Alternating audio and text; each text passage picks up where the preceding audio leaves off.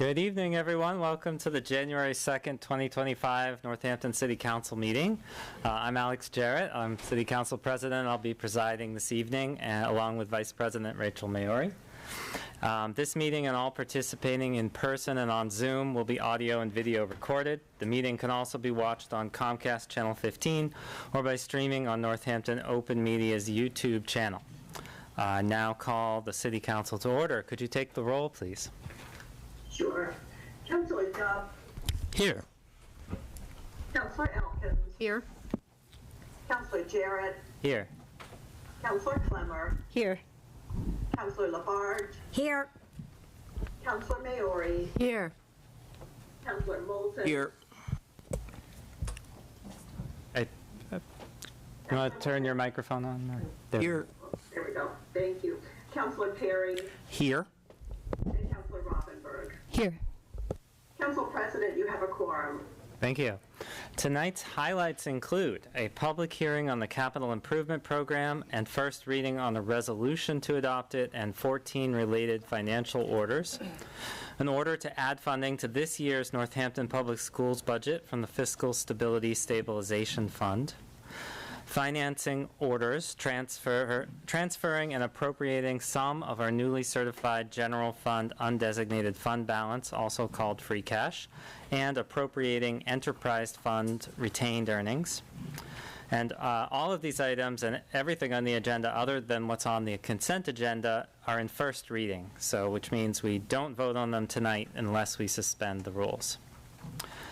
The first item on the agenda is a public hearing, and it is the public hearing on the Northampton Capital Improvement Program for fiscal year 2026 to 2030. In accordance with Article 7, Section 7.5 of the Charter, the Northampton City Council will hold a public hearing now here, and we will consider the capital improvement program and hear all persons who wish to be heard thereon.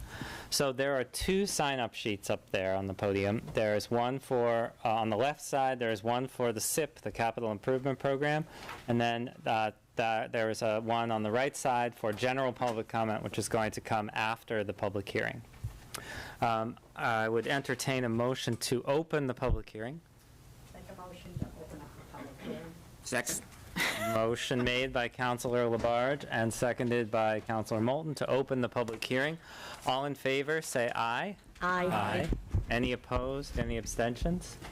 Public hearing is now open. So here's the procedure for tonight for the public hearing. We'll first have a presentation from the mayor's office and other department heads, then takes questions from councilors, then do 2 minutes each from the public, and during that time Councillor Moulton will collect questions throughout the public comment time, and then after that we'll ask them back to city staff, and then we'll have an opportunity for further questions from councilors. Welcome Mayor Shera and staff, and do you have a presentation? I do. I'm going to sort of give an introduction, and then there are a couple of visual presentations, I think, as well. But if you don't mind, I'll start talking about this a little bit. So good evening, everyone. I'm very happy to present the, first I should say happy 2025. I'm happy to present the FY 26-30 Capital Improvement Program. It's funny that we've just entered 2025, but we're talking about 2026. So I'm going to present this, as the Council President said, along with many dedicated department heads and staff who are recommending these projects and have worked very hard on this program. The city charter requires annually that the mayor create a 5-year roadmap of potential capital needs of the city across all departments and schools, and to submit it at least 120 days prior to the start of the new fiscal year. And the City Council is then required to hold a public hearing to adopt the 5-year program by resolution. This highly recommended practice by the Department of Revenue's Division of Local Services outlines the upcoming fiscal year's capital improvements and how they will be funded, and begins to show a blueprint or a beginning planning for how the city could fund the out year's capital needs projects that the city will need to plan for in the next 5 years. It is a renewing plan, and each year it's updated and extended a year. As we've discussed many times, sometimes urgent or emergency needs present themselves outside of the plan. This is one of the main purposes of stabilization funds. Also, as has been discussed a lot in this past year, we are bringing the SIP capital improvement program earlier in the year to try and get more favorable bids for the construction season. Bidding late in late winter to early spring is especially challenging for projects that can only be done in smaller windows of time, like school projects during the summer break. And we've been finding that it's very challenging in this market, which is a very challenging market. The long period between the estimating and getting the funding approved so it can be put out to bid is resulting in significant increases that then require additional appropriations, or the project can't move forward. It is a very long process to get to this point. The annual process began in the late summer when department heads were asked to submit their requests. Of course, some of these projects are years in the making and have involved many, many hours of expert professional work to get to the plan. Some have gone through feasibility and design to get to a place where they can be added with a cost estimate. For the last few years, we've been working to align the capital plan with our climate action work and goals, and have been working on integrating the CAPA department into the SIP process. And this year I asked Director Weil and his team to work with the departments on their requests. The CAPA team, especially Gabi Fox, also worked with Sydney Fahey in the Mayor's office and Director Nardi to make the submission process and the forms more efficient. This fall, Finance Director Nardi worked with the Capital Planning Committee. I am grateful for their work and happy to recognize them, as I have publicly done every year at the SIP public hearing. As has been the case for over 20 years, this committee, which is advisory to the mayor, has assisted the finance director with making recommendations to the mayor. The committee consists of a council member. Thank you, Councilor Elkins, for serving as that representative. A school committee member. This year it was Karen Foster Cannon, as was announced at the school committee organizational meeting last January 11th, 2024. 3 resident appointees are also on the committee, one being a member of the planning board, who was Melissa Fowler, Jamie Broussard, who brings a perspective on emergency medicine and services, and the current longest-serving member of the committee, Megan Murphy-Wolf, who has served for 10 years and brings a critical historical perspective, especially after the longest-serving member before stepped off a couple of years ago after serving for 20 years on this committee.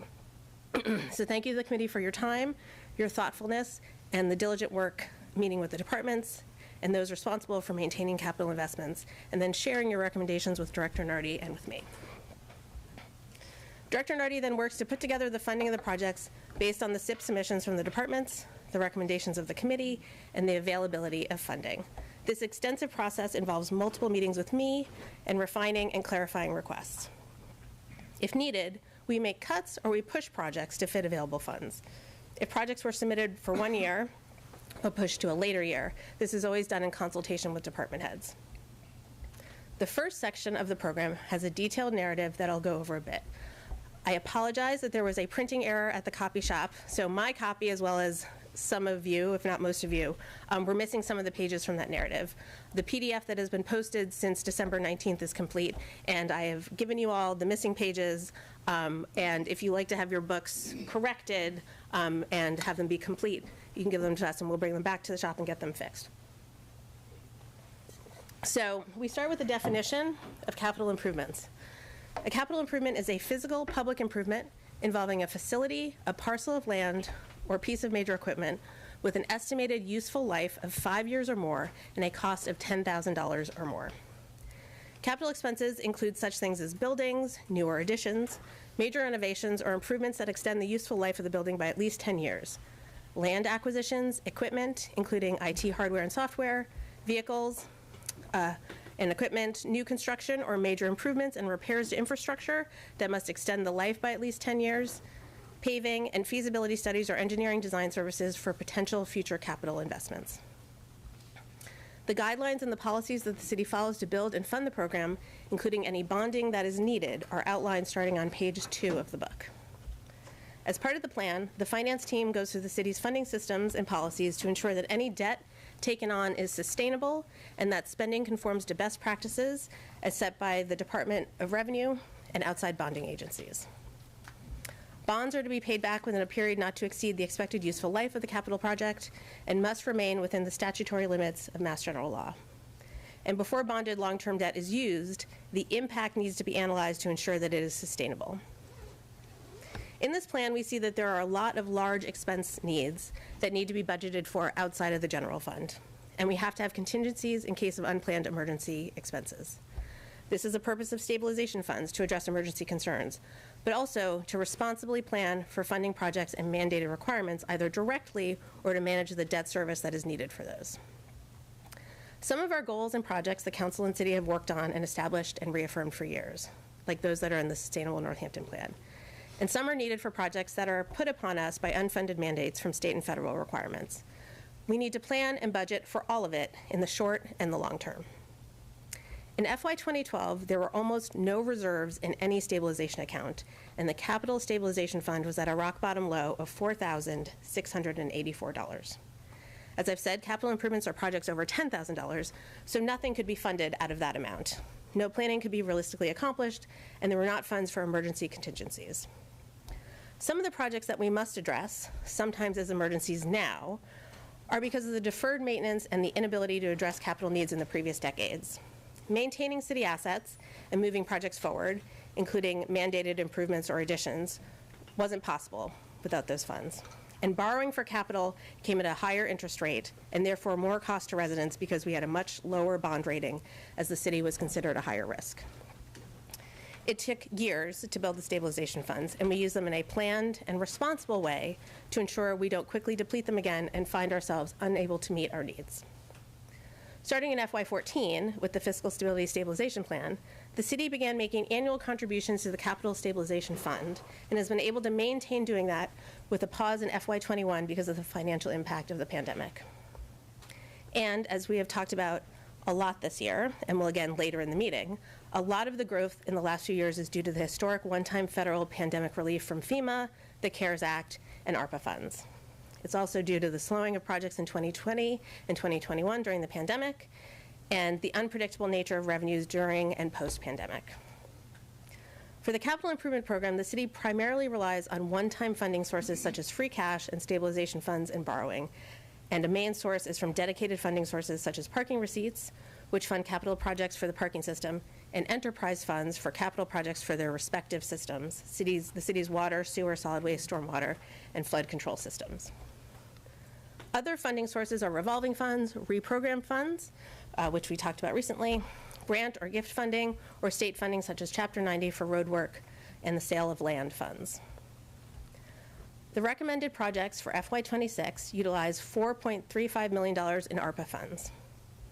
Another source of capital funding that you won't see represented here on the plan, but that the council authorizes, is CPA funds.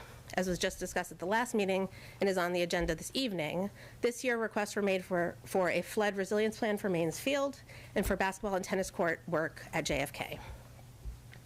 The capital program this year consists of projects totaling $103,609,476, spread out over 5 years, with projects across city departments, plus the 2 school districts, and $69.7 million projected to be for public works. The recommended projects for the next fiscal year, so FY 2026, total $23,178,032. $3,934,477 is funded by enterprise operational funds. $4,350,523 utilizes ARPA funds, and the balance of $14,893.32 is from the other fund sources, including borrowing. Appendix A is a chart listing all the projects by department. The FY26 projects have orders that correspond with them that are on the agenda. The out years have a proposal which may change, which may change with time and more information. You will see that many of the projects are under central services for other departments, especially MPS, as they are for buildings and grounds improvements. Same for ITS, as they handle IT for all departments. Appendix B is organized by year and uses the same colors assigned per year in Appendix A. So FY26 is yellow, and that is what we're focused on today, and it shows the funding source per project. Appendix C are the submissions from each department, which detail the projects.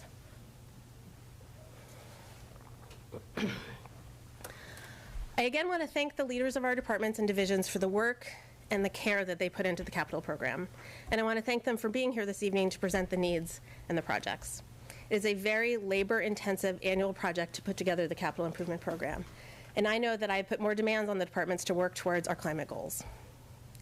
A very special thank you to Director Weil, Gabi Fox, and Will Coffey in the CAPA department, excuse me, for all the work they've put into the CIP and in assisting departments.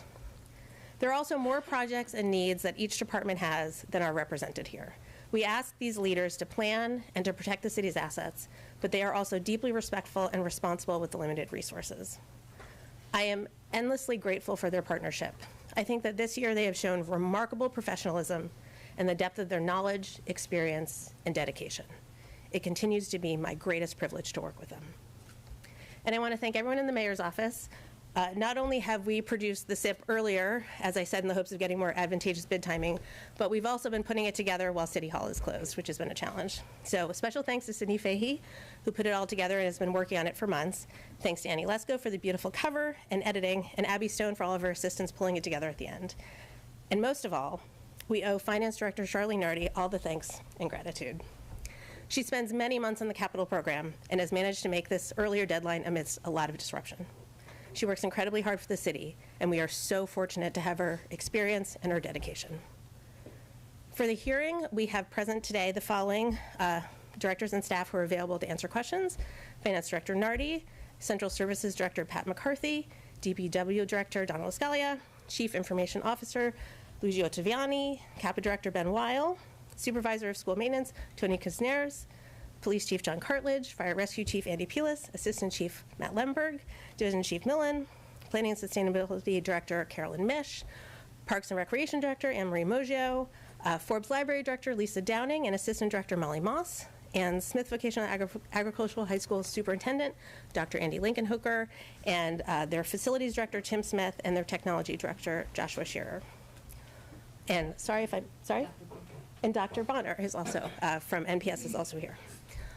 All the projects are important and represent a great deal of work on behalf of and for the benefit of all residents and visitors to Northampton. They are all worthy of discussion. But in the interest of time this evening, we have presentations from Director LaScalia highlighting some of the DPW and enterprise capital projects, Chief Information Officer Ottaviani for the ITS projects, Director McCarthy, Supervisor Kuzners, and Director Weil about some of the central services projects. First, as I welcome Director LaScalia to join me, we are announcing the paving projects for 2025. I am committed to addressing the deferred maintenance of our streets and sidewalks, and this funding with the reprogrammed hotel bridge funds will make a huge impact. More than half of our 160 miles of roadway are in need of reconstruction, and the same is true of our sidewalks. Anyone who travels the streets and sidewalks slated to be paved this year can certainly attest to the deferred maintenance we're trying to address. Decades of deferred maintenance, sometimes measuring more in half centuries, can't be addressed overnight, and as always the case, it is extremely expensive. Investment in the infrastructure of our neighborhoods is among my highest priorities, and with the support of the council over the last few years, we have dramatically increased funding for roads and sidewalks. We doubled traffic calming in my first year in FY23 from $25,000 to $50,000, and then doubled it again in FY25 to $100,000 annually. For road resurfacing, we have increased investment from $1.5 million annually to $2 million in FY25 and $2.75 million in this FY26 capital program. We also increased the sidewalk line to $200,000 in FY23 and 24, then $250,000 in FY25, and this year, a huge investment of $1 million for sidewalk-only work, remembering that also that sidewalk improvements are often part of the resurfacing projects. So I'm happy to announce the paving projects for this year. And for these streets, sidewalks will be addressed to the extent possible. And I know that Director LaScalia will be working with the Transportation and Parking Commission on that. So starting with Florence Street in Leeds, as we said when we reprogrammed the hotel bridge funds, this long street from where it begins at Route 9 up past Leeds Elementary to where it turns into Mulberry Street just beyond the bike path will be repaved. Also being repaved is Crescent Street from Elm Street to Round Hill Road, Langworthy Road, Hillside Road, from Round Hill to Bancroft, Kingsley Avenue, Randolph Place, Northern Avenue, Woodbine Avenue, Carpenter Avenue from Finn to King, Summer Street from King to Prospect Street, Maplewood Terrace from Warner Street to Hinckley Street, Sheffield Lane from Stilson Avenue to North Maple Street, Stilson Avenue from High Street, and that's a dead end to the dead end, Hillcrest Drive from Bridge Road to Sheffield Lane, Russellwood Ridge from Country Way, it's a cul-de-sac, so that loop, Country Way from North Farms Road to Russellwood Ridge, Morningside Drive from Country Way around to Country Way, Fair Street from Bridge Street to Cross Path Road, Jewett Street from Forbes Avenue to Vernon Street, Belmont Avenue from Mawaga Avenue to West Street, Winterberry Lane from West Hampton Road, Birch Lane from Winterberry Lane, Church Street between State Street and King Street, and Perkins Avenue from Prospect to State Street. And Councilor Labarge, are you ready? This sidewalk-only project is a big one. The Florence Road sidewalk from Florence Heights all the way to Pine Street will be redone this year. So thank you for your advocacy. Thank you for that.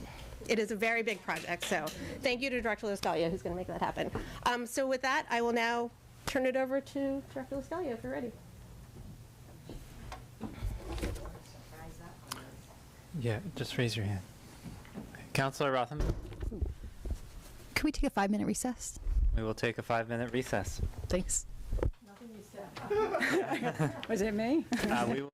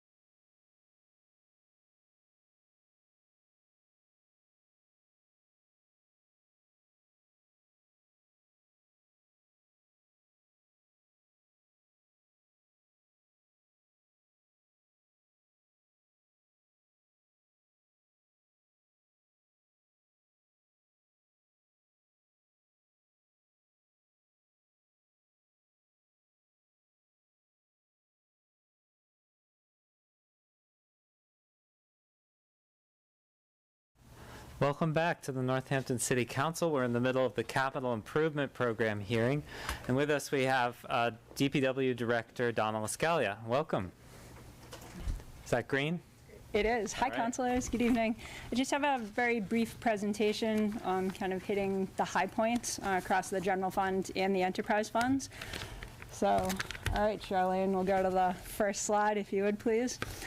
So we'll start with the high school safety project. So very long developing project, but this is a corridor improvement project that's focused on improving traffic, bicycle and pedestrian movement along Route 9 and Elm Street.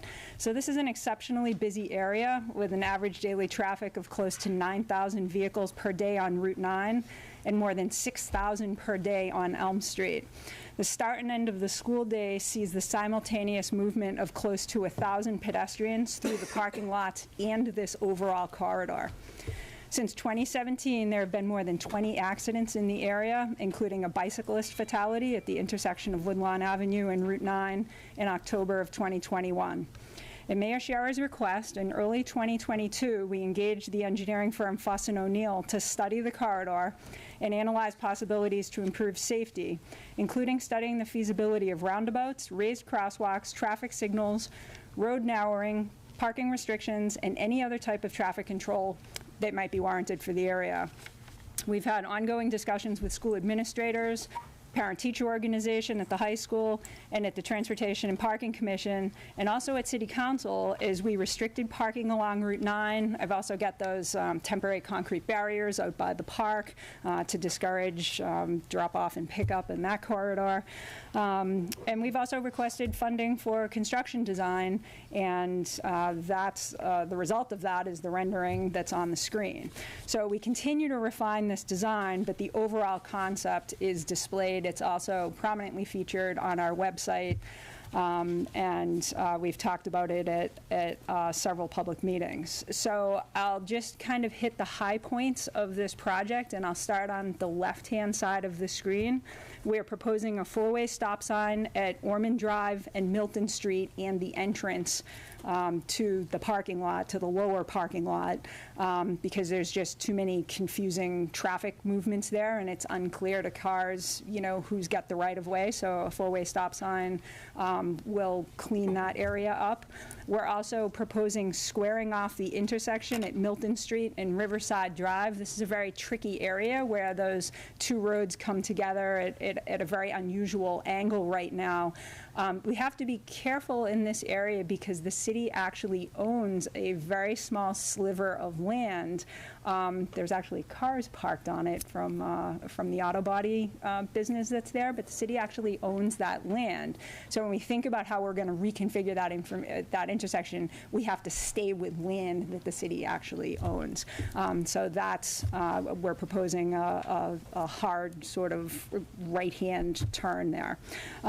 We're also proposing a new parking lot entrance on Elm Street and then closing the loop. So the current loop where the flagpole is, we're going to close that off and isolate it from the lower parking lot. And we are going to create an area that is just ADA accessible. So there will be ADA parking spaces, and then we will have the shorter buses use that bus loop, and it will also be a service entrance. And we will cut a new entrance into the parking lot off of Elm Street as shown to keep the regular pickup and drop-off traffic out of that bus loop, so we'll have a better flow for buses around that circular area.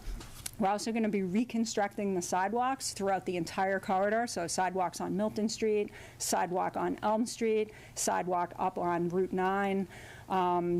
And we're going to be reopening the bus loop, the old bus loop in front of the high school that used to be open many years ago. It was closed because there were so many accidents with buses trying to exit onto Route 9, so it was actually closed off. So we will be reopening that to bus traffic only, and then the sort of the centerpiece, or the two centerpieces of this project are signalized intersections at Route 9 and Elm Street and at Route 9 and Woodlawn Avenue.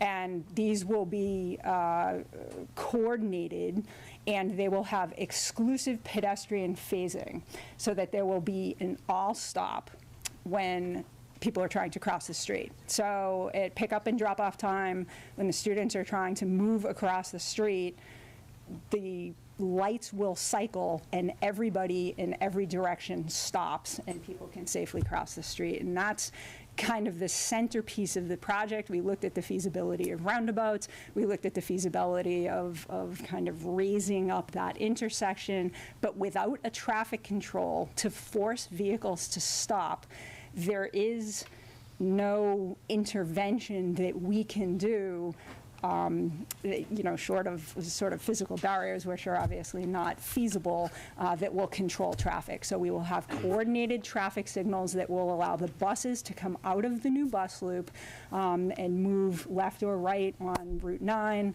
And we will also be, again, controlling all traffic in every direction to allow the students to cross the street. So this represents years of effort and engagement from multiple stakeholders. We've created a frequently asked questions page on our website where we answer questions that were posed at a recent TPC meeting.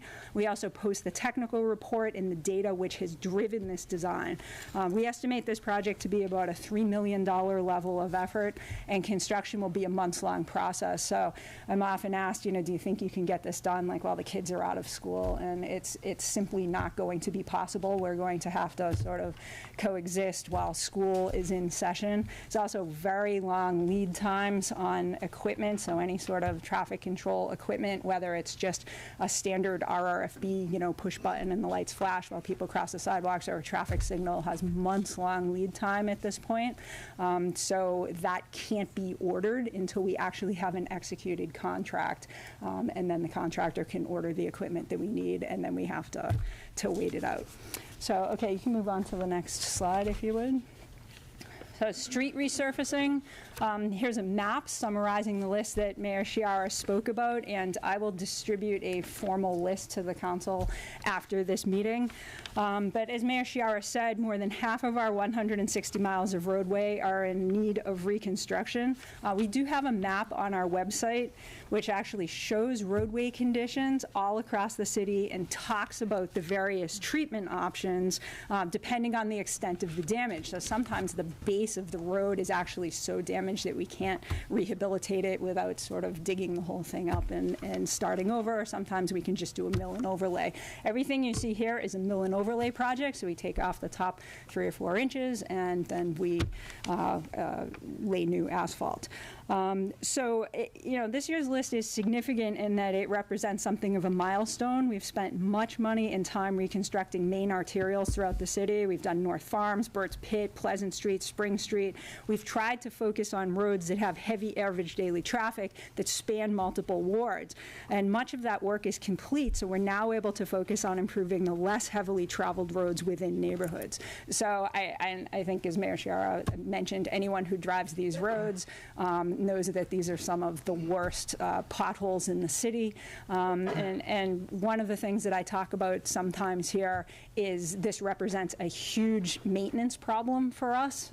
The amount of personnel and materials that we have to use to keep these roads in passable condition is significant. So to sort of eliminate this ongoing maintenance problem will be very significant for the operation.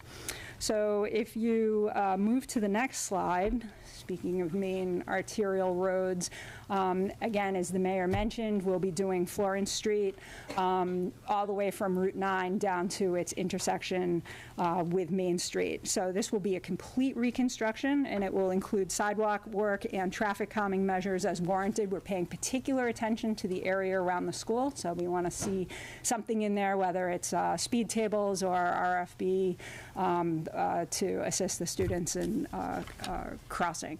So the totality of these projects, we're probably looking at about $3.5 to $4 million worth of paving between Florence Street and the list of roads from the prior slide. So if you move to the next slide, sidewalks. So as part of our street resurfacing efforts, we'll be addressing the sidewalk conditions as well.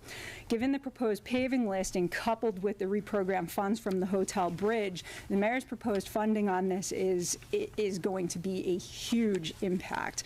I've included a few notable photos of existing conditions in several locations, and of course the mayor mentioned that we will be reconstructing the Florence Road sidewalk. We will not be paving Florence Road, but we will be doing the sidewalk all the way from Florence Heights down to Pine Street.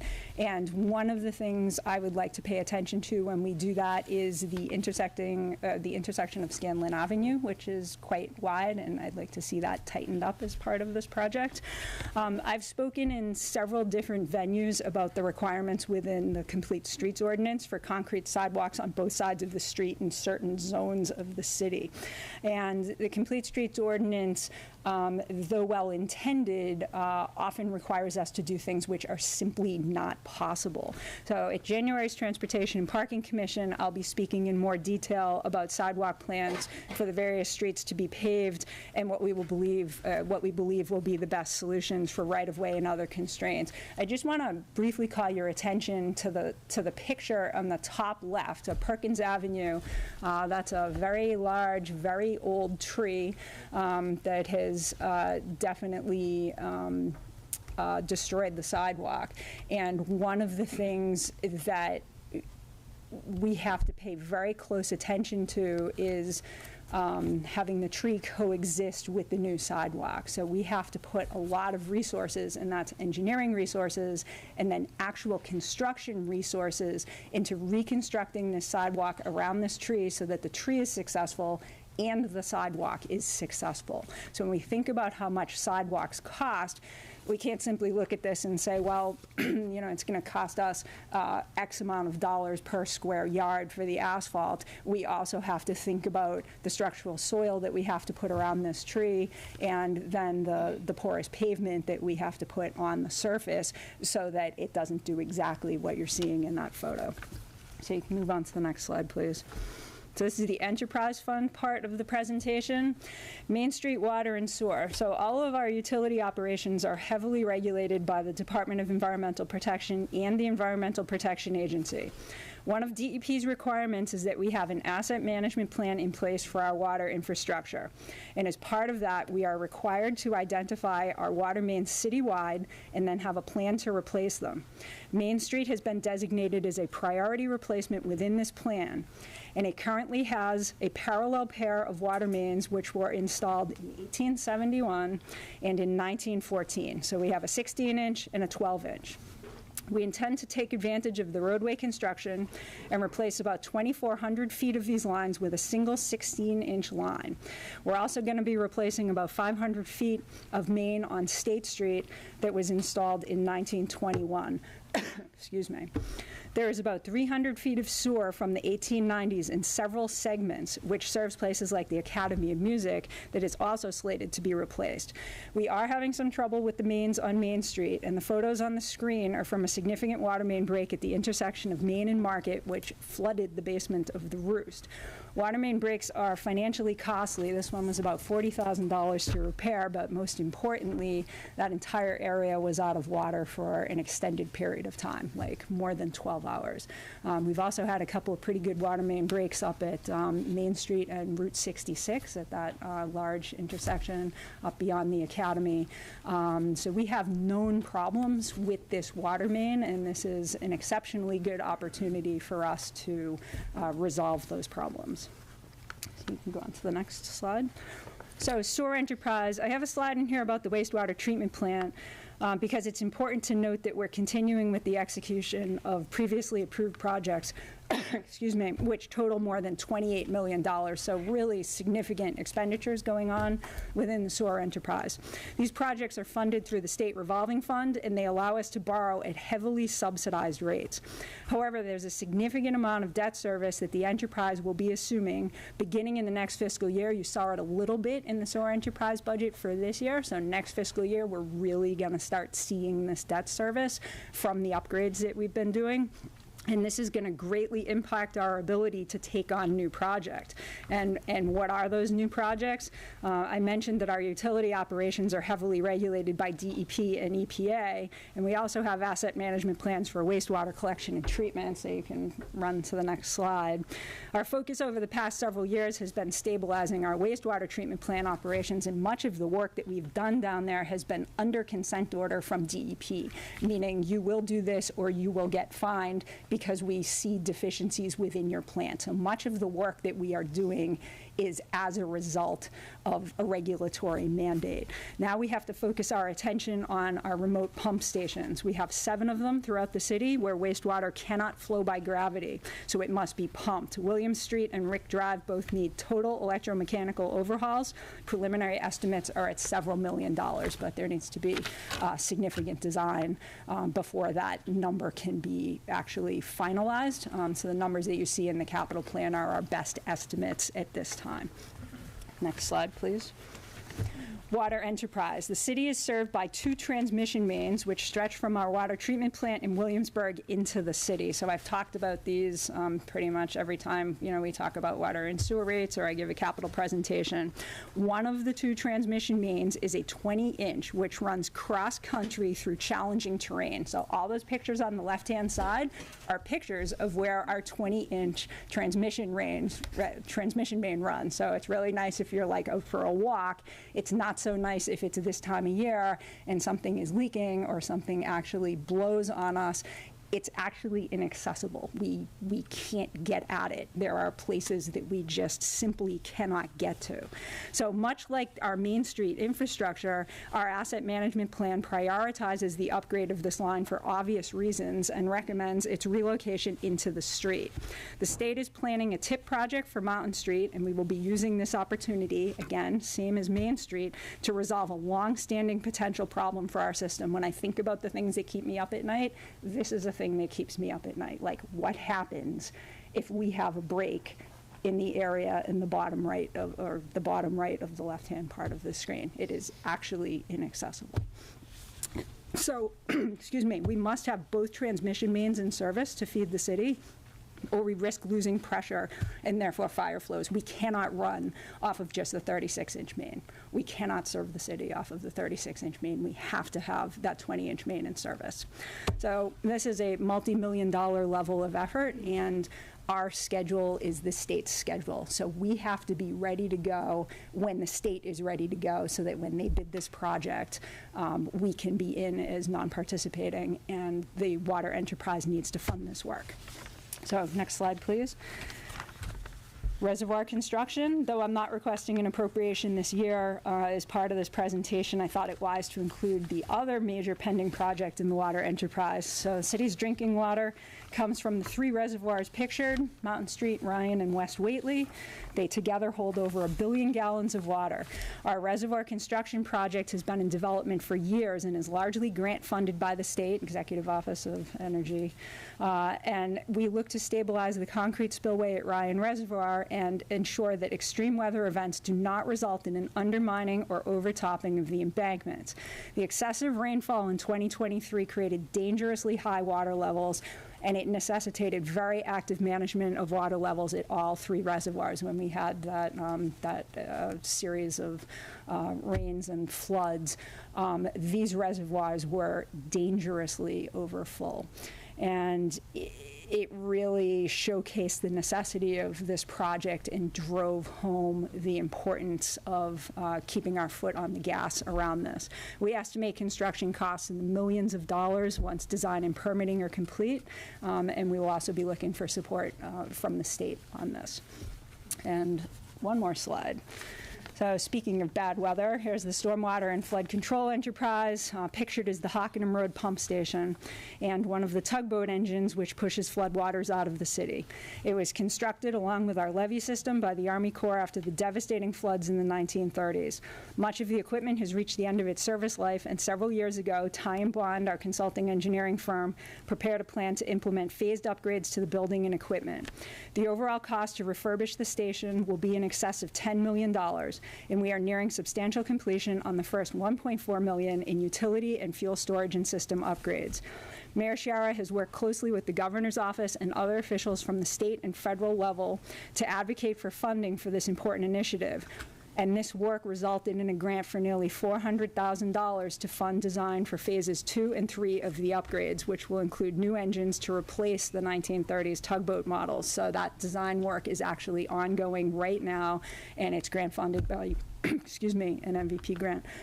Sorry. We estimate construction costs again to be in the $8 to $10 million range, although the number will change as design is refined. We expect to continue advocacy around this at both the state and federal level for the financial assistance that will be required. That concludes the slideshow and my presentation. Thanks. Thank you, and we'll take questions after the 2 more presentations.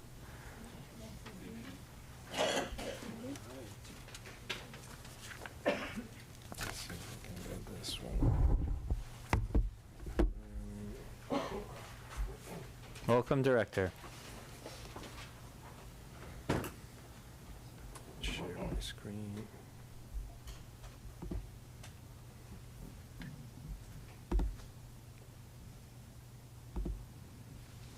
Is it visible? Perfect. Alright. Let's see everything. It's good enough. All right. So the theme for our budget for this year is continuing the work we started in the current fiscal year. We saw there are a few projects that we started that are bringing value to the city, and it's something that once it started would gain success if continued for multiple years, not something that usually bring value if it's done for just a single year. So that's the general theme. So let's start with the first one. All right. The first one is about the infrastructure of our city network. That is a representation, a very simple representation of our general network. So we have all the building in the city connected through a circular fiber, not the shape, but gives the general idea. And each building has its own connection to the fiber. In each of these buildings, we have some equipment that needs to be upgraded and replaced. One are the switches, so the one that actually connect every device, and they are powered by UPS that prevent, in case of power failure, these devices to fail. This year, we started replacing the switches that are end of life, end of support, so meaning like they cannot be replaced, cannot be maintained by a vendor, trying to gain some efficiency out of it. The devices that we are replacing, the failing one, are smart enough that can be managed centralized by a centralized interface, which would be a cloud-based interface. That gives us a few significant advantages. One is a templating. So we are able to replicate the configuration everywhere. Standardizing configuration helps a lot in case we need to deploy new devices or replace existing one. Traditionally, you have to go to the specific building, connect to the device, and work on there. With a cloud-based management infrastructure that this device can do, we can do everything remotely, and we can do everything at the same time. It speeds up other important tasks like updating the firmware, that kind of stuff. It gives us also more control on the device connected to the network. Right now, we have no visibility. Someone connects their own personal device to the network we cannot see. What we would like to have, and it's not only for security, but also for management, is to see the devices that are connected and see how they are connected. This is also important, for example, for device connected to the Wi-Fi. So this platform not only includes the main switches, but also the Wi-Fi controller. The importance of the UPS, UPS maintain the structure. When a UPS goes down and for a power event, which unfortunately happens, a whole building can lose connectivity. So it's a significant impact of the downtime. There are two, let's say, group of UPS, the one that we have in specific building, like this one or City Hall, and there are bigger unit that we have where we have our own data center. So there is a fire dispatch, which is extremely important because maintain that infrastructure. and a police department. Those maintain the main server that run most applications of the city. So what we plan to do is try to continue the work of replacing the switches and maintain the UPS to continue reducing downtimes and improve general efficiency of the city. Next, we started a project of replacing the computers in the city and the school. The devices that our staff uses are really, really old. We're talking about more than 8 years. The city has about 500 devices, the school about 700. This year we were able to replace about 10% of the city one and about 20% of the school one. The problem of these old devices, not only extremely inefficient for our staff to work, is also the fact that they cannot run the new operating system and no new application efficiencies. You just can't. Another impact that may happen is the sunsetting of the Windows 10. Microsoft is sunsetting Windows 10 in October 2025. That may have an impact that may force us or to get newer device or actually pay an additional level licenses to keep things patched and going for an additional year. One really good thing we did this year was to consolidate the model. So over there, well, they're not very visible, but we were able to standardize every device to the city, the new device, in just 2 models, one for this desktop and one for a laptop. This standardization allows us to get really good pricing for the devices we get, so it's an economy of scale, and also allow us to simplify our management. We manage about 1,200 devices across the city, now including the almost 3,000 Chromebook, which is really a significant number of devices. So standardization allows us to provide something that is very good in terms of performance, but also easy to manage, and something that can also be of use for at least, we estimate, other 8 years. In addition to the standardization, we also include higher level of warranty. We don't like the idea of throwing away devices when it's possible to reuse them and fix them and keep them going. And so that's generally how we're trying to proceed. Moving ahead, free Wi-Fi. So Northampton free Wi-Fi is one of the most loved service that we provide, and is also extremely useful. Right now, every building, every municipal building has a free Wi-Fi, and also it's used in area like Polanski Park and actually very little else. A free Wi-Fi is a great value, we believe, not only for public events, for example, in area like Strong Avenue or near the parking garage, but also for other aspects. One like could be public health. I mean, anybody with a device could potentially join the Wi-Fi and have internet connection, which could be useful for emergency or requesting information or anything like that. Great for tourists. They don't have to worry about, oh, how am I going to get information about the city, or how am I going to connect if you don't have coverage, for example, on your cellular cell phone. We are developing or implementing additional free Wi-Fi in areas like the libraries, which we believe are extremely important for our community, and potentially reaching an area like the public housing, which are, could be useful in general for residents. Another significant project we have is the expansion of the city fiber. The map, again, is very, very little. In the center, you'll see a yellow and a green one. That is the current size, the current path of the fiber. The blue one on going north is the new fiber we are putting to the water treatment plant, which connect, again, the water treatment to the rest of the city. In red, they are the path that we suggest creating at a certain point. The expansion in general would, in our opinion, should move toward reaching the 3 main radio station or where the giant networks for the station are. The reasoning for that is right now we rent dark fiber, which costs us about $28,000 a year, which is a significant investment.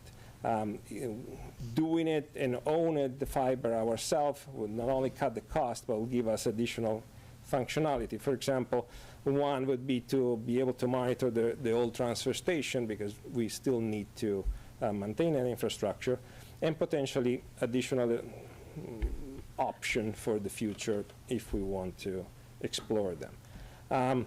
Another advantage of expanding the fiber would be to try to get more redundancy, for example, for schools. And in there, we draw a little red dotted path on potentially evolution to try to create loops in the city. The third part of that fiber project is actually to prepare and provide conduit for future fiber expansion. Every time the city manage or the city work on a road or on a sidewalk, it would make sense to put conduit for future use of the fiber.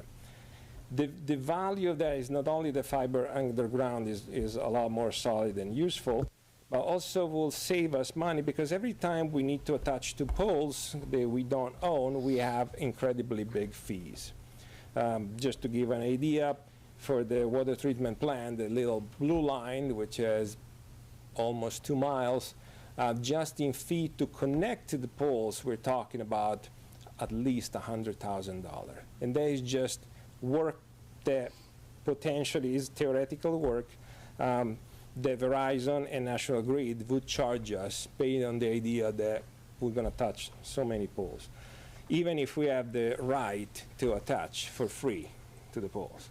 And that without considering the delay that process involves. We're talking about at least 6-7 months just to reach where we are now. I'm going to move ahead. Software platform upgrades. So the city uses a few key platforms. One is Laserfish for document management and publishing all the documents to the public. That is a very powerful platform, not only because it allows us to share documents, but also has full text indexing. So at a certain point, if we want to convert most of our paper archives into digital, something actually useful because people could actually search for it, we could do it. The current infrastructure is local, is based on servers that we have in the city, but it was not designed properly to be scalable. The vendor now offers a cloud solution that would, at the minimum cost, additional cost, would actually bring a lot more value. For example, we have unlimited access to the public. Right now, we don't have that. So if a lot of people try to connect, they may receive a message say, hey, licenses are completed, try again later, which is not significantly great. The other advantage of a cloud solution, of course, is more resiliency and reducing all the effort in upgrading the platform and maintaining it.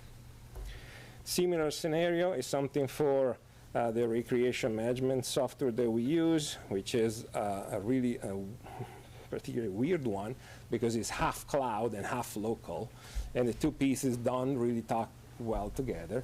In addition, it put us on sort of liability for payments, which we really don't want to do. Having payment process internally forces us to be compliant to PCI. That is not always the case. The idea of moving everything to cloud would not only simplify our life and make the platform more stable, would actually take away that responsibility, which is significantly great. Third major software is actually a new implementation that we would really like to see in the city, is an asset management and work orders tool that could be benefit not only for central services, but maybe even the DPW and even for IT. So right now, there's a lot of pieces of information and a lot of work that is done on tools like Google Drive or on paper.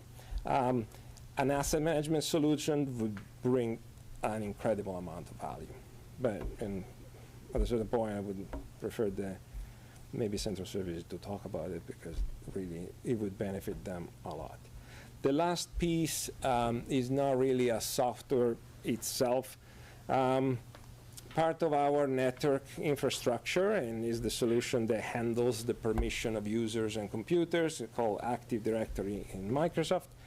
For the city, we have 6 of this solution coexisting, and it's an historical reason that we have them. So once every department was its own department and completely separate, they had to create this Active Directory called domains, where all the users and their computers are managed. Problem is now we work as a single city.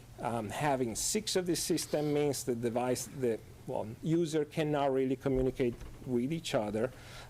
Machines are limited to their own Active Directory, and it's really significant in terms of effort to manage it.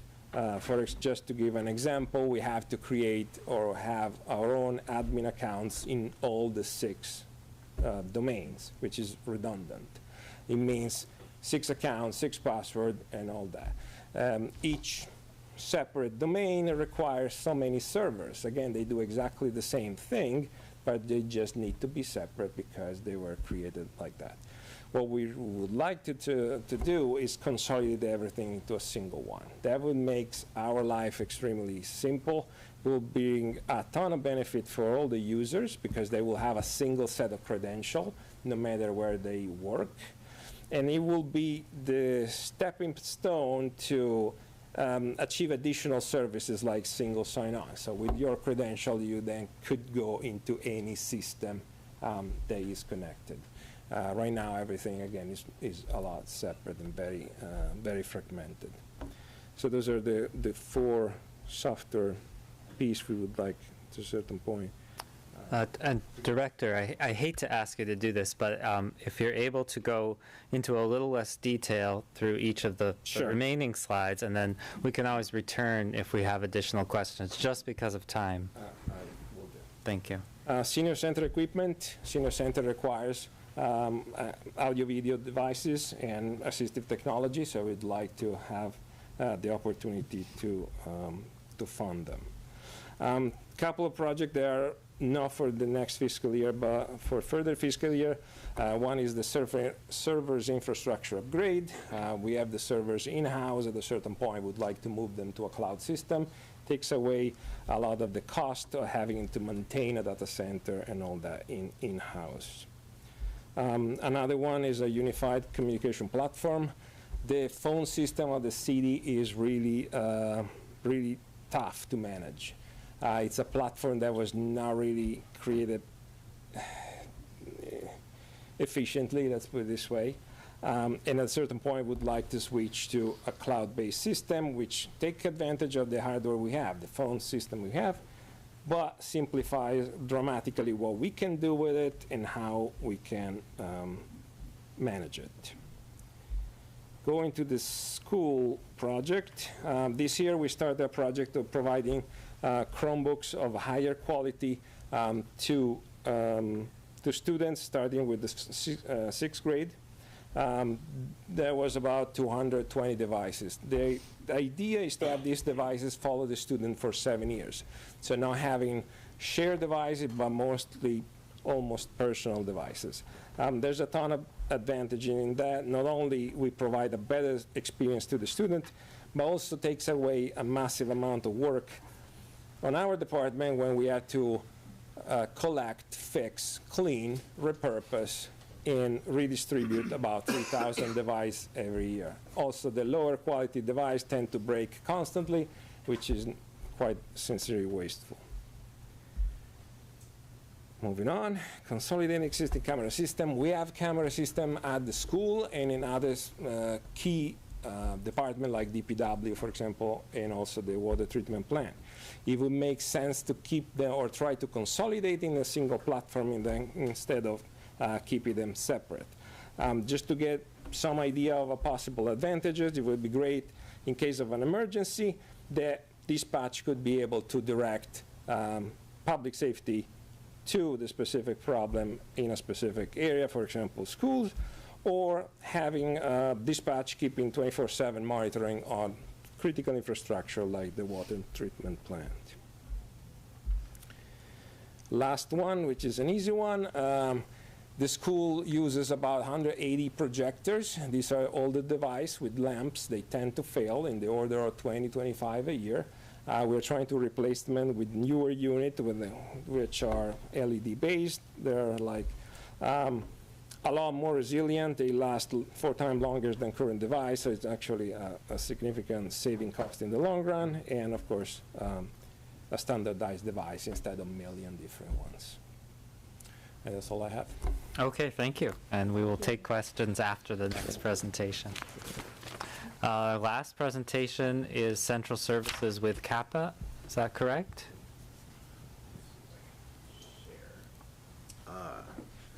You might need to be made. Yeah, it may need to be made a host, or I did mail you stuff, so if you want to share it, that. I think Council President can make you. Yes. If I could- Yeah. Otherwise I can.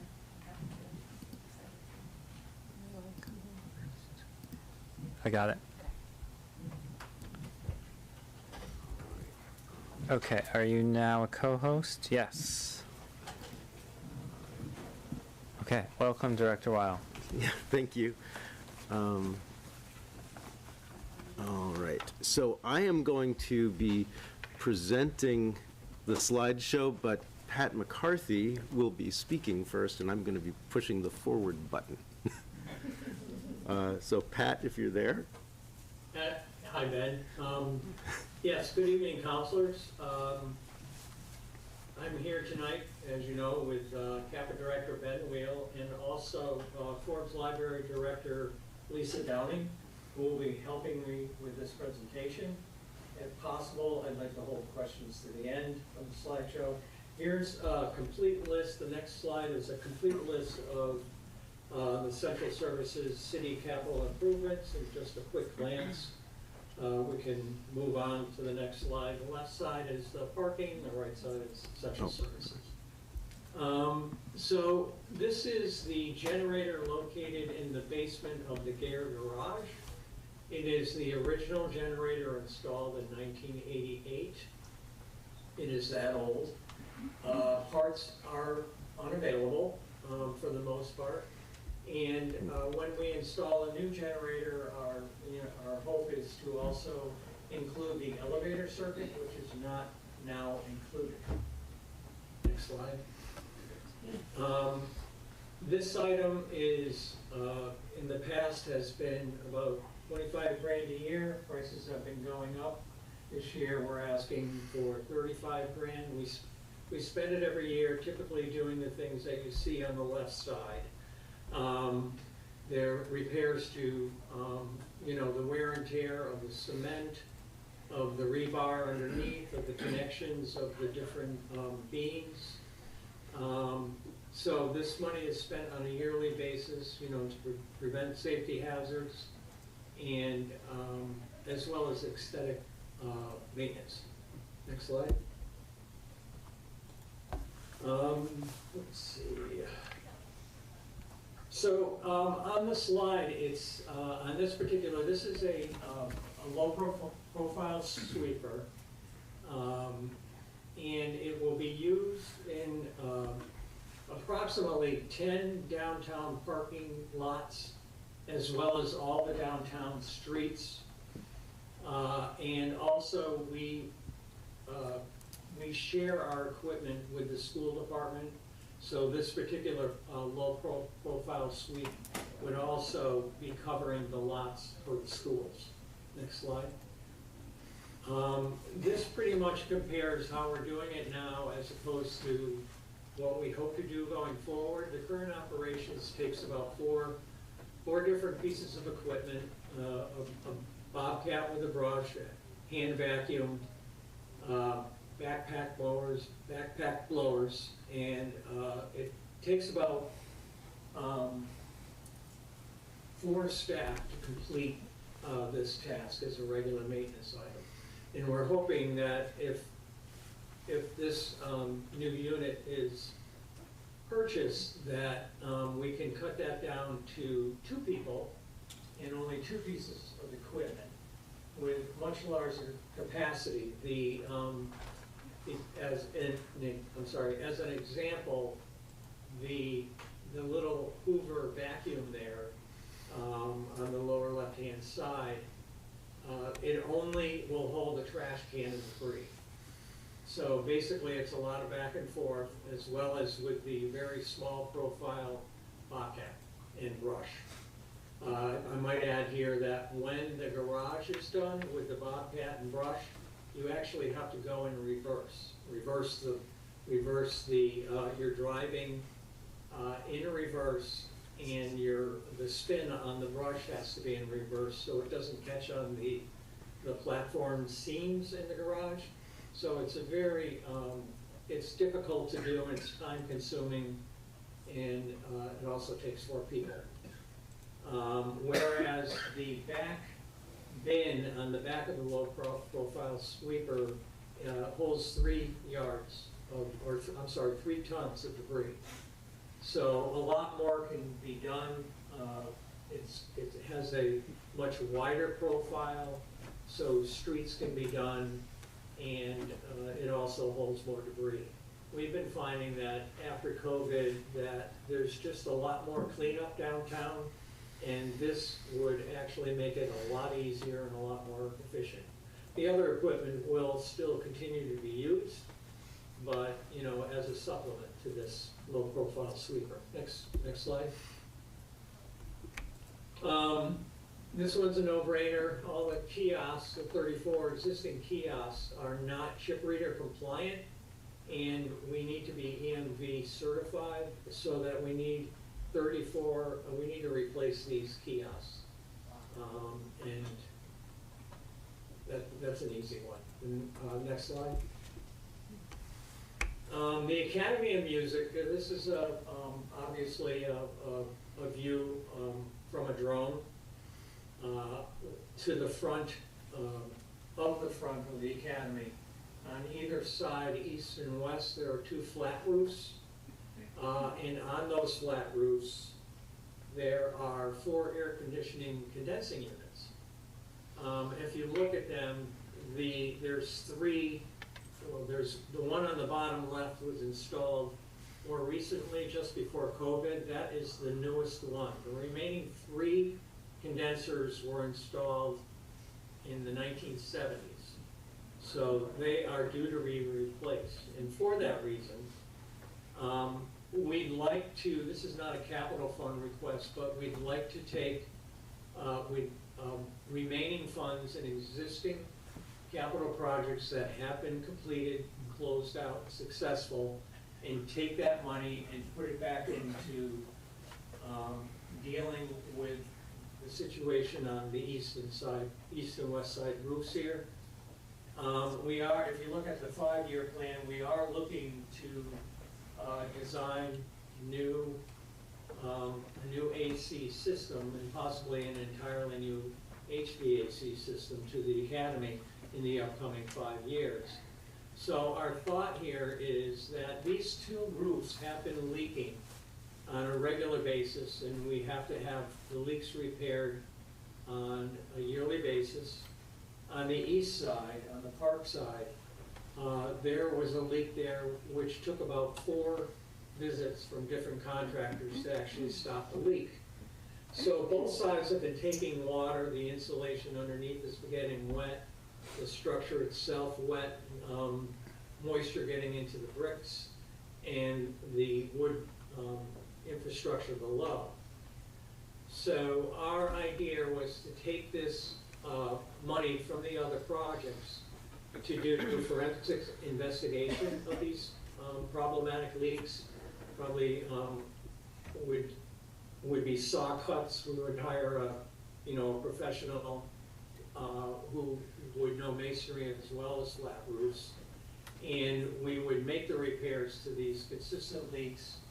And then, in order to extend the existing membrane, we'd like to add a full coat of a silicone application to both sides, which would be the less expensive option that could extend the life of the roof until time in which the new HVAC systems are designed and installed, the roofs would eventually be replaced. I've heard that the silicone can last 5 to 10 years and maybe longer. And at the time we have an HVAC design and it's funded, it will also include the replacement of these roofs. Next slide. Let's see, I wrote something down here for sharing as-built plans of existing city-owned buildings is a prerequisite to all maintenance and capital projects. Over the years, Central Services has been cherry-picking and reassembling sections of building plans to have them scanned and sent to consultants. This piecemeal approach is a labor-intensive and expensive way to share important information that is needed for consultants working on our buildings. Next slide. This one, again, is pretty clear from the pictures. We're asking for a replacement of the standing seam metal roof at City Hall. You can see that, as I suggested with the Academy roof, they had some sort of coating applied, and I have no idea. It says 10 years, it could be longer, it could be 2 decades. But they applied a coating to an old roof to extend its lifetime, hopefully with the intent to, put a new roof on it in the future. Well, that time has passed by several years, and as you can see, that coating with the windstorms that we've been having is just simply blowing off. We had the roofs inspected by Greenwood Industries, who's a well-known roofing company, and they could actually, as you can see in the lower right-hand corner, if they can lift up the coating, there are places where you can actually penetrate the metal below with your finger. That's how old that roof is. So we have been, over the last 3 or 4 years, at least having 2 or 3 visits by roofing contractors to do repairs, and they're not cheap, just simply because you have to access it through a lift. So that automatically starts the bottom as like, $3,000 to $6,000 to rent a lift, and then the repairs. So I know last year we spent at least a little over $10,000 in just trying to stop leaks that are occurring. Next slide. Memorial Hall structural and efficiency reconfiguration design. Central Service hired 2 consultants in 2023. They were Gale Architects and Sternick Architects. Gale Architects conducted an historic forensic investigation on the exterior masonry envelope and basement, while Sternick Architects focused on interior space efficiencies to maximize available possible office space inside. And although after a thorough code review, it was determined that the city could add at least 10 new offices, along with additional storage and maintenance space. The cost estimates for the work are approximately $4 million as it stands now, with inflation increasing annual cost by 3 to 5% as we move forward. And next slide. I'd like to introduce Director Lisa Downing for slides 13 through 16. And I think she is present. Yes. Hi, Pat. Hi, Hi, Lisa. counselors. Thank you for having me this evening. So I'll just keep talking? Yeah. Okay, sounds good. I'm here to talk about our children's and young adult renovation, and I'm with Ben Weil to talk about the HVAC improvement for the library. So this project first appeared on the capital improvement list in 2021, and it has been a high priority for the library that will result in the ability to better serve the needs of children's and teen in our community. An architectural design and cost estimate was recently completed, And the work is to renovate a teen space and add a space. So the children's department moved into the basement of Forbes in the 1960s from the second floor, and the young adult room was added in the 1990s. Okay, and I'm going to start with the, yes, okay. Yeah, that's perfect. If we could start with that one, that's super. So that picture on the left is the current young adult room. Hopefully it's familiar to some of you in this room. So that, when in the 90s, it was recognized that teens had special needs. They weren't children, they weren't adults, they needed their own space. And so we've done as much as we can with that current space, but it is time for something better for the youth in our community. So it is dated with sagging drop ceiling tiles and shelving that also sags under the weight of the books. The new space, which is reflected in a design drawing on the right, is brighter and more welcoming, and it's actually larger because it pushes back into a space behind it, so it'll make the space bigger, giving more opportunities for programming and gathering. And then the new programming room. So what we have here is the picture on the left shows our current programming room that was set up for a Dress for Success program, and maybe some of you have been in that space. It's super functional. We use it a ton, but it is not designed with kids and family programming in mind. So what we're talking about is moving to a much brighter, newer space that's specifically designed to meet the needs of youth programming, including storage space for our story time and craft materials, furniture that can be wheeled away during story time and wheeled back for our teen programming in the afternoon, and both a regular-sized and child-sized sink and faucet to make cleaning up after crafts easier. The space will be bright, functional, and relieve pressure on the library's other meeting space, which is in high demand.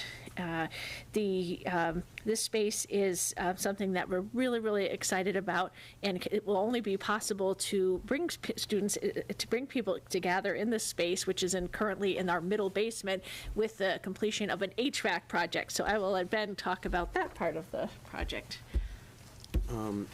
Yeah, so what's exciting about this is that it's a project that's ready to go. So I'm going to go as quickly as I can, and if there are questions, we can always come back. So we have currently a first floor ventilation system that was meant to use a steam coil, but the steam coil is not functioning, so it's just blowing cold air into the first floor, and the other heating system is taking up the load. And it's okay. The only other part of the building that uses steam is the children's section. And that need for steam is the thing that keeps us from doing all the other things we could do to upgrade the building. So if we can coordinate with the children's section to change it from a steam-heated system to actually a water-heated system, hydronic system, then we can switch over the boiler, which is a brand-new boiler, but that we had to get on an emergency basis, and therefore we had to get a steam boiler when it would have been nice to have gone. So part of this is let's not do any more emergency purchases that are not what we really want. We can convert this existing steam boiler to a hydronic boiler. Cooling is provided hydronically, so circulating chilled water to everywhere but the children's space, and that's using very, very old chillers that use a cooling tower that is outside, so it uses evaporative water. So the change would be to replace the first floor ventilation with an enthalpy recovery ventilation system. And I can talk about what that is, but basically it recovers waste heat off of the exhaust air and basically gives you free heated air or free cooled and dehumidified air by just exchanging it. Then we have kind of an all-in-one machine that does cooling, heating, and ventilation for the children's basement section. We convert that existing hydronic boiler from steam to hydronic so it can do circulating water, and we replace the chillers that are the next thing that's going to go. We replace them with reversible chillers that can, when connected to a ground source heat exchange loop, provide heating as well. So in the first phase, they're going to continue to be connected to the existing cooling tower, and that will allow them to function, but at a much higher efficiency. Then we have our new distribution system, both in the children's space, and we've already solved the first floor. And then we add a ground loop, and then this boiler becomes a backup. It becomes something that only is used in emergencies or extremely cold temperatures. So that's kind of the phasing of this system, so that we get something that's functional no matter what. And then as we find other financing, we get to the ground loop. So initially, we get some good savings, which means that we're going to get some good incentives from the utilities. So we're cutting our gas use by 18%, cutting electricity use by 22% because of the higher efficiency. Our greenhouse gas emissions are going down, and we're saving about 20% on energy. Now, $7,000. It's not a gigantic amount of money, but for Forbes' budget, it's a portion. But then when we do the final project, we've now basically eliminated the use of gas. We have obviously increased our use of electricity, and our carbon emissions are cut by 74% and decreasing each year as the grid gets cleaner. And then our cost savings are not massive because electricity tends to cost more than gas, but we're still saving money. The trick is to get as much of this done and in the ground, and then we start getting paid back. So we can get rebates for the reversible chillers from National Grid. We can get rebates from Eversource for the conversion from steam to hot water.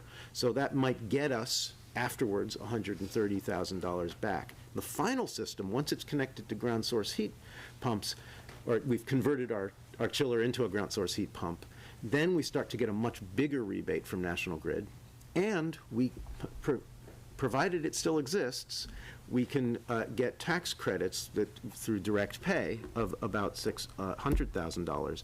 So our upfront is pretty large, around $840,000, and then we have the fairly large expense for the ground heat exchanger. But then with all the rebates and the tax incentives and so forth, our final cost is actually lower, but it takes a while to get there. And the kind of the message I want to convey about this one is that where we have the ability to move fast, we should probably do that because there are certain unknowns about what's going to be available in terms of these incentives. And that is the non-schools portion of central services. Should I go directly to Tony Kuzner's? Yeah. Yeah, yes, please, thank you. So, Tony, if you are there. Oops.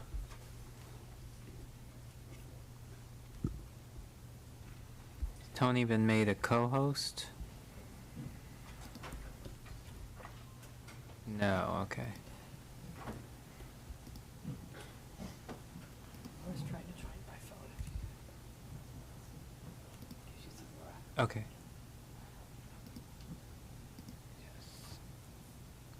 Okay, Tony, you should be a co-host now and able to All right, unmute. perfect. Thank Great. you. Welcome. Can you hear me okay? Yes. All right, good. I couldn't unmute myself. All right, good evening, counselors. Thanks for having me. I will go through the school section of our capital. And Ben, appreciate your help. We can move forward. So we'll have a number of slides, brief description. I won't read through them in full detail. I'll have slight pictures I'll include the cost estimates for most of these also. So the first is a piece of equipment for our grounds crew. This is pictured here. This is a overseeder aerator that would help support our organic maintenance program at all fields. Specifically, this would be used at the high school sports complex. This one, Ben and I will talk a little bit more about, but working with Ben's department, this is including some money for insulating part of the Jackson Street School. This is a section of it through the pictures here. It would be the old section of the building and several different areas. Working with getting incentives and rebates, but this would be money to start this process. Next, please. So the JFK access control, you've probably used them or seen them. These are the fob systems that we use on the city and the school side. This is a picture of the few of the doors where we would add this control, which we don't currently have. So this, on the left-hand side, is the pool entrance. And the middle picture is the back door they use for recess to come and go. And then obviously a little picture of the key fob there. Gives better access to teachers and faculty and staff to fob into the building while keeping the doors locked and secured. Next, please. So here also at the JFK Middle School is money to replace the loading dock. On the far right side, you can see a picture of the one dock we have replaced. The one that's in disrepair, you can see in the other two pictures. They're probably had some work done onto them in the 90s, but they're original from the 60s. They're just deteriorating from use, salt, and just time. So we would mimic what we've done in this new picture, and the other dock would look similar to this one. So this is the Leeds Cafeteria ERV, which Ben will talk about more. At the Leeds Elementary School, some additional funding to help replace countertops. This is a good example. So right now we're using tape and various adhesives. During the 90s renovation, they used, I'll say, quote fingers green products. They failed. They were probably a water-soluble adhesive, and the adhesive itself is literally failing, and the countertops are peeling up. We've been fixing them as needed, but we need some additional resources to continue that. Also at the Leeds Elementary School, it's a continuing project. This is an overlay of the 1950s asbestos tile flooring. These are two pictures of two classrooms on the left. The flooring is in actually very good condition for its age, but it is asbestos and eventually harmful. It's better to cover it. On the right is an existing picture of several rooms that we've done. It's a vinyl plank flooring. I think it has a 25 or 30-year warranty. We're able to overlay the old floor and not have to demo the asbestos tile. So it's cost savings and it's a lot quicker process. Also, the Leeds Elementary School, some additional money to continue some painting. On the left-hand side, you can see two of the new windows that were part of the recently completed window project. This is in the cafeteria. So it'd be really repainting the walls. You can get a feel for some of the sections that are peeling and sections that we've repainted before. It would just be prepping and painting that cafeteria area. This is some additional money for high school field renovation. Most importantly, the stadium field. This is just a few pictures of the process of what we would have done. We currently don't have equipment or resources to do any of this ourselves. So we would be using a deep time aeration, which is that middle picture, overseeding and slice seeding, which is that right picture, and then top dressing, which is that truck on the left that spreads quite a large amount of sand. It actually fills all the gaps where the slice seeding is done, and then smooths out the athletic field and provides a better surface for grass growth. The Bridge Street School, so it would be continuing to replace sections of old flooring in that school. We've, over the years, removed and replaced most of the carpet, also with an LVT vinyl flooring, which is fairly maintenance-free. This is a few examples of a couple of the rooms that are still left with carpet. This is from the 1990s. It's a low-pile commercial carpet, but it's really just wearing out and needs to be replaced. same for the JFK office and guidance area. Very similar age flooring, a little bit newer, but of the same type, 1990s. This is a couple examples of what they look like. There's just wear patterns, fraying, things that we can't continue to repair. We would look at replacing all of the carpet with a hard vinyl tile floor as well. These are a couple small sections of paving at the JFK Middle School. Gives you an example of what it currently looks like during the winter. You can see it's just potholes on top of potholes. We'd be able to fix, it's not a large amount of money, but right now we'd be able to fix this one section and stop the potholes from spreading. This is a placeholder. We haven't put it on here because we crossed timelines with the CPA, but it was additional funding to finish the design and then the construction for the tennis courts and basketball courts behind the JFK Middle School.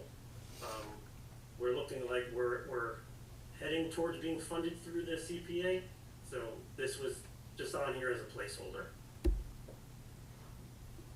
The Jackson Street ERV, which is also, Ben will talk about a little more afterwards. Same with Leeds as well. So there's some additional crack sealing and pavement repair at the Leeds Elementary School. If you've been to Leeds, we repaved most of that school's parking lots and access roads. The one section that we didn't get to was the side of the school on the playground. This gives an example of the current state. It's not horrible. Through some sealing and crack filling and possibly some patching, we'd be able to renovate this area.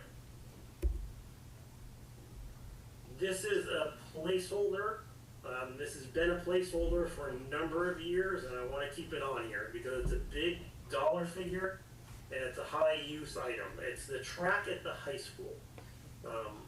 We're currently in good shape. Previous consultants have reviewed it and said that we would maybe be looking at replacement like this year or the coming year, but it's continuing to hold up. That right picture is a level of what we're starting to see. There are seams that are separating in the rubber surface, and that's just going to get worse in time. So what happens, this track acts like a parking lot. So water will get in through those cracks, it'll erode the base, and then the rubber surface itself will start to break apart, and then obviously it will be unusable. This is the varsity track, you know, is used by a lot of community members as well. So it's something that for now we can continue repairing, but it needs to be on here and be considered for a future overlay.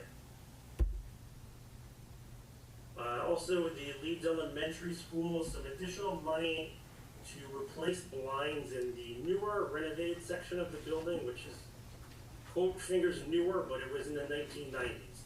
So this gives you an example. They're metal vertical blinds. Of a lot of them are in this condition. They're just bent, broken, disfigured. They're still work, but we've been replacing and repairing as we can, but we would need more funding to work on a better overall replacement. On the old section during the window replacement project, part of that project replaced all of the blinds. So we would mimic the new style roller shades that were installed in that section of building and continue that into the other parts of the building. And I am sorry again to ask, but if you're able to I'm sorry. to skip ahead, especially the folks, the things that are far into the future, and we can always ask questions. Okay, thanks. We're near the end. So this is just a placeholder for a future large project that's coming up. So it will be a replacement of the roof at the JFK Middle School. So another future project, working with Ben's department, working on plans to replace the boilers at the Bridge Street School. Currently working well, but planning to replace them with heat pumps or other technology.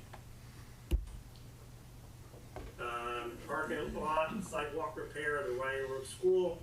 You can get a picture here of what some of it looks like. It would be some additional money to work on fixing that. The replacement of the gym section roof at the Bridge Street Elementary. It's that small section of square roof on the lower part of that picture, the black roof there. Was not replaced during 2017 MSBA project. The state determined it wasn't required then. It will be needed soon. So if I have a chance, I'll go really fast. Right. I've put these vehicles up because these are the ages of the wings of the schools that we're about to talk about. And these are like classic cars. They're really cool. But you wouldn't want to have a crash in one of them because their safety features are not very modern. You might not want to take the kids on a cross-country trip because the fuel bill would be pretty high. So if you want to keep these types of machines working, they do require some investment. And what I wanted to kind of convey is not only this particular capital request, but how it fits into the overall plan. So, and how this fits into my department's mission to decarbonize our municipal operations. So if you look at our highest emitting buildings, the highest emitting buildings overall are schools. So if we don't address schools, we're not dealing with the problem. And these elementary schools are kind of right in the middle of the upper range of the pack. But they actually fit differently. So EUI is a way to compare apples to apples. So it's energy use per square foot.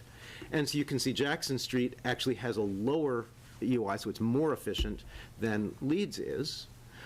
And the Northampton High School is actually pretty efficient. So our target EUI is where I put that green line at about 32 kBtu per square foot. If we can get there, we can basically operate a net zero school. The high school's really close, and I'm going to show you how we can get Leeds and Jackson Street really close too, and then electrification the rest of the way actually gets us all the way there. So I'm not going to go over the details of these, but we can come back to, but there's a path that's kind of for all of them. This is what I wanted to share, and I'll come back, if requested, to the supporting documentation. But there's a lot of studies that show that proper ventilation and availability of cooling and proper control of heating, mostly to prevent overheating, significantly influence learning and mental performance, just for all of us, and particularly for kids, and it shows up in test scores, and it shows up in experiments. So I'm not going to, I'll pass over these, but they basically all say, yeah, cooling and ventilation really important for learning and for thinking. All of that ventilation, if we're cooling it, requires a lot of energy to dehumidify, right? If we're just throwing extra air into the building and it's hot, humid air, or if it's cold air from the outside, it turns out that 60% of the heating power, so the total demand that a building might have at the coldest when students are in session, is for ventilation. So we have a problem if we want to provide this ventilation that they actually need. Fortunately, we have a technology which basically recovers that energy for free. It's passively returns moisture to the outside if it's humid, and to the inside if it's winter, and it returns heat. I know Councilor Klimmer has one. And so that's a key technology for enabling all of these other projects. So the city already got guidance from other consultants on giving us kind of a plan and a way to step through how to accomplish these basic tasks.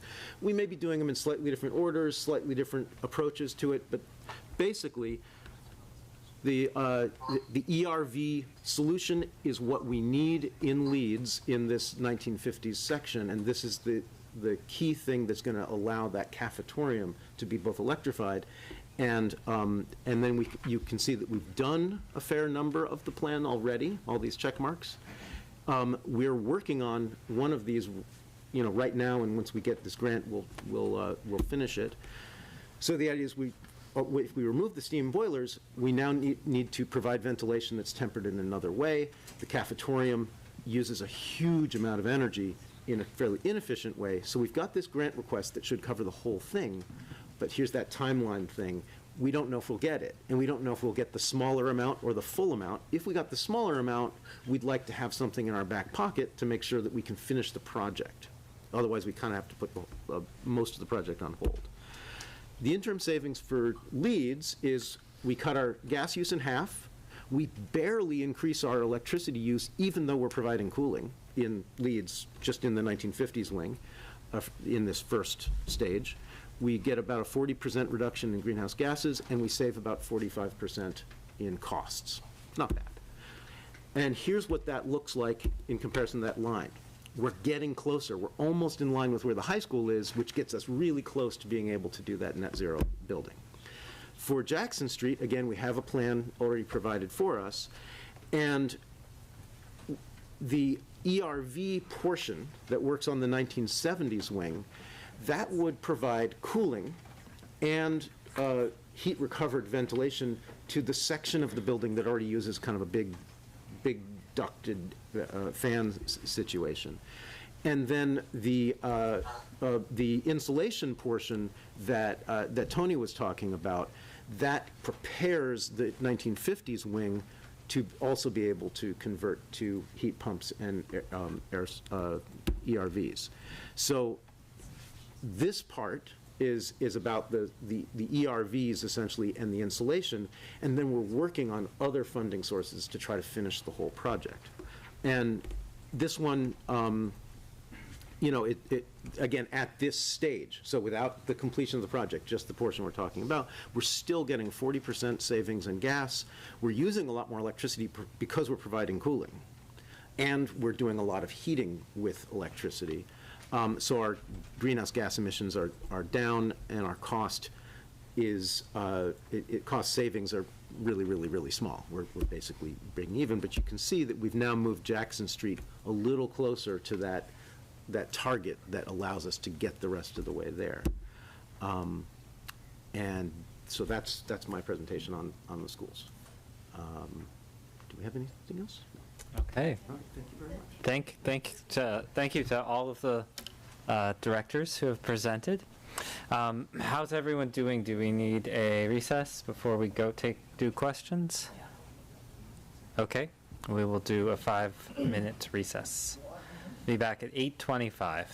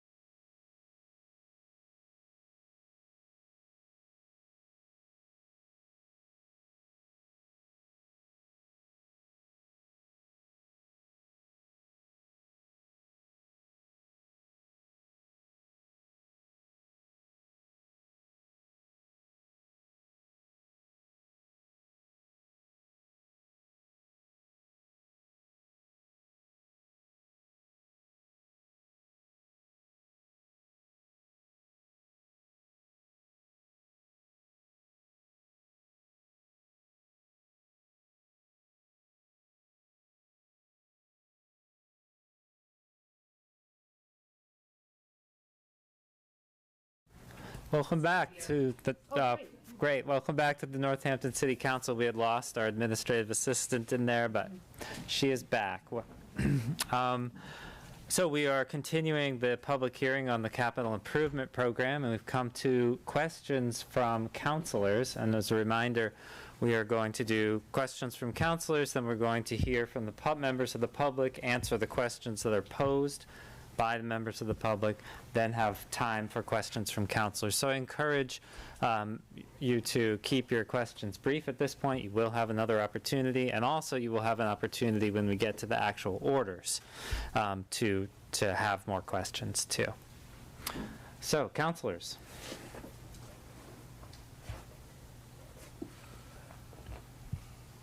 Councilor Moulton.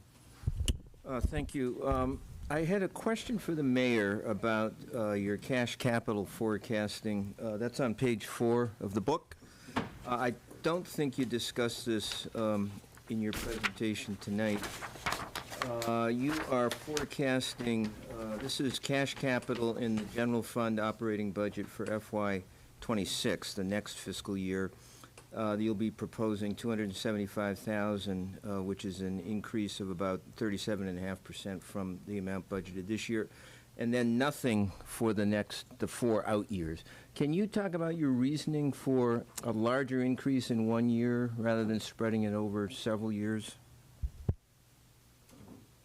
So a small part of the program has been funded by cash capital, and it's which is considered a best practice to build some amount in from the general fund, but we have anticipated that going forward we will not be able to follow that practice because we're trying to identify revenue to put towards recurring revenue like the school budget. So that's one of the places where we're cutting back. So anything you want to add to that? No? The only, so one of the things is just looking at the out years of the projects that are coming up. I felt like FY26, we could use that cash capital for these projects as presented, but then looking at the fiscal stability for years 27 through 30, as the mayor said, we are looking to use those fundings for operational budgets. Just a brief follow-up. So that it's an effort then to increase the amount of money available for operating and recurring expenses. That is correct. Thank you. Any other questions now? We'll have an opportunity for questions later.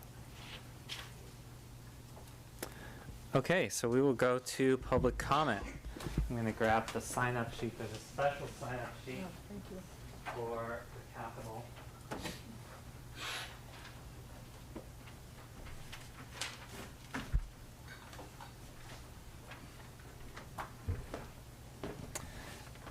So you will have 2 minutes, and Councilor Moulton will be, if you ask a question during your 2 minutes, Councilor Moulton will be jotting that down so that we can then ask it once public comment has completed. The first person is Nathan Chung.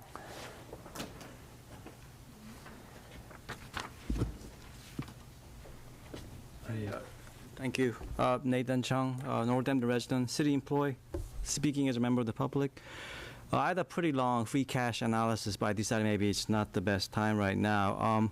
Just want to say I just learned recently, so back in 22, there's actually, I didn't know this on the recently, but back in 22 in Springfield, there was 5 Lou Gehrig's deaths and 60 cancer cases because of the courthouse issues. So, physical maintenance is important in general, and sometimes when you have really poor maintenance, it can get people sick. The other thing about free cash, they'll probably come up sometime during the discussion. Because of COVID, Northampton is not the only one that experienced a weird spike in free cash. I actually looked at the state DLS data. There is a table called free cash as percentage of budget, and there were 3 other similar cities to Northampton: Stoughton, Gloucester, and West Springfield. And actually, West Springfield had a free cash amount that was, in some years, greater than what Northampton experienced. And interesting enough, the other 3 cities still don't have their free cash amount certified. So sometimes it's not something that city can control in terms of the pacing. State just takes a while to certify. So I think these are all just different contexts to consider. And, Northampton had a peak of $18 million free cash in 2023, which is very unusually high, but now it's already down from $12 million last year, and now it's $11 million this year. So that's like about a 40% drop. And it seems like this year, actually, the actual amount you generated about $7 million. So that's almost back to pre-pandemic level. So things are very volatile. And, the big question is, if you have a volatile source of funds, what is a good way to use that? Something to, I think about as a community as a whole, and just realize that the volatility of free cash is not just limited to Northampton. You can see that all across the state. Thank you very much. Thank you. Next on Zoom is Dan Kennedy.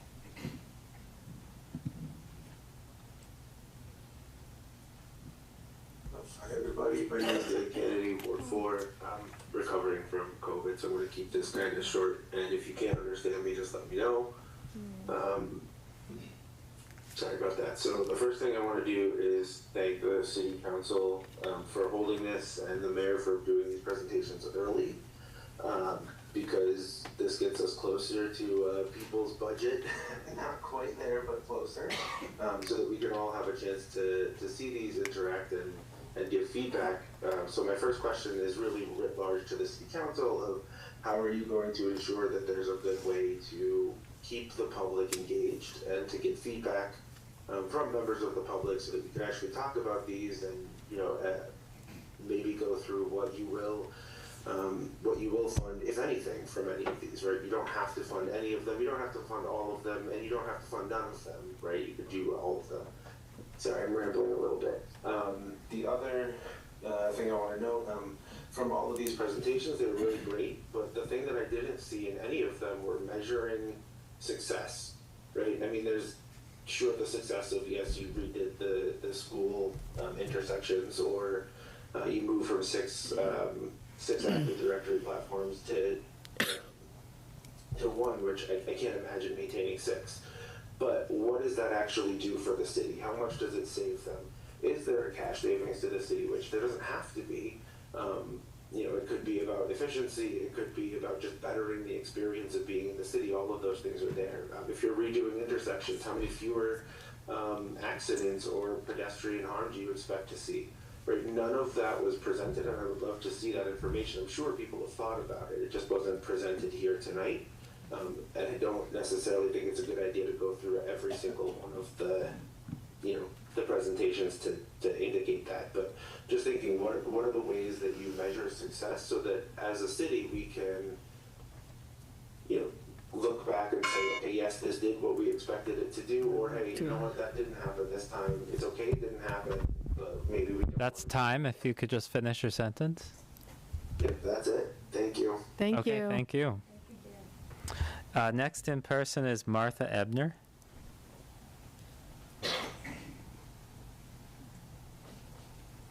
Good evening. My name's Martha Ebner. I'm in Ward 2, and I live on Rust Avenue in Northampton. So as we start this new year, and as you discuss financial deliberations, both long-term and short, I ask all members of the City Council and the Mayor to work together as you make decisions to maintain and improve all aspects of our city. We have a lot of important and essential projects in the works, and I appreciated the project presentations tonight, and I look forward to their success. Thank you. Thank you. On Zoom, Stephen Good. Hi, thank you. Steve Good, Ward 4.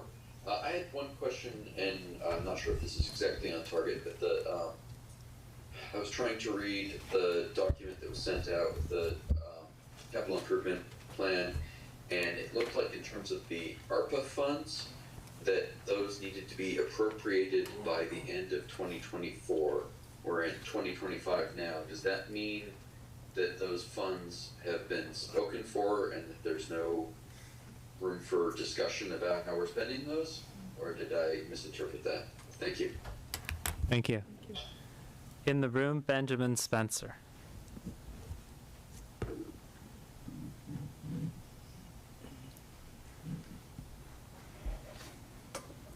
Hello, everybody, and Happy New Year.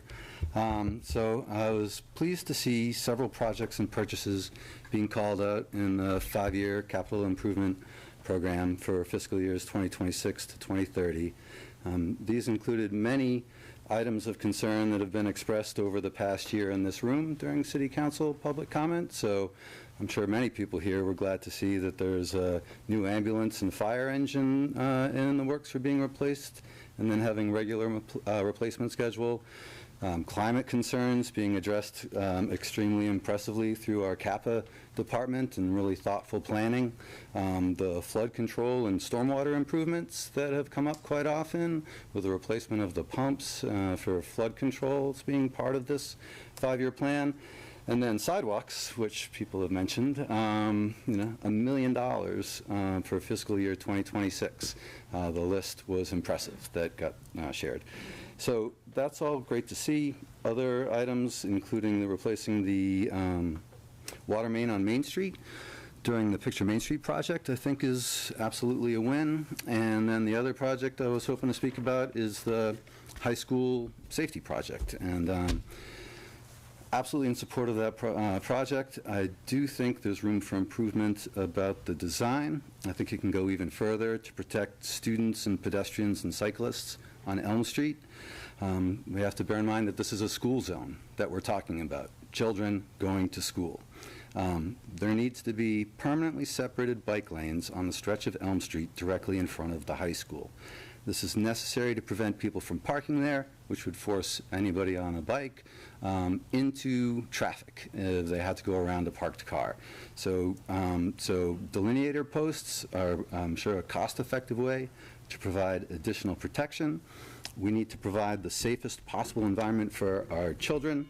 I'm sure we can find a way to clear the snow, maybe even using the mini sweeper that is now available from the parking garage. Thank you. And your city or town? Oh, I'm sorry. Northampton, Massachusetts. Thank you. Tina Ingman.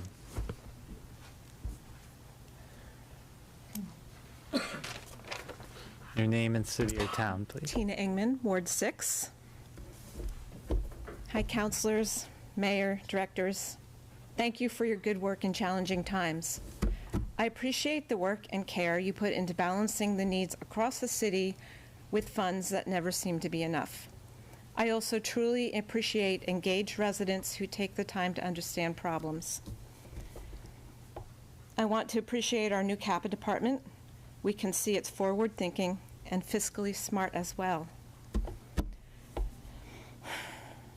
With our country and much of the world in a state of upheaval, we can be proud that people from many other states are eyeing Massachusetts and Northampton as a haven. With the new year bringing big unknowns, it's more important than ever to have a strong and healthy community and local government.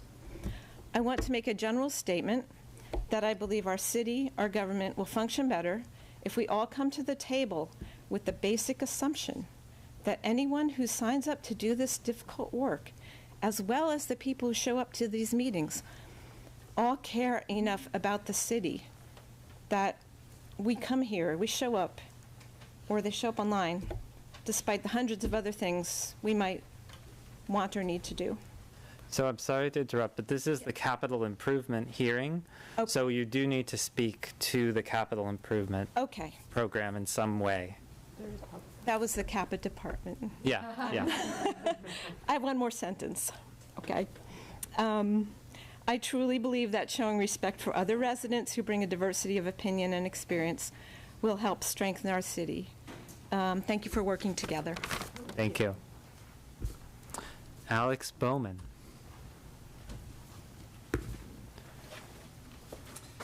Hi, Alex Bowman, Ward 3. I'm going to keep it short because I only have 2 minutes.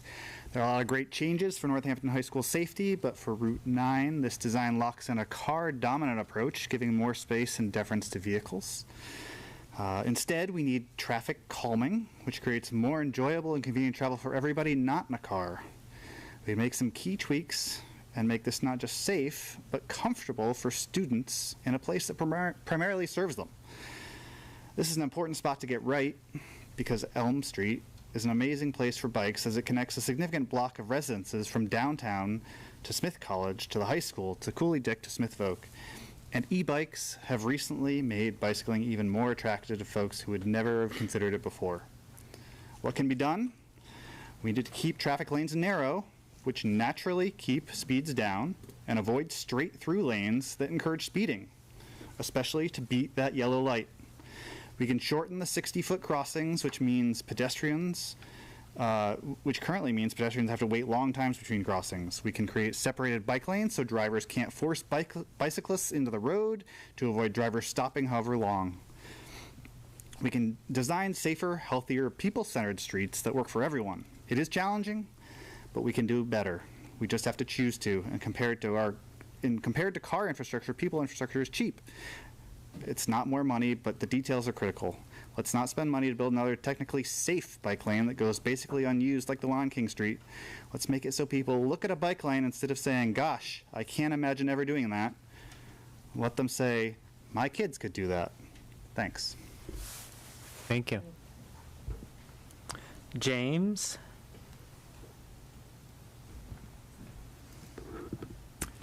My name is James Cope, and I'm here with my wife, Sue. We live at 14 Jewett Street, and we were thrilled to hear the name of that street included in the mayor's list.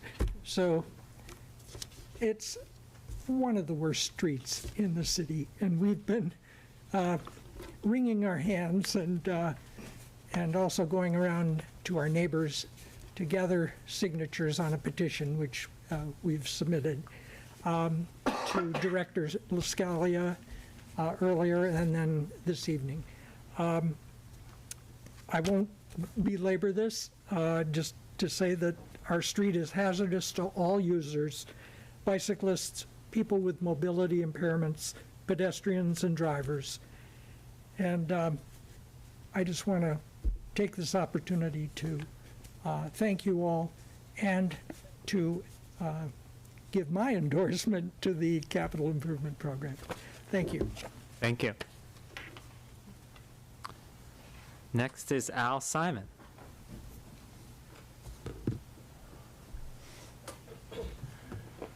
Good evening. Happy New Year, everybody. Al Simon, Ward 2. I want to start by saying that Northampton produces 2 budgets every year. The first, of course, is the operational budget that pays, well, for a lot of people in this room, pays for everybody who's a public employee providing services in our community. We'll call that the budget of people. You also produce a capital improvement plan, which is a budget of things. That's what we're talking about tonight. It's important, though, to understand that the 2 budgets are interconnected, that they affect each other, which is why the decision-making for both of these budgets ought to occur at roughly the same time. This is a very early start to the CIP process, and it makes it appear that this is a standalone decision, but it's not. Because the CIP relies so much on cash funding, and it appears that the general fund expenses in the CIP are mostly, large majority, from cash. And we also know that what has been happening for several years is squeezing the operational budget to intentionally generate surplus to put money into these funds, which will then be used to pay for capital expenses. We know that this is a problem, right? Well, some of us consider it to be a problem. There was a big increase in proposed spending since Mayor Sciarra has taken office. Between 2016 and 2022, the average yearly capital plan was $17 million. It's now up to $21 million. You can see that additional $4 million per year, particularly when it's heavily cash financed, is what is stressing the operational budget. You should really take the time to dive deep into this and to consider some alternatives to both the number of projects that are being accepted and the source of funding. If we had maintained the CIP at Mayor Narkowitz levels, it would be $4 million a year or less. That's the bell, right? So I'm going to finish up. I heard the mayor earlier say that her CIP basically is a correction to previous underfunding. It's an overfunding to address an underfunding. The question I have is... If you could just finish your sentence. Yes, it's a very long sentence. The question I have is, Why will the mayor not overfund to address long-term underfunding for the public schools, but is willing to do that in the budget of things? Thank you. Next is Shelley Berkowitz.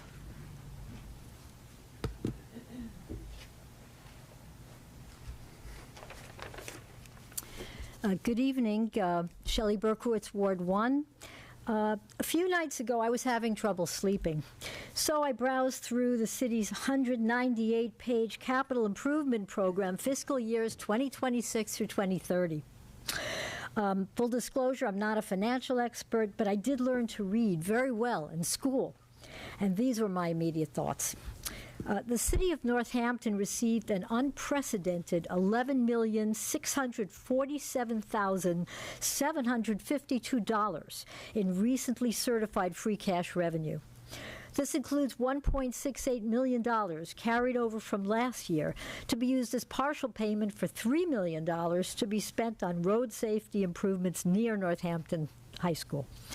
Having lived in Northampton for 30 years, I know this refers at least partly to undoing the short, filled-in circular loop of street in front of the high school that I remember the city prior spending money to fill in the first place. Next, the capital spending plan also includes $3.15 million in federal ARPA funds earmarked for underground utility quote improvements during the Picture Main Street project. This work is only urgent if you choose to rip Main Street up for, in the view of many, an unnecessary and dangerous, as currently planned, project in many ways. I understand the city is ignoring critical RMAT recommendations to install widened stormwater lines, though we're in a historic floodplain and a risk of flooding related to climate change. So why the rush? Shouldn't we be more careful to not spend our money on projects that are not meticulously planned? In summary, a lot of this money would be better spent on essential services to better fund our schools and firefighters and affordable housing. Education is a capital investment. Thank you. Thank you. David Whitehill. David Whitehill, Ward 2. Thanks for spending your weeknight in this lovely environment. I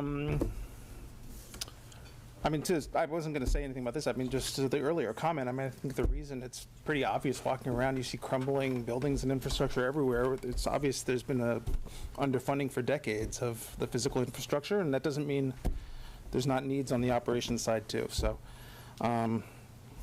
it costs a lot of money to build all this stuff over the past 300 years, and it's our turn to continue that, I think. I want to talk just for a second about the Northampton High School safety project. It's a really complicated puzzle. A lot of people have spent a lot of time thinking about it.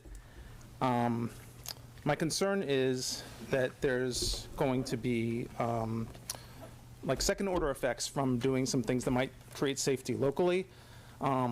It's kind of like you're on a highway, suddenly you have to stop, there's kids crossing, you're in a highway again, suddenly you're at Smith College. It's kind of stop and start. There's flashing crossing around Smith College. I think they're pretty new. I don't know how that was paid for. That's your job to know. But I think between Smith and the high school is a straightaway. It's really fast. Okay, so we're talking about adding two traffic lights. I can only think of one other place in town where we have two traffic lights that are like 200 feet apart. It's really annoying, okay? When you're driving down Elm Street and you go through two traffic lights, hopefully coordinated lighting, whatever, it's still annoying, okay? You get through, you're gonna wanna blast as fast as you can to make your way into town at rush hour because you're late or whatever. So I just want to point out that everything from Smith College all the way, I would say, to Smith Voc is an urban environment. All of it should be thought of as pedestrian and bike safety should take priority over the vehicles. I'll leave it there. Thank you. Thank you. Meg Robbins.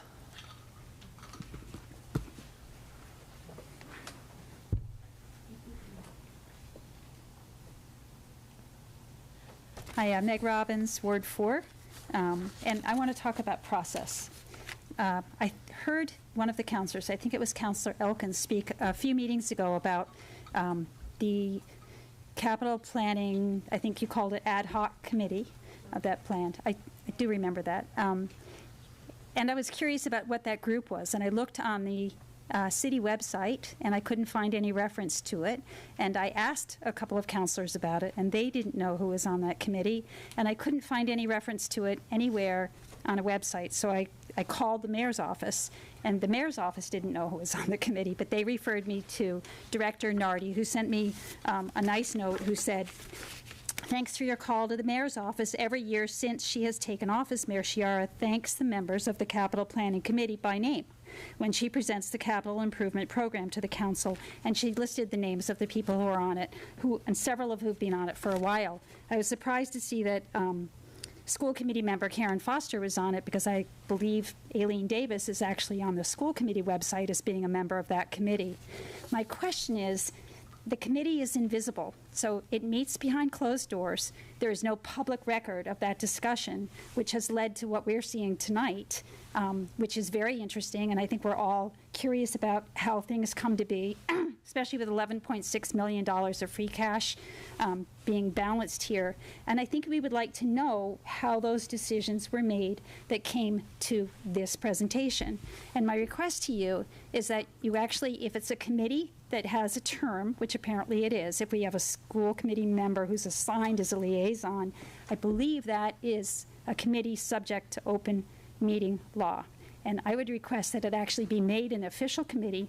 We used to have citizen advisory committees where we put it out there for people who are interested in it, and we knew what they were doing, and we could see the public record and the minutes of what happened at each meeting. I think that would be a phenomenal first step in establishing that committee, as well as the material we have tonight going to the Finance Committee to give us time to really go through that again, and to finally say, it is so sad not to see a single dollar of this money go to the children who are in front of us today in our Northampton schools. Thanks for your time and your thought and your interest. Thank you. Next on Zoom is Soleil. Soleil, your name and city or town, please.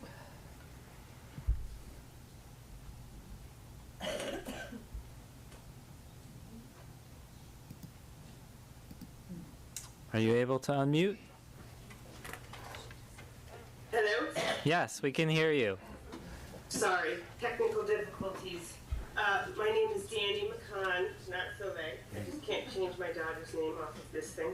I live in Northampton, and I appreciate all the efforts that you've made, so thank you very much for all of your hard work here. I just wanted to reiterate some things that have already kind of been said. I do support funding the project in front of the high school on Elm Street and a number of the other priorities that are put forward here. So thanks again. I am concerned a little bit about the Elm Street project. I think we just need to kind of look at whether we're really slowing traffic and reducing the width of the crossing enough for pedestrians. It's a lot of lanes across, wide lanes. So we want to make it easy as possible for students to get across Elm Street to school, and we want to be slowing the cars in that area. And also, I think we just need to be thinking about Elm Street as a corridor all the way to Florence, and its safety along the whole thing, including this particular spot, as far as, you know, making it safe for bikers and pedestrians. So I think thinking of this in the context of the entire corridor, but also this spot right here, whether we can get the cars to slow down and make it as safe as possible for students and others visiting the high school, would be a big priority for me and many others. Thank you. Would anyone else like to speak in person or on Zoom for the capital improvement hearing? You will get another chance to speak during general public comment. Okay, seeing none, we will go to the questions that Councilor Moulton has compiled. And Councilor, if you would pose some of them. I will pose all of the them. questions that Yes. I've heard.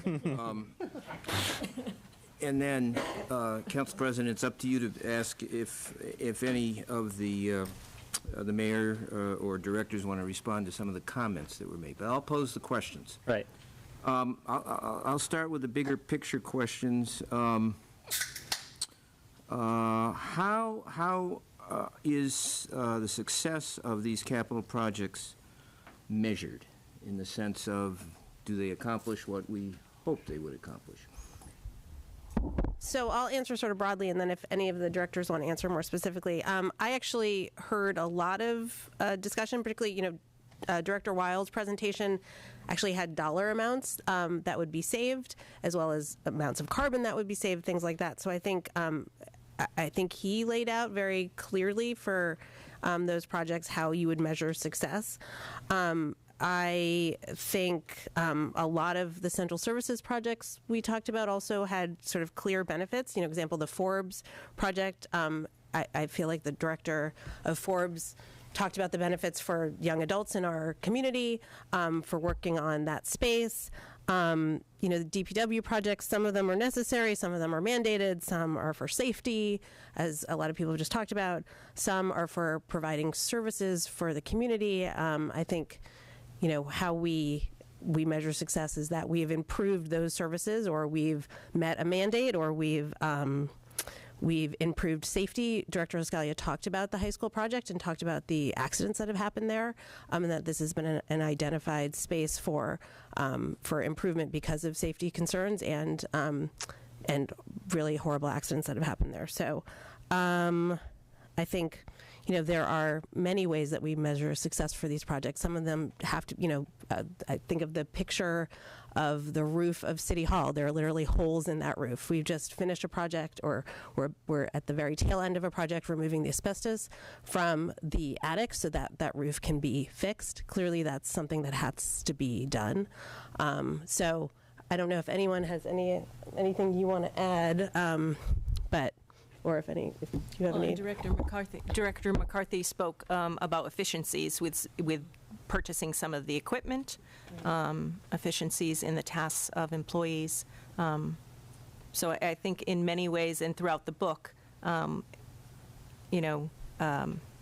we talk about the benefits of completing the projects. Okay. Any other response? Okay. Thank you. This question, I think, was posed to all of us, the mayor and the council, but give the mayor an opportunity to address it. How will you keep the public engaged and get feedback on the capital improvement proposals?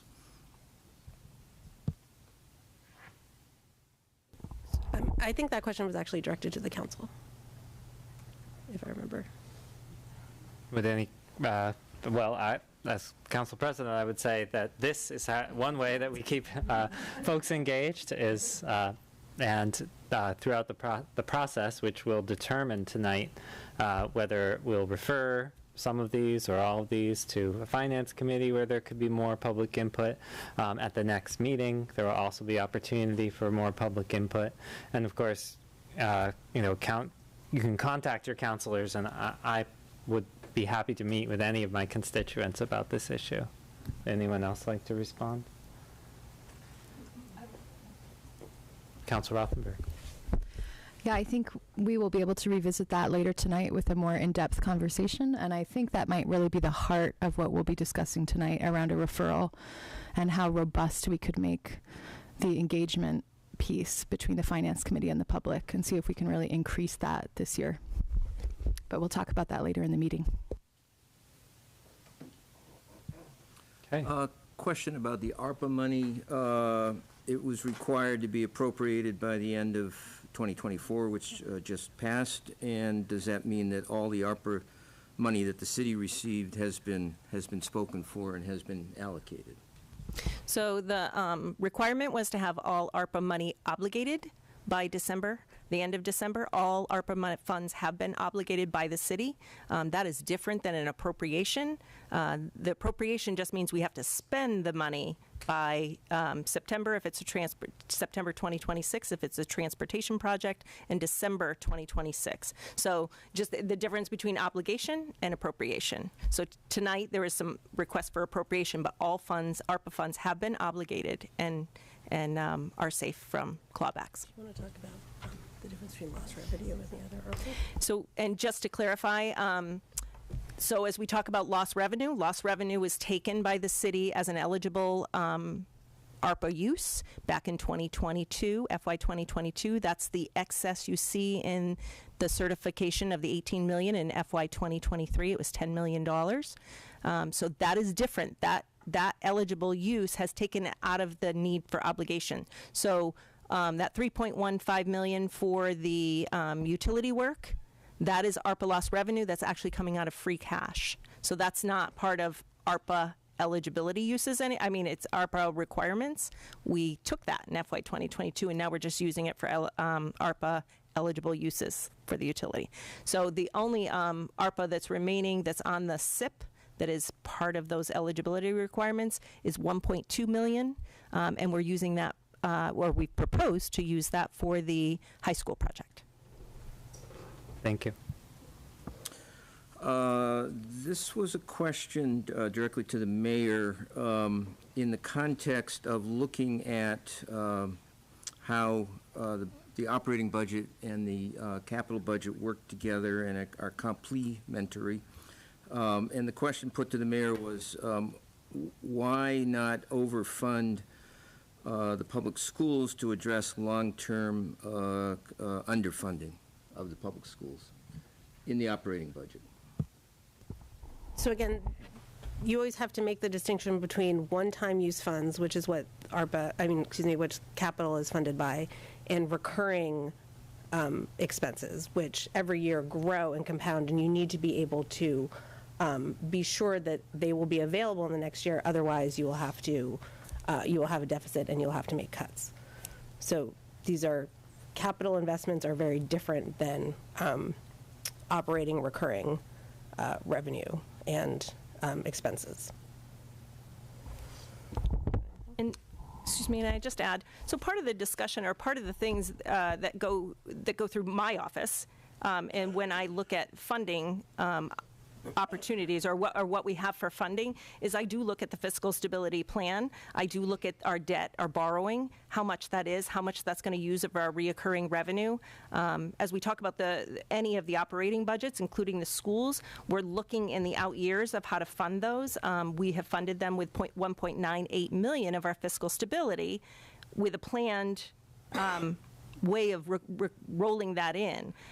Use of free cash is not recommended to be added to operating budgets for the reason that you need to think of a plan to roll it in. And the city of Northampton has the fiscal stability plan, and that's how we utilize and use reserves to cover increases or to planned increases in between overrides. So I do look at all the different operating budgets and how it'll affect the borrowing, cash capital, all of those will affect the budget. And we bring that forward, and actually Director Lascalia looks at her enterprise funds and how what she's funding, even in her general fund budget, what's coming out of operating and what's coming out of reserves. So a lot of that happens in this process, and we bring those orders forward to you, the operating, during the budget season for capital projects as well. So that thought process is happening. Thank you. Sure.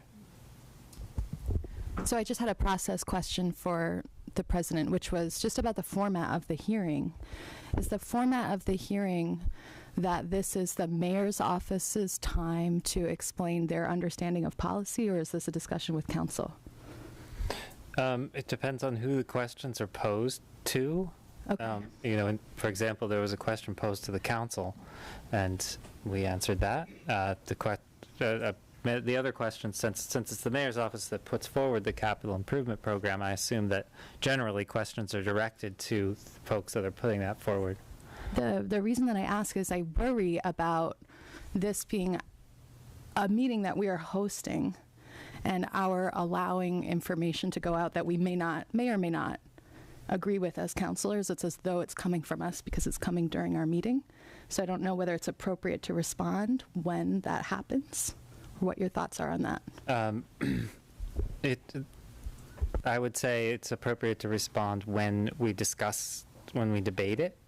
And certainly we can disagree with the information that's come, but just because the mayor or the folks from the mayor's office say something does not imply at all that we agree with it. Okay, so that's just a disclaimer on the hearing, and thanks for clarifying that.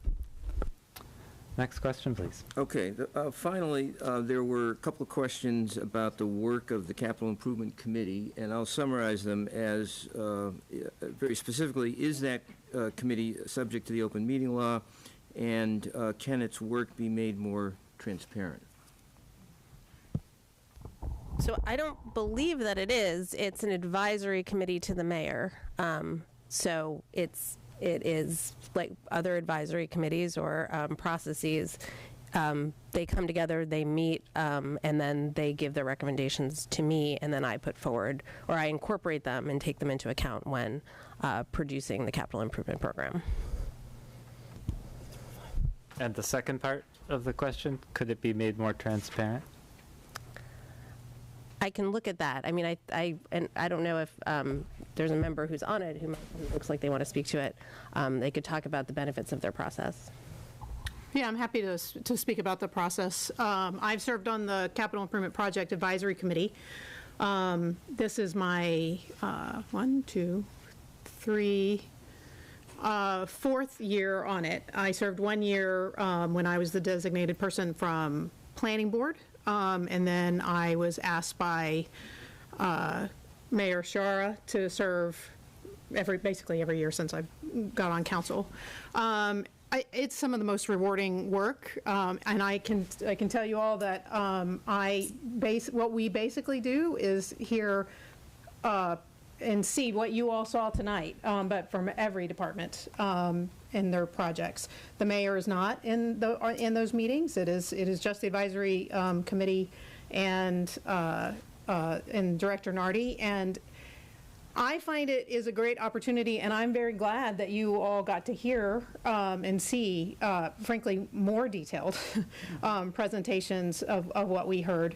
And hear about all the great work that the city is doing. That committee, as the mayor mentioned tonight, we take. I want to be clear. We take exactly this plan. It comes to us. It gets through this process of working through with the department heads. I think things get rearranged and numbers come into focus and things like that through the process, not our part of the process, but it is essentially exactly what you saw and everybody has in front of them with the book. And we go through, we hear about the projects, we ask questions, we ask questions, and we hear about and this is an important part of it, we hear about the projects themselves and the department heads' assessments of the priority of those. And then we don't make any decisions whatsoever. We do give our kind of consensus ranking of what we think are the priority projects. And I think that that's a particularly valuable part of the process, because if you look at the sort of the priority and how you would express them of, say, the fire department, and the police department, or emergency services, those are always going to be high priority. We always want to give them everything. And frankly, I think they get all the capital projects that they bring to us in any fiscal year. I don't think I've seen anything cut back. But it'll never. Forbes Library Teen Room will never be a priority if we don't take it into the whole picture. There are certain things, and they're like the rec department and the arts department and things like that, these departments need an opportunity to say, the city won't break down if we don't have these things, but but they are, within what we do, a priority for us. And so I think that's an incredibly valuable and important thing to do. The other thing that we hear about is what you heard about in detail was from Director Lascalia, the DPW. The funding for all of that is from the enterprise fund. So you see these big dollar numbers, but they aren't coming from the general budget. They're not coming from free cash. It's not coming from these sources, but they are big numbers, big projects that we hear about. We understand what the details are, and it helps the directors prepare to come before the whole council and say that and give the presentation. And they'll do it tonight. They may do it again next time. If we refer to finance, they may have to do it again. So this is a valuable time for them to begin hearing the questions that all get incorporated ultimately into what the mayor puts forward. I also want to just say, well, actually, I'm going to say, I'm sorry if you'll let, because there have been a lot of questions about this and frankly misrepresentations. Is this related to the committee? It is related to the committee. Okay. So the composition of the composition of the committee has traditionally been, and it goes back mayors before Mayor Sciarra, as I understand it, a counselor who I think the tradition is that the mayor asks the counselor of their choice, which when you consider it, there are policy decisions behind it, why a mayor may want somebody. Doesn't have to be me, but the mayor's prerogative is that. I think the school committee picks their own person. No? Okay. Well, or elects it, chairs, okay. And planning board, we just put it out as a one of the extracurriculars you can do on planning board, and everybody who's serving for free on planning board, giving of their own time, generally picks one or two of these extracurricular committees to work on. And my very first year, I said, that sounds interesting, and I said I'd do it. Frankly, given some of the other committees, it was less time throughout the course of the term. I also, so what I just want to conclude with, the CIP and the process that we do it and the timeline is a product and a creature of the city charter. The fact of the matter is the mayor can take the advice of a chia pet if she wants. She does not have to have an advisory committee. This is a tradition that has been established in the city. It's worked. It's made workable SIP plans, for a couple of decades now, and it's valuable work. And I regret that folks are denigrating the work. Point of order. I mean, are we all going to get to give opinions on the advisory committee? I mean, I thought we were establishing that. Please don't interrupt. Councilor Mayor is asking for a point of order. So yes, what I'm saying is that there was a question asked, and it was pointed. We were talking about who we pointed to, and I understand the counselor is part of that advisory. But now she's giving her opinion about it, and I'm just wondering about the rest of us. Do we get to give our opinion, and then we're opening up a kind of a debate? That's not an informational answer. That's an evaluation she's making, in my opinion. Mm-hmm. Well, I allowed it as, the mayor directed to Councilor Elkins, because Councilor Elkins serves on the committee. That was the focus of the question. The only thing I would... Point of order. Councilor Rothenberg. I believe the question is, will it be made more transparent? That's the portion of the question that she directed to you. And so my answer to that question is that the mayor does not have to have this committee at all. It is not subject to open meeting law, and I'd rather have a mayor that is seeking the advice of a diverse group of people who are working, all within the same system. So the answer is, this is the transparency. This is the end product that will be subject to multiple, and we, in the advisory committee, is just one part of the process. It's no more subject to the transparency or open meeting laws than, say, the department head meetings and the mayors that might happen between department heads and the mayor. Thank you. Next question, please. No, those were all the questions that I heard. Okay. So we will move now to questions from councilors, and our final questions from councilors. And just as a reminder, we will get to take this up immediately following the consent agenda with the resolution, if the council allows me to move that up. So there'll be plenty of time for debate there, but if there are any pressing questions now, to close out the public hearing, you may ask them. Do you want to ask them now or during the resolution debate? Okay. Okay, then I would entertain a motion to close the public hearing. Second it. Okay, motion made by Councilor Maori, and I didn't catch Councilor Elkins. Okay. Any discussion on closing the public hearing? Okay, all in favor of... I have a comment on closing the public hearing. I just want to note that I don't think this is enough time with the public, and again, we'll refer this to finance, I hope, and talk about making more opportunities. So closing it now with the hope that we will soon be opening many finance meetings with the public. Thank you. Uh-oh. I'm sorry, Laura. Sorry. We have... Yeah, we lost her. Oh, she's back. Okay. I see her now. Okay.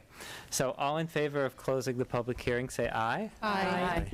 Any opposed? Any abstentions? Okay, the public hearing is now closed.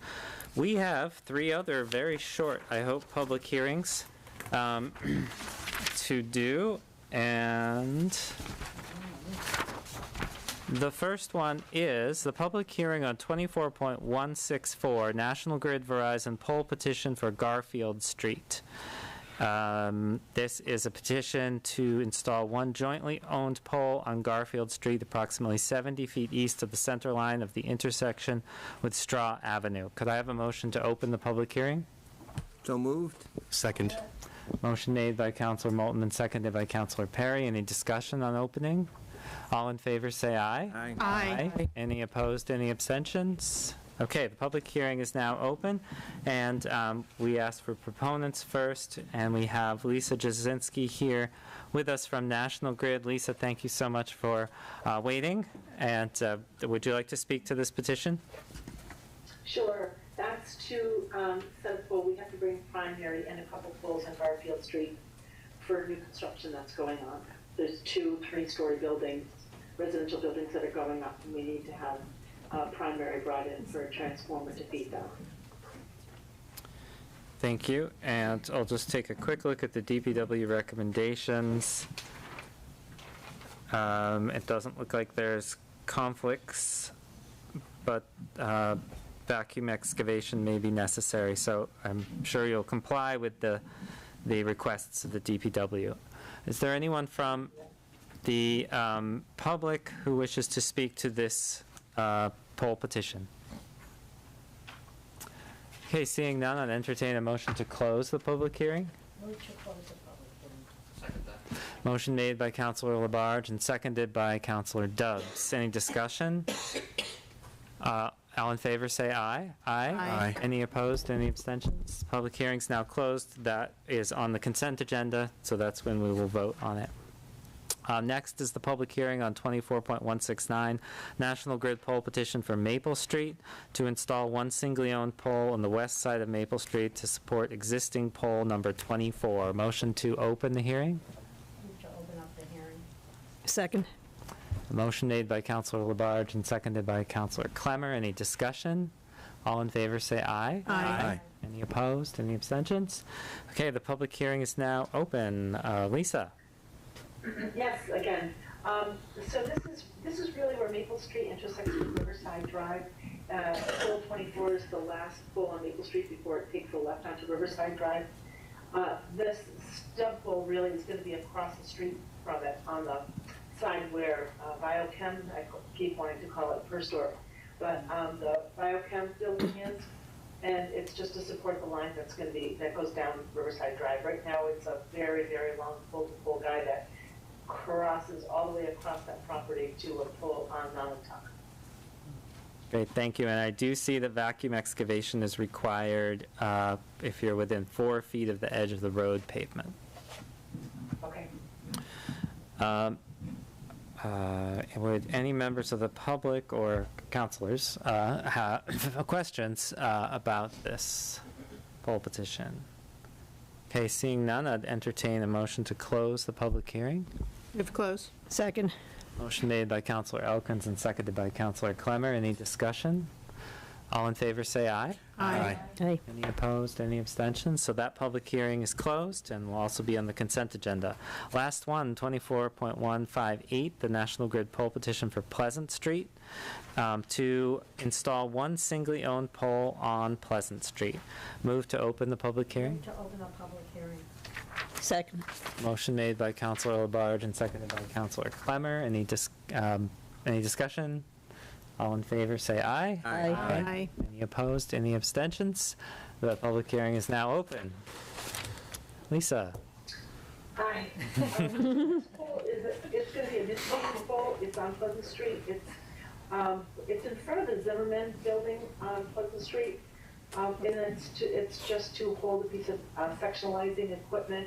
It's equipment that helps to, sectionalize whether we're swapping feeders from one way to another, or if it's sectionalizing a section that's without power for some reason. It's really just for reliability purposes. A question. Great, thank you. Councilor Rothenberg. Hi, Lisa. Good. I'm the Ward 3 counselor, so that's my little area, and I did hear from a constituent about this. They wanted to know two things. How do we keep poles from ending up in sidewalks? And is National Grid making any moves to put utilities underground? Well, I'm going to say right now that I don't know if National Grid is making any plans to put utilities underground. I mean, if it happens, it's going to be well after I've retired, which is coming soon. I have not heard anything about even areas in which there's intentions to put things underground. It's a request often made. I think that we would all love it, to happen, but it's a huge expense. It is also really time-consuming to find an underground fall when power is out. So it'll be very interesting to see what happens in the future, but I don't know of any plans for that. And the other question once again, sorry. How do we keep poles from ending up in sidewalks, like blocking people's way? Yeah. So there are many poles right now that are in sidewalks, and those are being corrected, especially as sidewalks are being reconfigured or they're being redone. I see a lot of that changing. When I put a stake in for this pole, I know I need to stay out of the sidewalk. So new poles should never be set in the sidewalk. There should always be you have to just really work to make sure that they're not. I mean, I do understand that they're there now, and there's changes that need to be made as the landscape changes. Thanks. If I could just ask one follow-up, is there ever a way or an instance where you would be able to remove a pole when we're not redoing that sidewalk? Yeah, it's all dependent. I mean, it can be looked at. If it's in covering a sidewalk where people can't pass, well, I think that if you call, it may be me, it may be the gentleman who will be taking my place. But either one of us, if you gave us a call or dropped us an email, which would be better because you can get that from Laura, would be willing to go out and take a look at an area that's causing some trouble. Thank you, and congratulations on your upcoming retirement. Thank you very much. Thank you. Would any other councilors or members of the public like to speak to this poll? Petition. Hello, Paul. Okay, I'd entertain a motion to close the public hearing. Move to close. Motion made by Councilor Moulton and seconded by Councilor Labarge. Any discussion? All in favor, say aye. Aye. Any opposed? Any abstentions? Okay, that public hearing is closed. That ends our public hearings for the evening. Thank you, Lisa. Thank you. Which brings us to public comment. And I'm going to get the public comment sheet. Oh, thank you.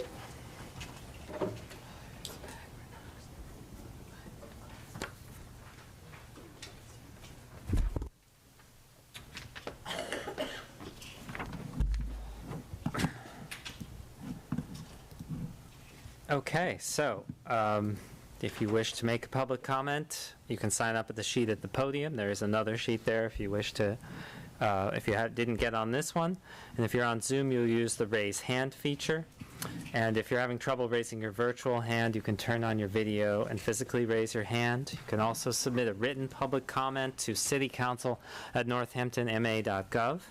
It will be sent to all councilors and will be part of the public record. Like I did for the SIP hearing, I'll alternate between people in the room and people on Zoom. The maximum time limit is 2 minutes. After 2 minutes, I'll ask you to finish your sentence. The total maximum time limit is 90 minutes.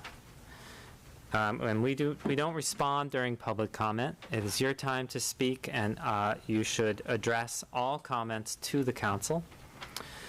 And you can speak on any topic. Doesn't need to be an item on the agenda.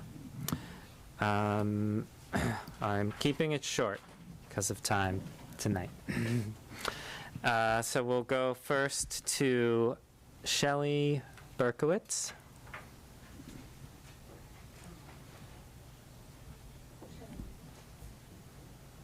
She left. Okay. Allison Garcia.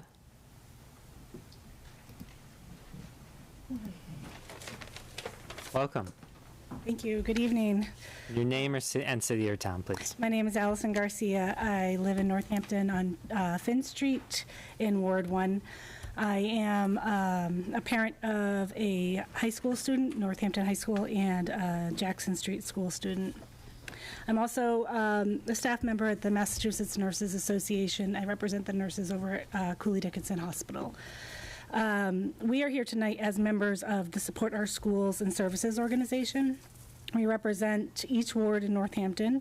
We are educators, parents, union members, business owners, and students. We're part of this community.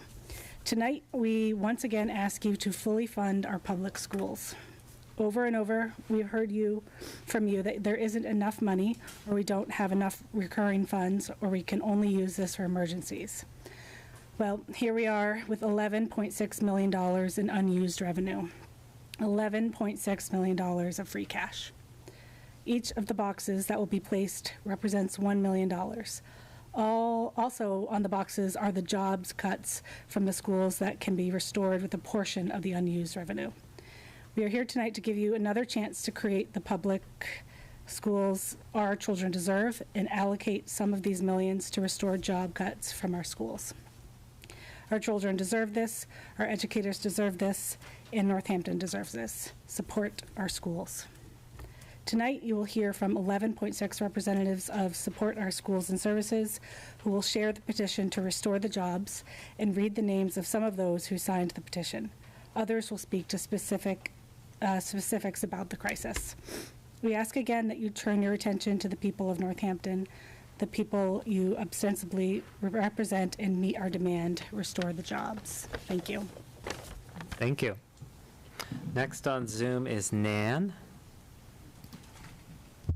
Your name and city or town, please. Nancy Smith, Chapel Street. In an affluent city where too many children in our schools cannot read, but teachers, parents, aids, funding, and more continue to be cut, some of the items on the agenda are an insult. In a city where calls come into our heroic first responders and there is not enough staff or equipment to answer those calls for help, make some items on the agenda abhorrent. Funding a project billed as making the city safer for pedestrians and cyclists when it actually will make them less safe while reducing the critical Main Street parking our businesses need to thrive, makes some items on the agenda despicable. Our mayor continues to pretend the underfunding of education and essential services while stashing funds and reserves and free cash instead is related to her strong sense of fiscal responsibility, yet she feels free to dump $3.1 million on a dilapidated church no one needs, and then tries to dump the responsibility for the $8 to $11 million more needed for its repair onto local churches and charities that don't need that dump either. I'm sorry, but this is utterly disgusting. Voices throughout the city have been crying out for over a year, while the mayor and 6 out of 9 councilors have turned a deaf ear, proceeding only with their agenda, not the people's. I will say it again, our schools and essential services, including first responders and DPW, must be funded first and always. All I can add at this point is November cannot come soon enough. Vote for the changes the city needs. Bring your friends, neighbors, and family. Thank you. And no one minds a roof repair. It's about way more than that. Thank you. Thank you. Next, I don't know how to pronounce, I'm not sure I can see all the letters, but B-U-J-A? It's pronounced Buju. Buja, welcome. Hi, everyone. My name is Buju Dasgupta, and I live at 49 Fort Crossing in Village Hill, which is part of Ward 2. I'm a community member, a professor, a member of the faculty union, a member of MTA, and a grandparent for the first time. And I'm here to speak in support of fully funding the public schools. So I won't repeat a lot of what has been said before, but I will say something that stuck in my mind based on a conversation I had with some of my neighbors, and some of them who signed the petition said something that really stuck with me, which was that we should first fund things, we should first fund people rather than funding things. We should first fund students and our kids and teachers before we fund things. And that sort of language really stayed in my mind. Let's prioritize funding people, human resources, over things. Of course, we need to do both, but it's sort of a balance. So I just want to leave you with this. So I want to read the names of some of the people in our community, which is surprisingly large and growing and diverse, who are asking to restore the jobs. Brant Koch, Alon Rand, Noah Weiner, Linda Baker, Amy Henry, Nancy Sternberg, Linda Wallach, John Crand, Aneke Corbett, Dallas Wyndham, Tish Sarani, Janine Costa, Dogan Oscan, C.M. Flynn, Judith Ellenberg, Hannah Goodwin, Michael Kink, Sherry Zubak, Jody Shapiro, Mary Henderson, Raymond Paquette, Leah Doolittle, Raymond McGrath, Maria Garcia, Diane D'Anthony, Sigrid Schmolzer, my colleague, Joseph Weddle, Mark Schlack, Kathy Wasman Topel, Deborah Schwartz, Susan Donaldson, and Jamie Guerin. Thank you. Thank you.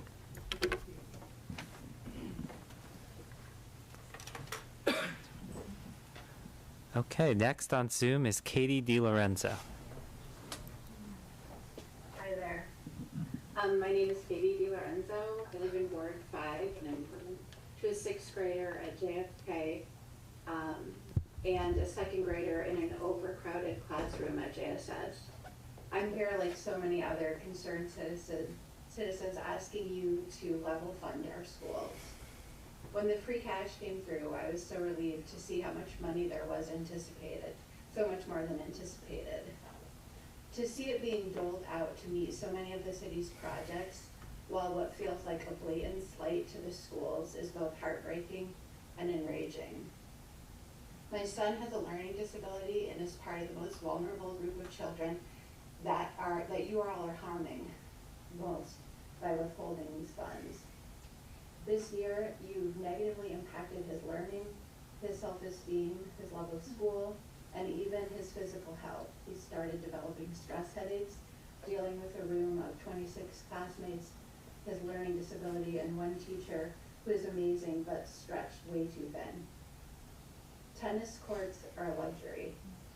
Traffic at the high school sucks. I live on Riverside. I sit in it most days. But to opt to fund these projects over teaching our kids to read, letting our teachers feel supported well enough to do their jobs, centering our Black, brown, poor, learning disabled children, centering all our children is unconscionable. You have the power to shift this and support our children. I'll leave with the mayor's campaign words about our schools. Our state government's chronic underfunding of our city's schools is a travesty, which has left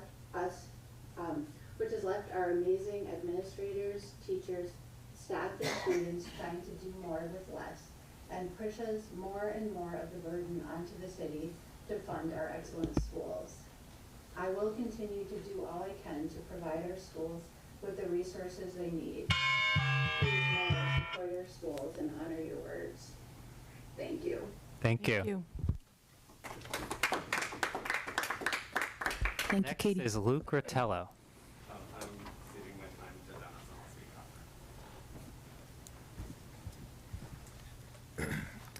Hello, my name is Dennis Moore. I live in Ward 3 in Northampton, and I'm a community member.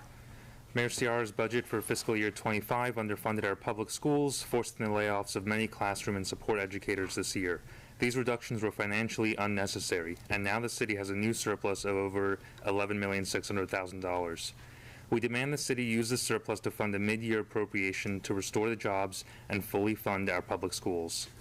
I'll now read some of the names of community members that also are asking you to restore the jobs and fully fund the schools. Barbara Mataloni, Jean Flegenheimer, Steve Theberge, Daniel Polly, Amber Clooney, Bob Gardner, Leah Gregg, Sheila Gilmore, Lisa Clausen, Michael Kane, Anna Joliffe, Eric Liebert, Hannah Levine, Joanna Kolb, Carol Varsano, Holly Ackerman, Lenore Palladino, Emily Dropkin, Meg Robbins, Veronica Pesha, Karina Smith, Sue Sullivan, Rochelle Garfinkel, Christine McCarthy, Wendy Malkin, Brian O'Connell, Joe Sapphire, Gabrielle Peoples, Kaisa Nagreen, Rachel Hanna, Sally Bellarose, Judy Bennett, Louis Aarons, Joanna Hale. Thank you. Thank you. Next is Craig Rosen. Racine?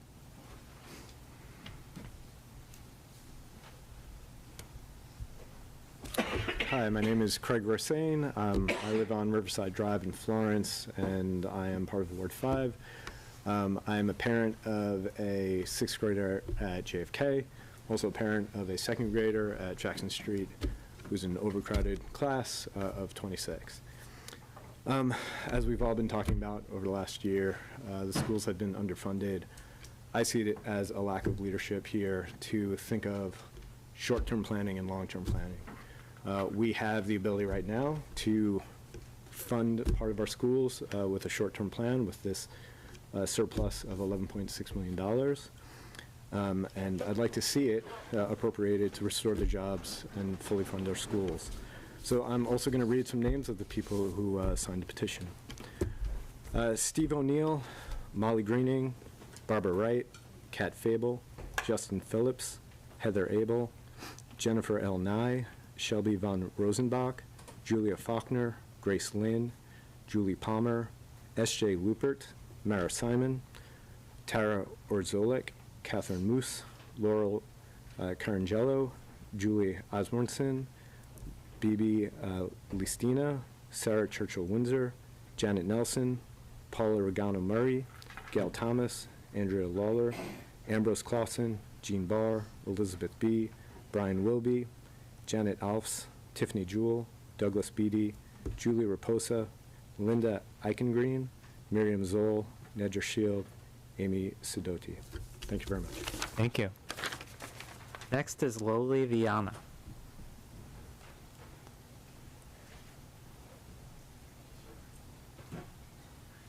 Hello, good evening. My name is Loli Viana. I am part of Ward 6. Mayor Ciara's budget for FY25 underfunded our public schools, forcing the layoffs of many classroom and support educators this year. These reductions were financially unnecessary, and now the city has a new surplus of over $11.6 million. We demand the city use part of this surplus to fund a mid-year appropriation to restore the jobs and fully and adequately fund our public schools. I will now continue reading names of some of the hundreds of community members that are also asking you to restore the jobs and fully fund our public schools.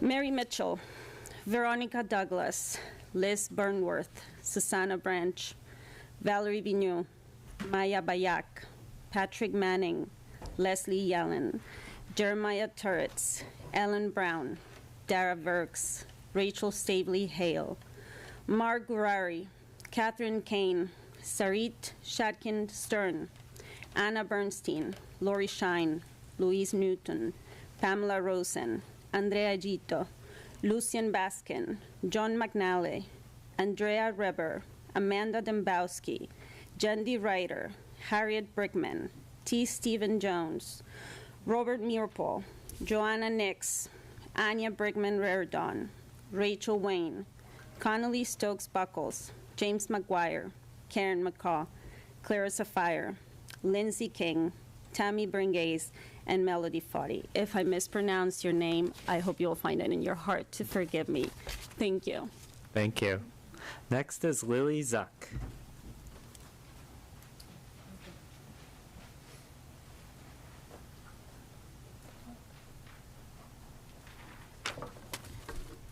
My name is Lily Zuck, and I live in Ward 7. I am a parent of a child being harmed by the underfunding of our schools. Mayor Scherer's budget for fiscal year 25 underfunded our public schools, forcing the layoffs of many classroom and support educators this year. These reductions were financially unnecessary, and now the city has a new surplus of over $11.6 million.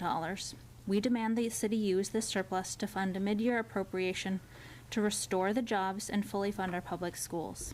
I will now read the names of some of the community members that are also asking you to restore the jobs and fully fund public schools. Christopher Golden, Wen Tong, Brad Carmody, Rose Bookbinder, Sarah Young, Kate Singer, Deb Henson, Claudia Lefko, Deborah Keish, Marisha Marks, Laura St. Pierre, Diana Ajan, Alex James, Stacy Jufrey, Kevin Egan, Vanessa Van Stee, Sienna Lieb, Issa Revel, Martha Coons, J. Scott Jackson, Dylan Pinard, Kristen Mara, Cheryl Militello, Alejandro Shaw Correa, Stephanie Moynihan, Leanne Wilson, Nilanjana Dasgupta, Emily Everett, Deborah Place, Linda Pazzini, John Chiavarella, Catherine DiLorenzo, Lisa Modenos, Julie Spencer Robinson, and Miles Steele. Thank you. Thank you. Next is Al Simon.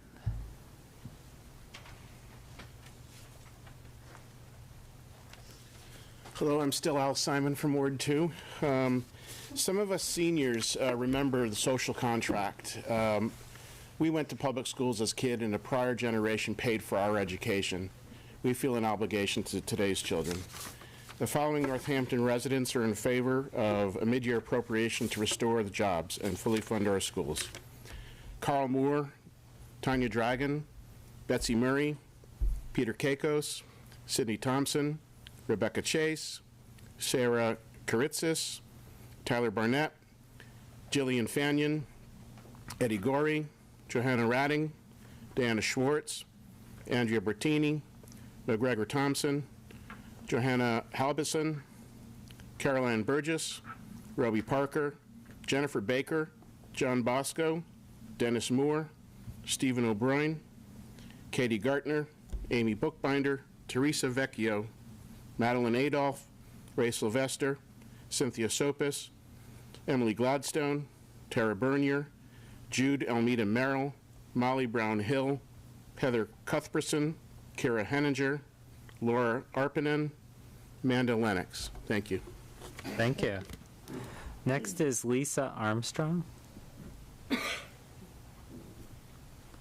Hello, everyone. My name is Lisa Armstrong. I'm in Ward 2 in Northampton, and I am a parent of two children who've gone through the Northampton Public Schools from the absolute very beginning at Jackson Street all the way through Northampton High School. And I'm here today as part of Save Our Schools because I believe every single person in the schools that helped my children's education should continue to help the educations of children coming after them. I would like to support and to recognize that the people working in these jobs are human capital, and that the moving of funds and the decreasing of funds in one location by firing workers and by letting go of workers makes a difference when we ask about surplus. I think that was an earlier question raised that I did not hear answered satisfactorily. So I will now, let's see if I can get my list up, read some of the names of people who have signed the petition in support of this movement. And I have to say, it's been incredibly moving already to hear the names. These are people we know, we live next to, that we've had lunch with, that we support each other, we've joined the PTO with.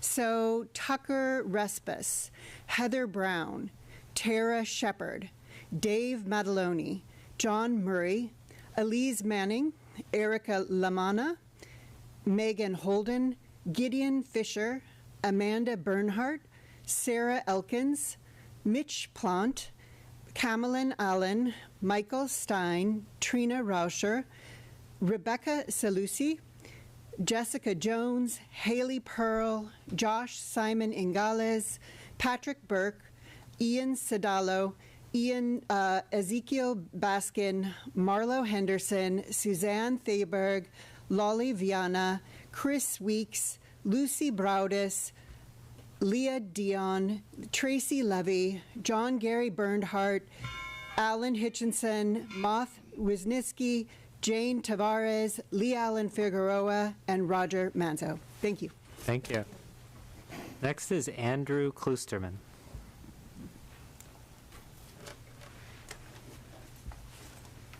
Hi, everyone. I'm Andrew Klusterman, and I live in Northampton, and I am a parent of a second grader at Jackson Street School, and also a future Jackson Street student in 2 years.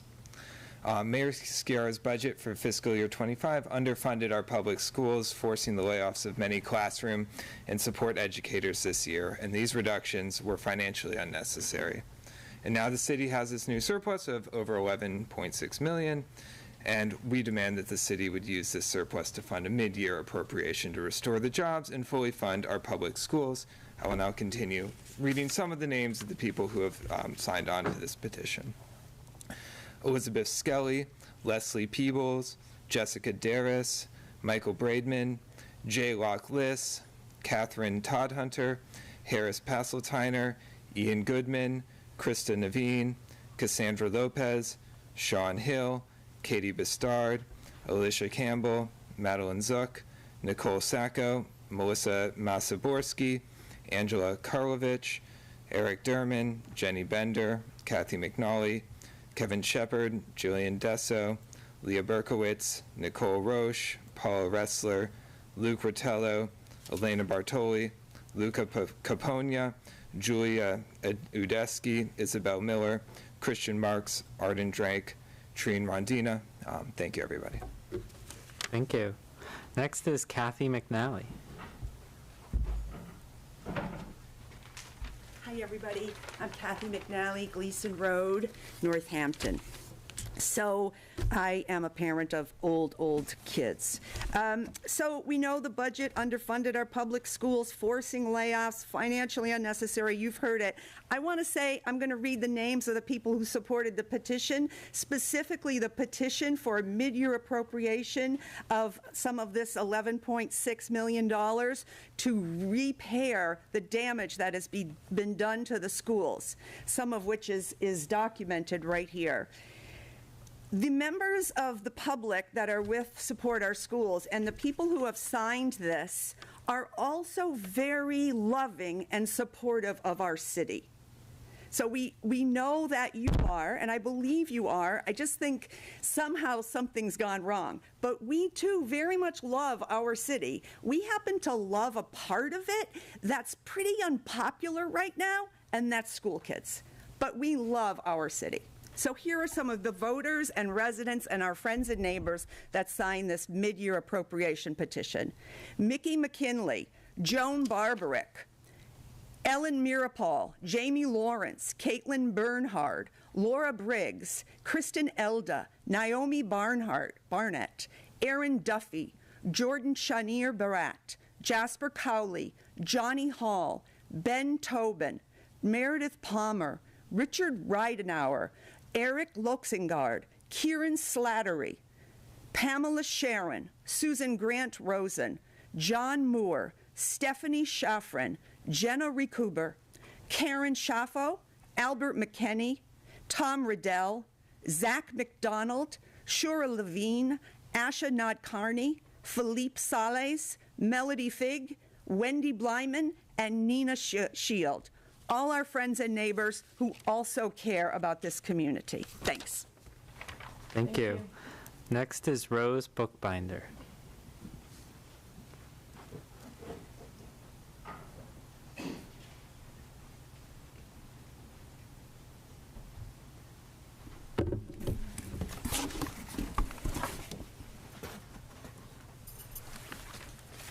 Hi, my name is Rose Bookbinder, 88 Grove Avenue in Leeds, Ward 7. I'm a parent of a second grader at Leeds and a sixth grader at JFK. I'm also the president of the Hampshire Franklin Labor Assembly and work with the Mass Nurses Association. As folks have said, we're a growing group of really wonderful and amazing people who love our city and love our schools and love our educators. And if you want to join us, this is the QR code to sign on. And my responsibility is to read you the boxes here and what they represent. The first 6 represent the original cuts that were made, and luckily through advocacy of some of you here, we were able to restore some of those, but there's still a lot more to go. So. The first million reads Bridge Street School, math interventionist, first grade paraeducator, and a .5 clerical main office.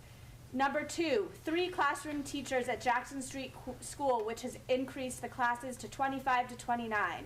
A first grade paraeducator, 2 general ed paraeducators, a .5 clerical main office.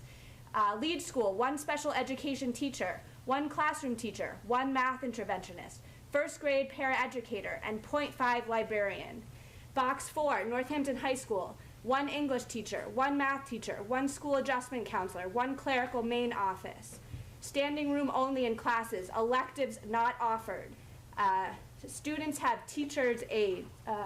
Skipping that. Ryan Road, 1 special ed teacher, 1 first grade paraeducator, .5 librarian, .5 clerical main office. Then we have JFK Middle School, 1 math interventionist, .5 PE teacher, .5 tech teacher, 1 tech integrationist. Then we have nobody to answer the phones when parents call. Young kids packed into classes with over 25. Kids' needs and legally mandatory services not being met. Enrichment that's provided by elective classes lost. Interventionists stretched thin, resulting in more learning loss and potential for increase to special ed, and lower income kids and kids of color disproportionately impacted. Thank you. Next is Tom Riddell.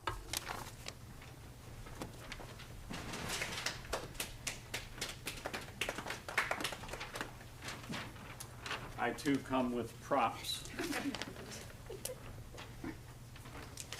Tom Riddell, Ward 4, Northampton. Thanks for being here and thanks for listening. At your last meeting, the mayor pointed out the relevance of advocacy in moving forward with the Northampton High School traffic reconfiguration. It's good to hear that advocacy works. I'll begin with 2 reminders about free cash. As the mayor wrote last May, undesignated fund balances, also called free cash, can be used for any lawful purpose. And from the city's financial policy, following the state certification of the city's annual undesignated fund balance, appropriation requires a simple majority vote by the council. Now for a review of recent certification of free cash. The total was $11.6 million. The newly generated amount, new free cash, was $6.83 million. The remainder, call it old free cash, was $4.83 million, the 2 at the top. City's financial policy says the target for free cash is 3 to 5% of the city's total year's operating budget, which was $116.7 million. The policy does not include anything about the frequently mentioned 5 to 7% guidance from the state. As you can see, I've identified the 3 and 5% amounts compared to FY24's budget. That's 3%, $3.5 million. That's $3.3 million of the new free cash is $3.3 million above that 3% target. The 5% target is $5.83 million. That's $1 million, new free cash is $1 million above that. You could call the $1 to $3.3 million surplus new free cash. The old free cash, the top two boxes, 4.83 million, I think it is, have already been accounted for the high school, and for Picture Main Street, you can call those dedicated, undesignated fund balances. And I have two other things to say. The City Council has the authority to allocate the funds in free cash differently than what normally happens. A third of it goes to reserves. Time, if you could finish your sentence. Okay. City Council has the ability to allocate those funds differently. And the other thing that the financial policy says, the annual operating budget process has an established timeline and should be integrated with the development of the capital improvement plan and the revenue and expenditure forecast in January.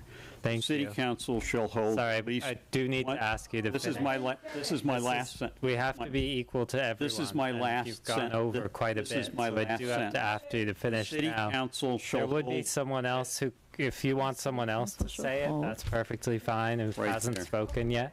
Right here. But I do have to be fair to each person. I'll finish it. I'm Meg Robbins. You're not Four. next on the list, but Luke Rotello is next on the list. Luke, can I finish and then you're next? He's fine. Okay, great. As the city's financial policy says, the annual operating budget process cycle has an established timeline and should be integrated with the development of a 5-year capital improvement plan and a 5-year revenue and expenditure forecast. Also, here's what the financial policy directs about the city's operating and capital expenditures. The City Council shall hold at least one public hearing to discuss both operating and capital budget proposals. Clearly, the intent of this guidance is that there needs to be a systematic, simultaneous, and comprehensive examination of the city's resources and the city's priorities. Please follow this guidance. Do the due diligence that may require time and attention to make informed decisions. These are choices about the city's priorities.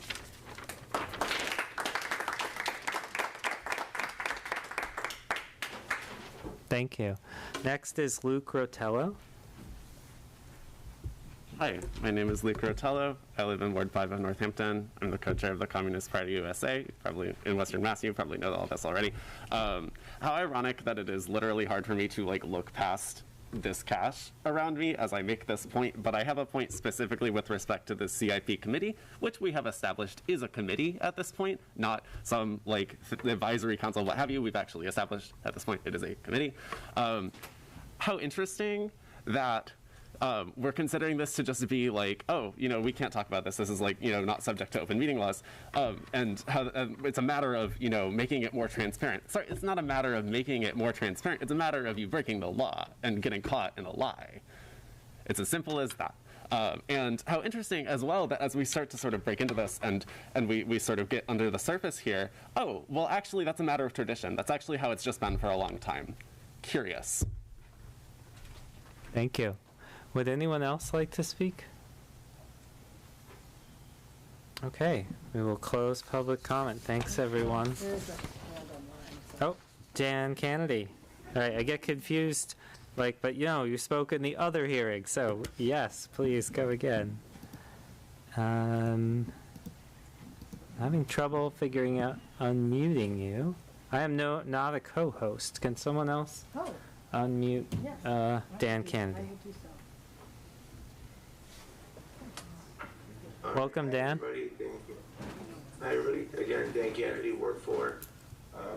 I'm actually impressed I was able to stay up throughout all of this, and I'm glad that you all have too. I just wanted to respond earlier when I asked about having key performance indicators or metrics of success. I do want to clarify, I do think all of these projects have great benefits, and the benefits and the problems that they're solving are very well articulated. What is not well articulated, and maybe I'm just missing it, are the actual metrics of success that will be used to determine whether or not that project was really successful, and when you would measure that, right? These are things that you want to be SMART goals, right? If you remember, simple, measurable, attainable, realistic, timely. There's a whole bunch of different frameworks you could use for them, but a goal can't just be, well, it makes things better or enhances things, right? Those are not a measurable thing, right? They're not simple, they're not measurable. So it's not just, well, it makes things better, but how many people does it help? How many accidents do you reduce things by? How much money do you save? How many fewer security risks do you expect? All of those things are things that you can estimate pretty well, or you should be able to. That should be part of the projects and part of the presentations. And because I didn't see them here tonight, and I didn't see them when I was scanning the book, and I will be honest, I've had COVID. I'm not the most, I'm not at my A game. But those are the questions that you have to ask, and those are things that are not present. That doesn't detract from their good projects to consider, but you have to be able to articulate what makes them successful, and that's what's missing from a lot of these. So I just hope that you'll all consider that when you look at these, and again, fund all the schools. That seems like a basic thing to me. Thank you. Thank you. And thanks, everyone, for speaking. Thank you. Announcements from councilors and the mayor. Councilors. Councilor Clemmer. Thank you. I have two announcements. So the 23 Laurel Street housing, that's affordable housing that's been going up. They have, the lottery is now open, and it's 20 family friendly, 1, 2, and 3 bedroom affordable apartments. And lottery application deadline is open, and the deadline is February 1st of this year. And for information and lottery applications, they're available at www.mylaurelstreet.com. So if you think you're eligible, or you know somebody who might be able to benefit from living in this beautiful new little neighborhood in Ward 2, I would highly recommend telling them about it and applying. And if you haven't seen it, you should drive by it, because it's very, very cute. And they did a great job and quickly. And the second announcement, sorry, Councilor Elkins. The second one is I'm excited because my wife, Kay Clemmer, and her friend, Dawn Geller, they organized a dance at New City Brewery on January 18th from 7 to 11. It's a queer dance. There's going to be a DJ. It's going to be a lot of fun.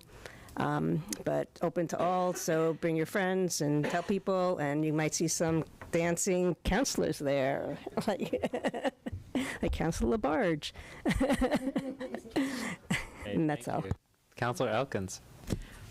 So the City Council Committee on Legislative Matters, we're hosting a public forum on the fossil-free construction ordinance, sponsored by Councilor Maori and Councilor Jarrett. And that's on Monday, January 6th, here in Council Chambers from 6 to 8 p.m. It'll include a brief presentation about the new fossil-free ordinance that is before us. That is set to take effect citywide January 27th. There'll be public comment. We have panel participants, including Ben Weil, who we've heard from tonight, sponsoring councilors Rachel Maori and Alex Jarrett, and we might cook up some other folks that would be helpful to hear from in all of the time we have between now and Monday. So I hope you'll join in. It's exciting legislation. Yeah, is it on Zooming, Councilor? It's a virtual meeting, actually. Well, it's hybrid. Hybrid, right? Yeah. It's in council chambers and a virtual meeting. Got it. Other announcements? I have a couple. The Ward 2 School Committee appointment meeting is Monday, January 13th, 6 p.m. at the JFK Middle School and on Zoom. We've received 2 applications so far from Anat Weisenfreund of 65 Kensington Avenue and John Mitchell of 71 Dryads Green. There's more information, and an application form can be found on the city's website. There's an alert banner at the top So please continue to spread the word about the opening and the meeting as well on the 13th. Second, the Ordinance Review Committee. So every 5 years, in years ending in a 0 or 5, our charter mandates that we convene a committee to, quote, provide for a review to be made of some or all of the ordinances of the city, to prepare a proposed revision or recodification of them. And then we have an ordinance which says the special committee shall be comprised of 5 members. 3 members shall be members of the city council appointed by the council president. 2 members shall be voters of the city appointed by the mayor. The special committee shall be under the supervision of the city solicitor.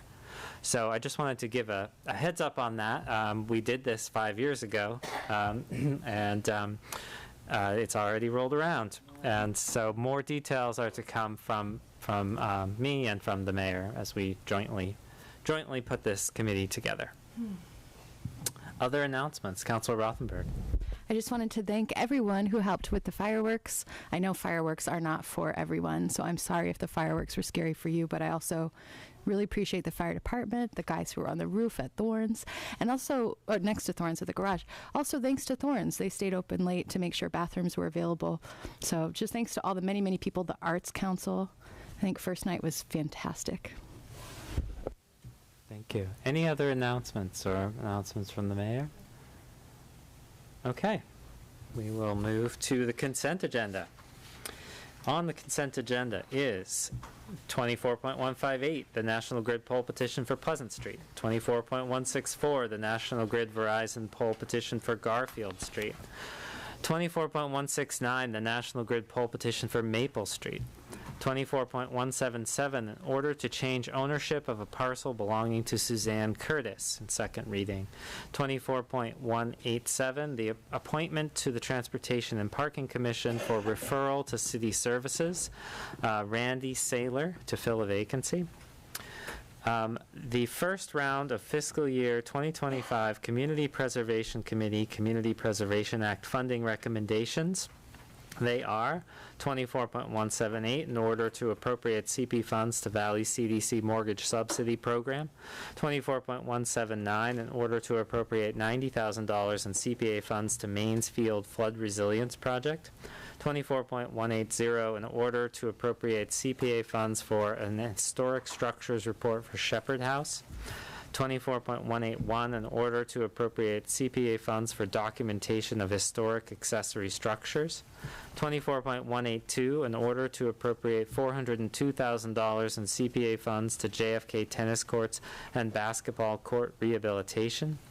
24.183, in order to appropriate $75,000 in CPA funds to Affordable Housing Fund.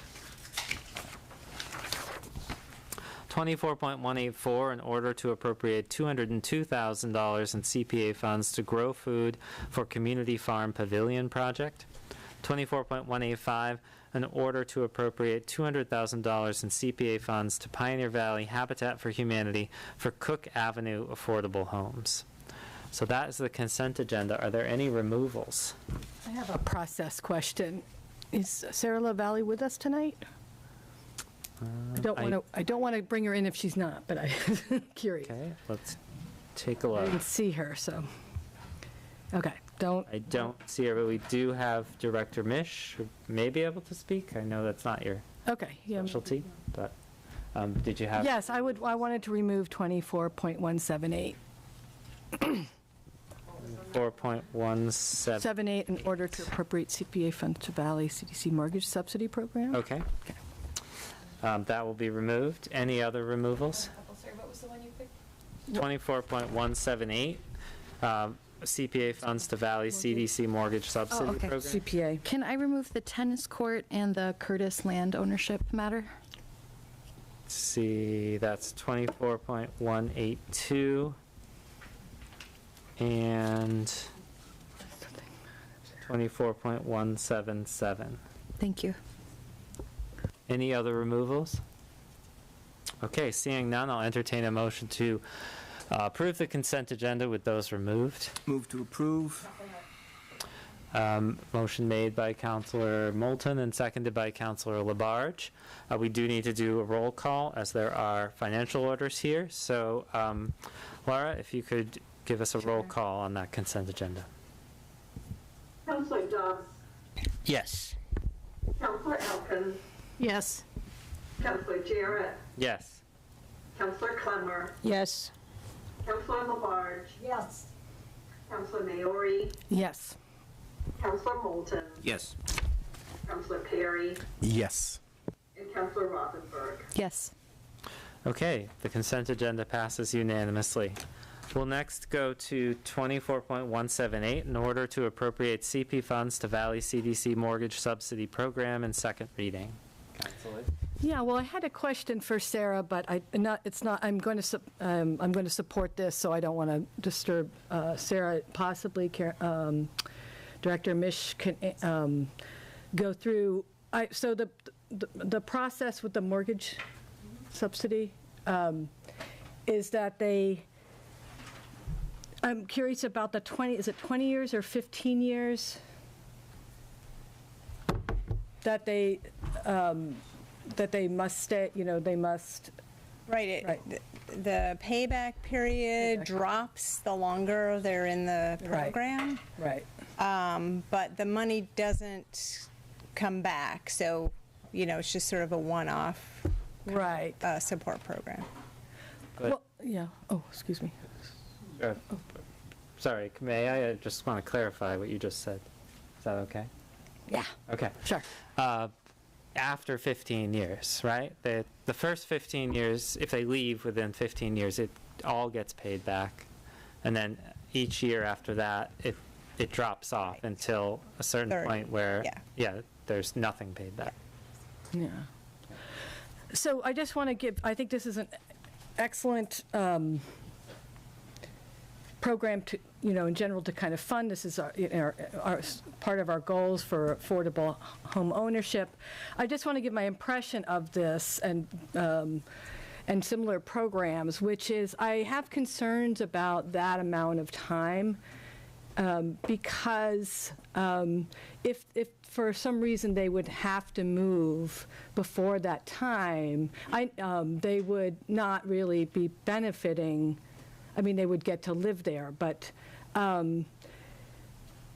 I understand, my understanding is that kind of time limit is to kind of keep people to make sure that the right people are getting the services, your target clientele, and that you don't want people flipping houses and all that. But to me, 15 years is actually really a long time, because when someone is low income and is having trouble buying a house, they probably are insecure in their job and in their employment, possibly. They are more thrown by big life events, like death, divorce, medical illness, and medical expenses. And this kind of makes it so they are locked in. And I'm concerned about programs that there's a fine line between kind of targeting your client and kind of policing and regulating poor or lower income people. This is home ownership, so it's probably, it could be a bigger range. But I would, if Sarah LaValle were here, I would ask her to give feedback to the committee that they really need to be thoughtful about these years, because every year like that is a big deal to somebody who is really struggling to live in an expensive city, even if they are kind of in their house. So that's my feedback. I'm going to support it, but I'd like to see a little bit more, I'd like to understand a little bit more about how we can really not just think about the income level, but think about everything that goes with that income level. Yeah, I mean, I can answer that. Essentially, this is a program that Valley presented. Right. They wanted it funded. Yeah. So it's not the CPC that's setting up these parameters. So that's one piece. The other piece is, I think you've probably heard from Habitat, Megan McDonough in particular, about when they do screening for home ownership, that these residents are coming in, they're buying sort of a forever home. And so I think that is sort of the underpinning of this, the way Valley has set up this program, is that they're really, these home buyers are, investing in getting, that gap financing for a long-term, stable living situation. But again, it's Valley's program, and so they came to the CPC asking. Right. So I understood that it was their program, but as the committee approving their fund, they could certainly kind of advocate for that. Advocate for making, not putting unnecessary roadblocks in, any person who's lower income and trying to live in our city. That's all. I understand it didn't originate from them, but they did approve it and send it to us. Yeah. Thank you. Yeah. I see Councilor Labarge and then Councilor Moulton. What I've just heard from Councilor Rachel Maori, I agree with that. I feel like with Habitat, they have an excellent program. And once you buy it, it's affordable. Once you go to sell it, it has to be sold affordable. And maybe at some point we can get Valley CDC to change their policy. I think that would be great, because look at the houses, Carolyn, that are being placed by Habitat. I support Habitat 100%. I've got them in Ward 6. They're just all over the place now. And people are so happy. People on Pertsburg Road, I have met them and everything, and they're so happy to have their own home. They're affordable. And I agree with what I just heard Councilor Maori talking about. I have concerns about it. It's not the same process like Habitat. So that's my feelings. Councilor Moulton. Well, so I think what we're saying, we can't control some of the external. I understand that. Yes, and yes, I know you do. So what we're suggesting is that what we can control is the CPA committee, and we can ask the CPA committee next time that Valley CDC. This is a continuing program. Could be. I mean, yeah. So if it is, then the next time the Valley CDC presents it, to ask the CPA committee to explore whether there are changes that could be made in that time period. That's kind of different. Thank you. Are there any other questions about this item? Then I would entertain a motion to approve. Move to approve. Second. Is there any further discussion? Okay, roll call, please, on approval of 24.178. Councilor Elkins. Yes. Councilor Jarrett. Yes. Councilor Clemmer. Yes. Councilor Labarge. Yes. Councilor Maori. Yes. Councilor Moulton. Yes. Councilor Perry. Yes. Councilor Rothenberg. Yes. And Councilor Dubs. Yes. Okay, that passes unanimously. Then, yep. Since public comments over, can we move the boxes out of the way? Sure. Yeah. We'll get 'em. Would you mind? Thank you. Thank you. The next one that was removed is 24.182. That is an order to appropriate $402,000 in CPA funds to JFK tennis courts and basketball court rehabilitation in second reading. It was removed by Councilor Rothenberg. Yes, I'm just wondering how much of this was for the tennis courts, and these are the same tennis courts that we gave $600,000 to last year? Is that right? It's all, 2 questions. Yep, so it's they've merged it into one project. As I understand it, I viewed the presentation that's available on the CPA page, but Director Mish wants to speak more to it. Are you saying it's $1 million for the two together, essentially? Right. Is it 5 tennis courts and 1 basketball court? Supervisor Kusners is online if you'd like him to speak to address the questions. Great, that would be great. Are you still a co-host, Supervisor? Let's see.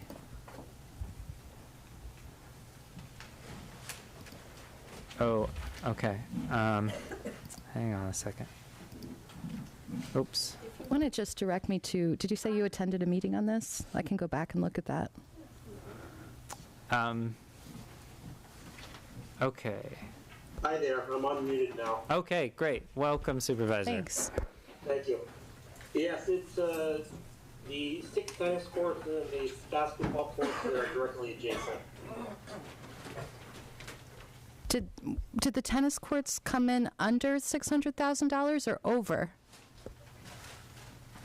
It was going to be over when Berkshire Design, our consulting engineering firm, then did the cost estimation.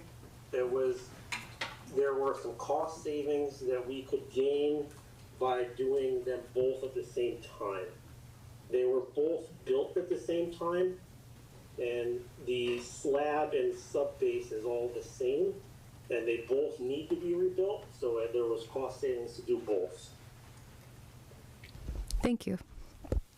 Is there any other discussion on this item?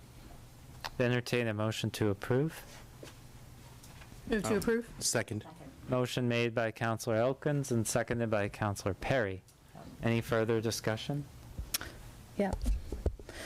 Councilor Rothenberg. I'm going to abstain just because I don't have enough time to check in right now with the CPC and get a real read on how they really feel about filling this gap. I know they've obviously agreed to do it, but I know there's also been some sort of tension about filling in some of these city gaps. So I'm just going to abstain. Thanks. Okay. Roll call, please, on approval. Councilor Jarrett. Yes. Councilor Clemmer. Yes. Councilor Labarge. Yes. Councilor Maori. Yes. Councilor Moulton. Yes. Councilor Perry. Yes. Councilor Rothenberg. Abstain. Councilor Dobbs. Yes. And Councilor Elkins. Yes. Okay, that passes with 8 yes votes and 1 abstention. The last item removed from the consent agenda is 24.177, an order to change ownership of a parcel belonging to Suzanne Curtis. This is in second reading. Councilor Rothenberg? No comment, just a different vote. Okay. I'd entertain a motion. Move to approve. Second. Motion made by Councilor Elkins and seconded by Councilor Clemmer. Any further discussion? A roll call, please, on approval. Councilor Clemmer. Yes. Councilor Labarge. Yes. Councilor Maori. Yes. Councilor Moulton. Yes. Councilor Perry. Yes. Councilor Rothenberg. Abstain. Councilor Dobbs. Yes. Councilor Elkins. Yes. And Councilor Jarrett. Yes. Okay, that passes also with 8 yes votes and 1 abstention. That brings us to the package. Well, actually, with the council's permission, I would like to move the resolution to, which is 24.186, a resolution to adopt the capital improvement program for fiscal year 26 to 2030, up in the agenda so that we may discuss it now. You know, there is no, we don't vote tonight on this resolution, but this allows us to have a full discussion, if we wish, of the capital plan before going into the individual orders. So seeing no objections, we will move into that resolution now. Is there discussion on the capital improvement plan?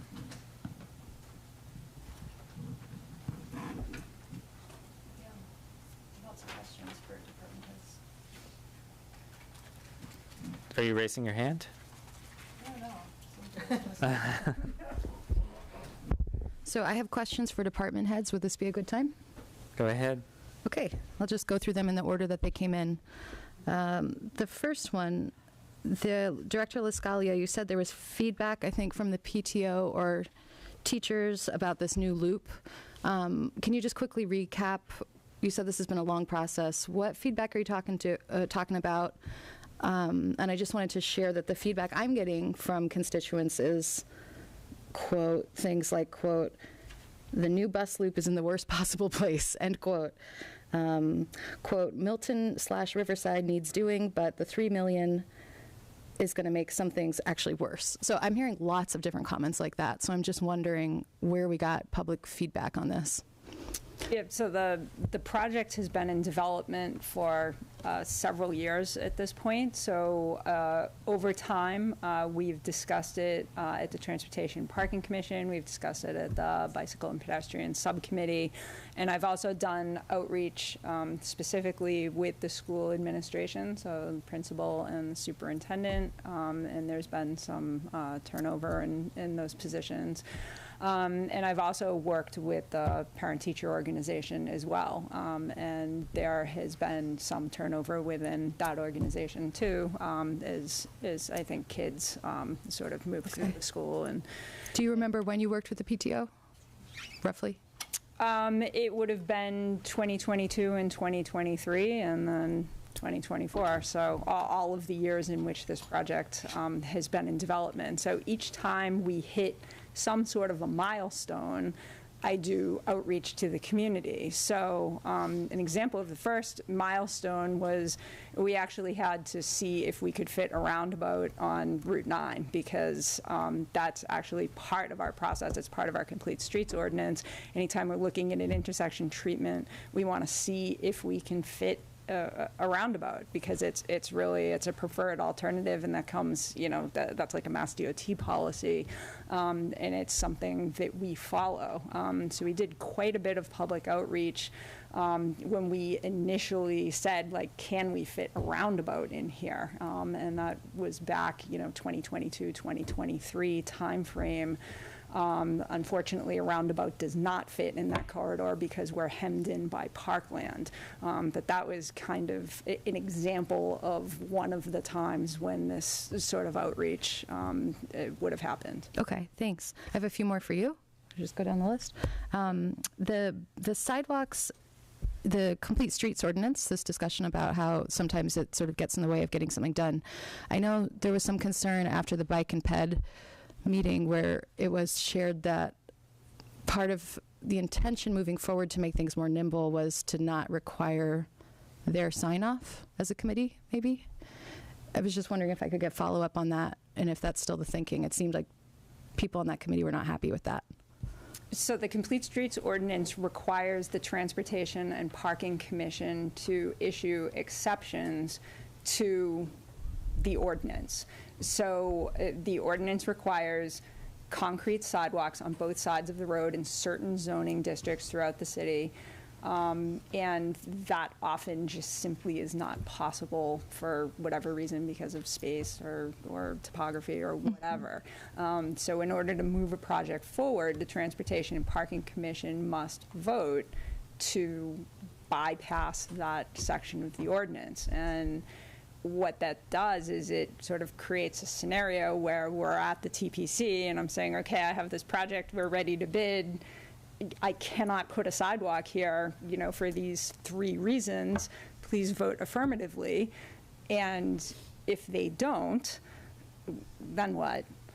And it's just a very difficult position for a volunteer commission to be put in. So Carolyn and I have been working to potentially make some tweaks to the language in the ordinance. We've had conversation with former Councilor Nash and Councilor Jarrett, some conversation with Councilor Elkins around this, to try to move to a place where we have a little more flexibility in this ordinance, because we have so much deferred maintenance in our sidewalks.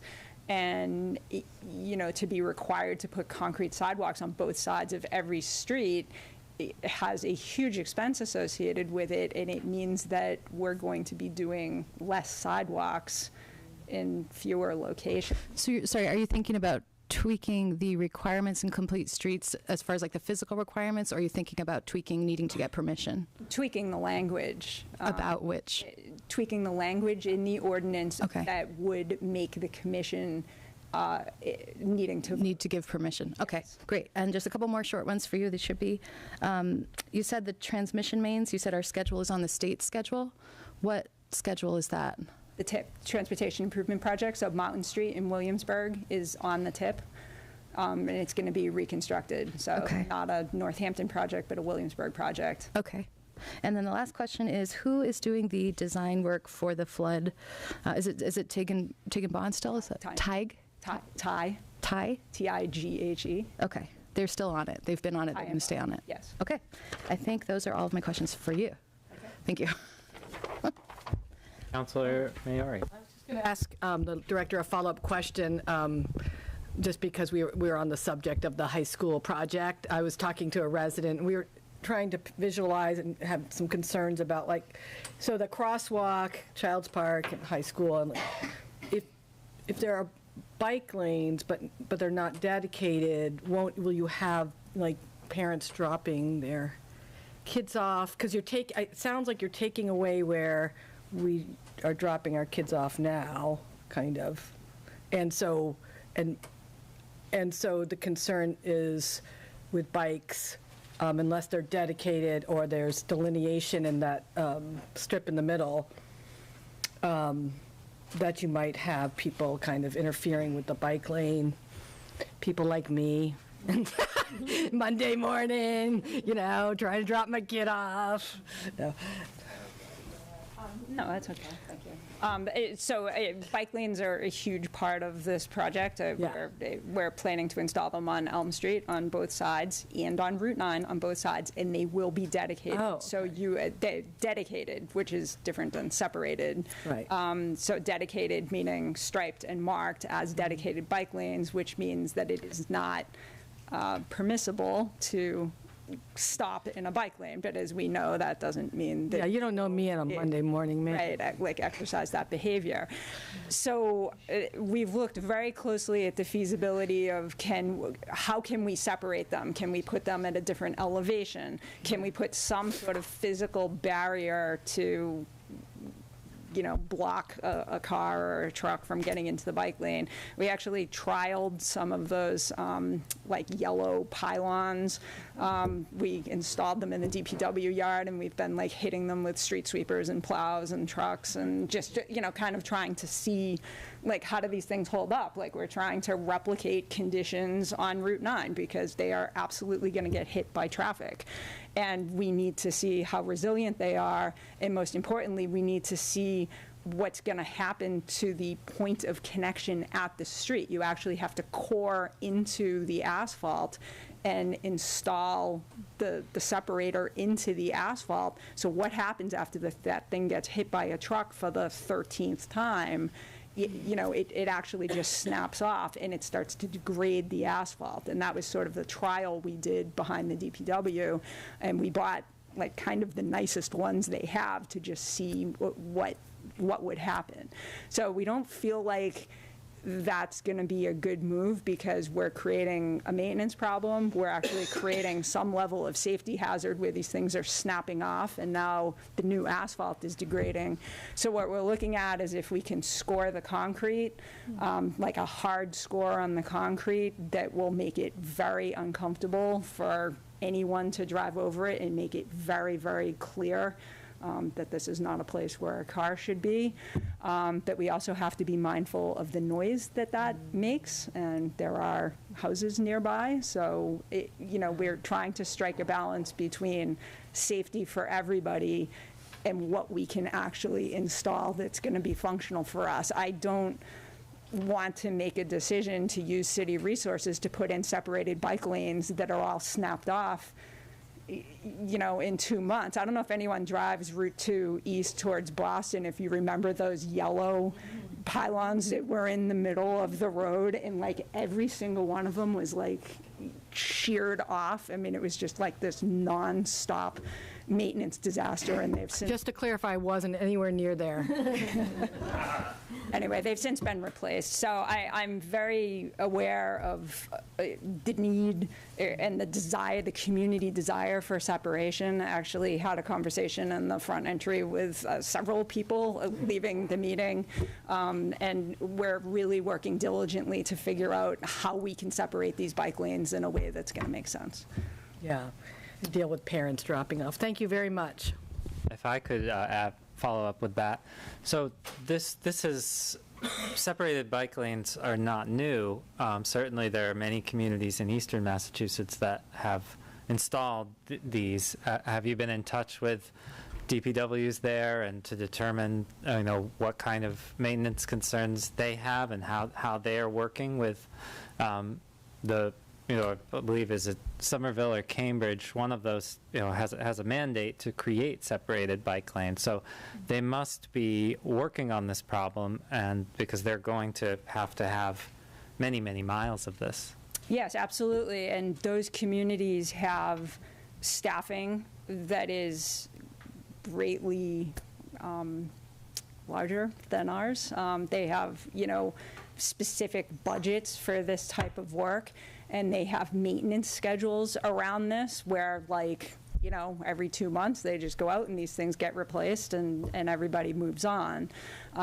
So these are things that we have to think about if we're going to install something like this. We have to have systems in place so that we can maintain it. And a good example of this is the intersection of South Main and Federal. We sort of trialed those delineators there, and they are a maintenance problem for us. I've had a very difficult time getting a contractor mobilized to repair those.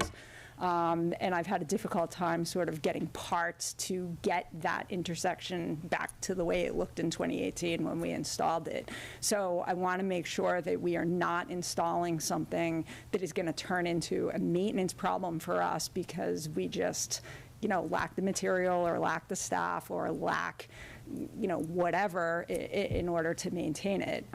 Specifically when you have something that is going to snap off on you, this is a maintenance issue.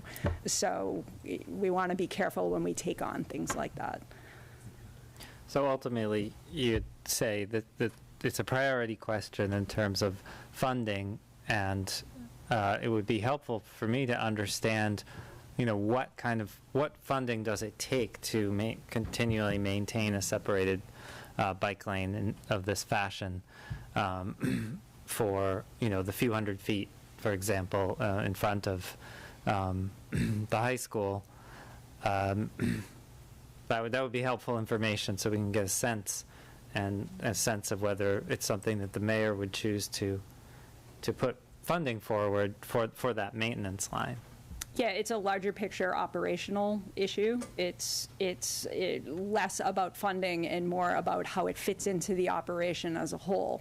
When we're running to patch potholes on 160 miles of roadway and, trying to get on top of that and then sort of installing something that we know is going to be a maintenance issue for us, it's less about, I need another $10,000 to do this, and it's more about we actually lack the personnel capacity to do this. So now we have to have contractor capacity, and can I mobilize a contractor to do this even if it's just for 300 feet or 400 feet? So is there a different solution?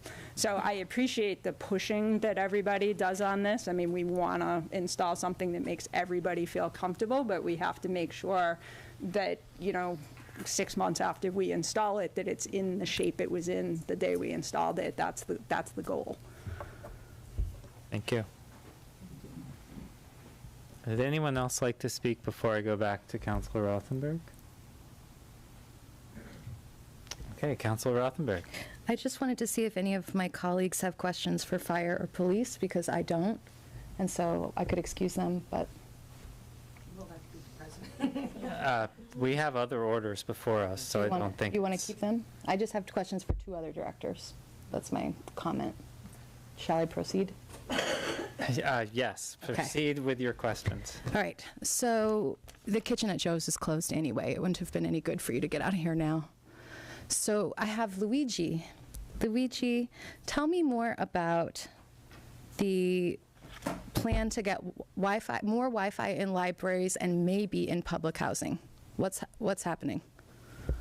So, yeah, so we realized that we can provide easily public Wi-Fi for libraries, since they are such an important part of the city, and as some of the center where most of the events are organized around. The cost is relatively limited, and we have the advantage that all the libraries are on the city fiber path, so we already have presence over there. So it's pretty much a no-brainer as a project. What was the second part of it? Public housing. Public housing. So it would be great if we could offer access or easy internet access or free to the vulnerable part of the community. Normally, that is something that we potentially would ask grants for and work together with the public housing authority. To scale that in something more limited and so more obtainable, we were thinking of extending a little bit the fiber to the public housing. They are really, really close to our fiber path. And at that point, create points for public Wi-Fi over there. At that point, anybody could potentially just go to the window and potentially access the service. And Wi-Fi has a bigger coverage than actually going into the building and cable every unit or create a smaller infrastructure inside the building. So it's more efficient and easier to do. Great, but no plans yet to actually do it. Just an idea. It can be done. We would like to do it. Part of the capital investment is there.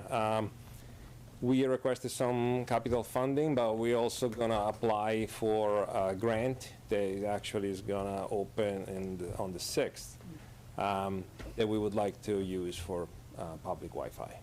How much more money do you need? We estimate about $50,000. Okay, thank you. Are there, yes. Yes, can I slip in a question here for Director Absolutely. Yanni? Yes. Thank you. I had a question about one of your bullet points on the slide referring to replacement of city computers, and it was reduce the number of devices while improving mobility. Can you explain that? Yes. So we have noticed that when we provide laptops, and laptops come by default in our configuration with a docking station, they can replace the regular computer that are in offices. But also they have the additional advantage that the staff can bring them around. They can bring them home if they work remote or anywhere they go. We have seen that in the past the city had a situation where people have their own desktop computer and a laptop, which is redundant and is not really necessary anymore. And so we try to consolidate, make things more efficient, and again, remote work, or in case of the asbestos remediation, is a big value to bring that kind of mobility. And that doesn't impact anything in terms of performance. The machines are absolutely fantastic and performant as a desktop unit, so there's really no need to go one way. Thanks. Sure. Councilor Elkins. Yes. First of all, thank you for your presentation tonight. It was very, very detailed. That Wi-Fi grant that you mentioned, the application process starts soon? Yes, on the 6th. Okay. I just want to make, just asking, is there anything time sensitive about it hinging on our appropriation and passing of the order? Okay. We're still going to do it no matter. Okay, just making sure. Yeah, appreciate that. Any other questions for Director Ottaviani while we have him here? Go ahead, Councilor Rothenberg. Okay. I had questions from parents come in while you were speaking about the Chromebooks. They don't love them. They said they're denting very easily. But they also are just wondering, like, they didn't quite understand your comment about how you're saving yourself maintenance by changing to these. And they also were like, really, how is this going to follow my child for 7 years? It can hardly follow it home on the bus. What's your plan? They want to know more. Sure. So in terms of how long this machine can live, these are high-end devices, are comparable to a business laptop in terms of performance. So compared to the current standard Chromebooks that we have in school, consider them 10 times more performant. They're Chromebooks? But they're newer Chromebooks? Correct. They have a bigger screen, they are partially in metal, they have a higher spec in general. They comply to what's called Google Chromebook Plus, so it's guaranteed that Google will run on the machine for at least 10 years. They are made on purpose to be long-term. So that is the kind of device we're looking for, not the traditional Chromebooks. They are very, very cheap, tend to break a lot. The problem of the cheapest device, and again, we're talking about a fleet of about 3,000 devices, is every school year we have to collect them all, clean them up, fix them because most of them die, store them and redistribute them every year again. And that is a extremely time-consuming process. We don't really have that much stuff to do it. We can do it, but it feels a lot wasted. The idea of giving students a device that can follow them and they can have for one-to-one for 7 years, in our opinion, reduce dramatically that work, and also reduce the idea of like constantly throwing away devices and buying them, which is really wasteful in reality. So going for high quality, and the other part of not only high quality, but we bought them with very good warranty. So if a device is broken, even accidentally for a few years, it's covered. So we don't want to. Great.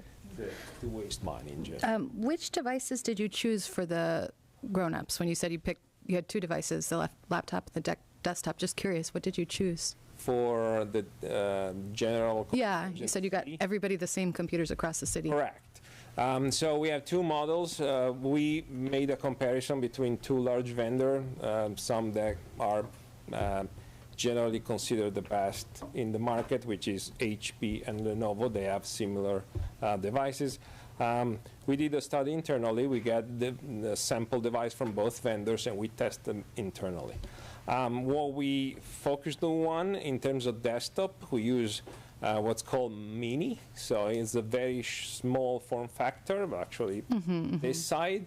They are extremely energy efficient. The processor are low power, even if they are performant, so they can be kept on all the time, which is great for security and other aspect. They all come with 5-year warranty. They have specs enough to run any operating system and software that is needed. That's one part, are the desktop. In terms of laptop, we went for, I think it's an E14 series of Lenovo, and I can provide the spec as needed. These are devices that we tested internally. IT has used them for a couple of years. We really liked it. They are extremely affordable. They are extremely performant. And again, it's field tested. So we wanted a device that is the same for anybody. IT use this device. It's not like, oh, we have the special stuff that is better and then like the regular stuff. No, it's exactly the same device. I saw you had a giant box of Lenovo's behind you. Correct. Those are wall of some. Lenovo boxes. They are the same we give to the teachers. So everywhere, it's always the same device. Okay, great. So my last question for you is, can you tell me more about this process to scan and digitize the blueprints for current projects? And you sort of mentioned that in passing towards the end. One of you mentioned that. It's not much about the blueprints. Well, there is a project, but it's not really related to us. I was mentioning about this software that we use for archiving. It's called Laserfish. That tool has the capability of acquiring scanned document and index them, so it's make them actually searchable. Correct. We are researching actually with Kappa a few options to have all this massive amount of documentation filtered down by department, because there's a lot of document that don't really need to be preserved, like printed emails, stuff like that, Right. not necessary. And we are working, trying to find a few company that can provide the scanning part. So having professionals scan, because Right, running like this ARC document solutions. would be a waste. You can do that. They can do the service, they can provide the file, we can ingest into the platform, and the platform make them indexable and available public. And did you have a sense of how far back you would be going in terms of, I think you said only active projects? Active contracts, active documents, active blueprints? That was a central services question, but. Could be anything, there's no limitation. So you might just digitize everything you've got? The idea is. Director Weil, my last questions are for you. Do you want to take over? Luigi, thank you so much. Just quick, I mean, does anyone else have a question for Dr. Ottaviani, or can he go home? Does anyone else have a question for him? I have like one quick one. Councilor Perry. I'm just curious. Again, thank you for your in-depth presentation. I'm just wondering, with all the consolidation you're doing, which seems great, talking about all the devices, being able to monitor things, will there be a savings in security as well? Will it be easier, or? Yes. Yeah.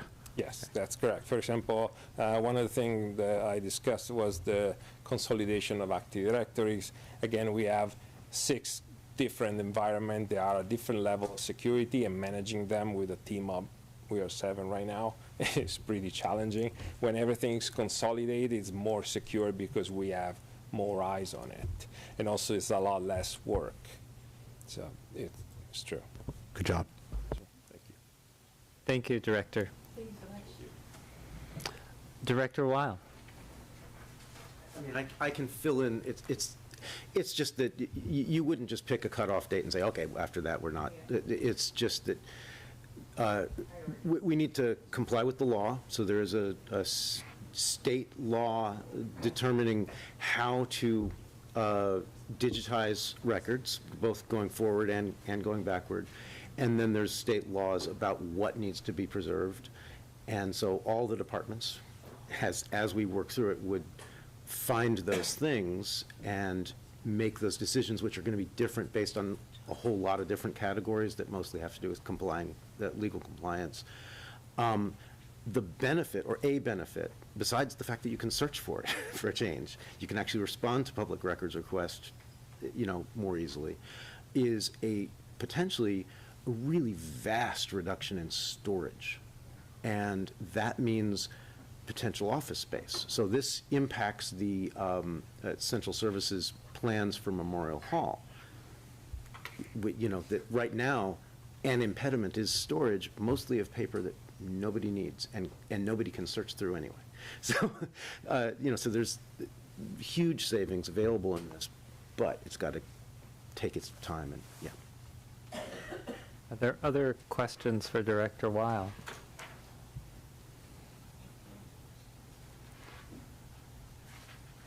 No more questions? Go ahead. Okay, so the design and cost estimate for, I think it was for the library, this whole conversion process, you were just at that phase, right, where you have done the design and the cost estimate? There has been a complete design. Right. Who did that? Dietz did that. Okay. Right, and Hesnor Engineering is their sub. Okay. Similar question for the schools, leads and all of that. You said you've already gotten some guidance from other consultants about a plan about how to approach this. Who is that? So that's going to depend. So leads has been kind of under process. So like the windows were done. We had all these phases. Our approach for the ERV thing. So the ERV, well, there's more than one ERV component. That actually was done by me.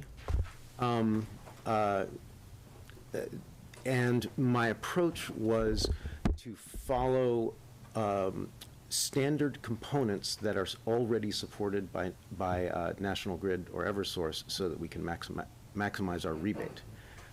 So it's all modular and standard, and that meant that we didn't have to go out for endless rounds of engineering.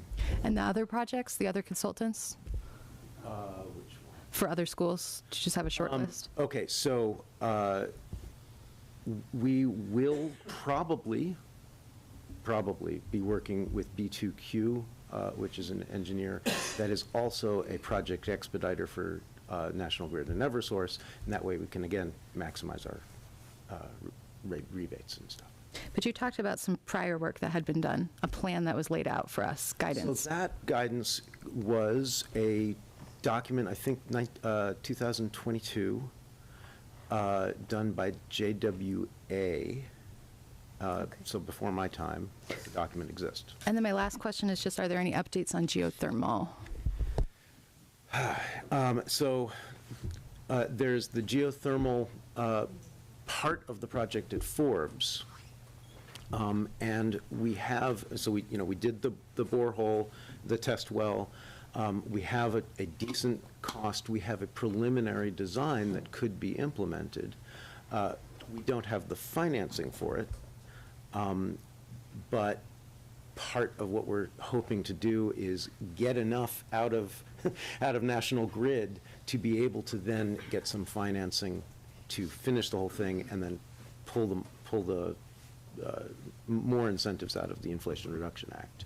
And sorry, the geothermal project with Forbes, that's a future project? Is that in the SIP? That's not in the SIP. Okay. Because we don't know how we're going to finance it. And so we essentially have it designed and costed, and it would be great if we could roll it forward in time and actually get it done all as one project. And some of that is what I'm kind of negotiating with National Grid. There may be a way to finance it, essentially 0% financing through National Grid over a 5-year period. And so we're just not done with all the details on that. Yeah. I just wanted to step in to say that the conversion from us getting away from steam to hot water lays the groundwork for us to be able to go to geothermal. So it's just a really smart process to move forward and sort of gets us ready. And I think Dr. Wheels, all of his guidance is really like thinking 2, 3, 4 steps ahead, and with a building like Forbes, it's really expensive to heat and cool, and also it will hold the city back from reaching the net carbon neutral that we want to be in 2030. This is going to get us one step closer. Thank you, Director Downing. I didn't realize you were still here. And as always, Ward 3's regards to Paco. And thank you for making such a beautiful space for the teenagers and the young adults. I can't wait to see that. Are there other questions for Director Weil? Okay, thank you. So it's now 11 o'clock. I would like to see us out of here by midnight from a human perspective. So I'd like to move to the SIP orders and then talk as a council about how we want to proceed with them. There are also some other orders, I think, including one that I've heard at least one request to potentially vote on tonight. So I would like to get to them. I need a few minutes just to eat and gather my thoughts. Okay, we'll take a 5-minute recess. We'll be back at 11:05. Can the department heads leave, or are there going to be more questions when I don't know yet what the council will decide to do. But hopefully we'll know that shortly after we return. Well, I don't have any questions for them. I mean, do we want to make a decision? We're in recess.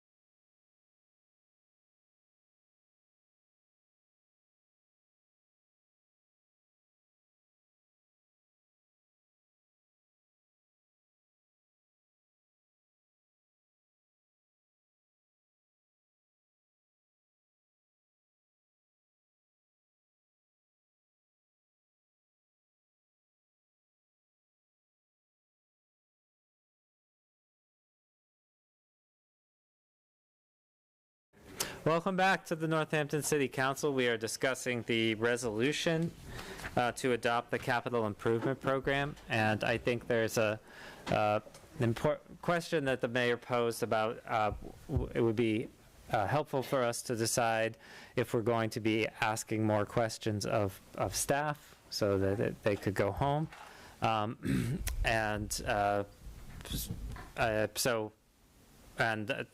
I think we may want to think about, in general, how we're going to go about discussing both the remainder of the resolution and the 14 financial orders.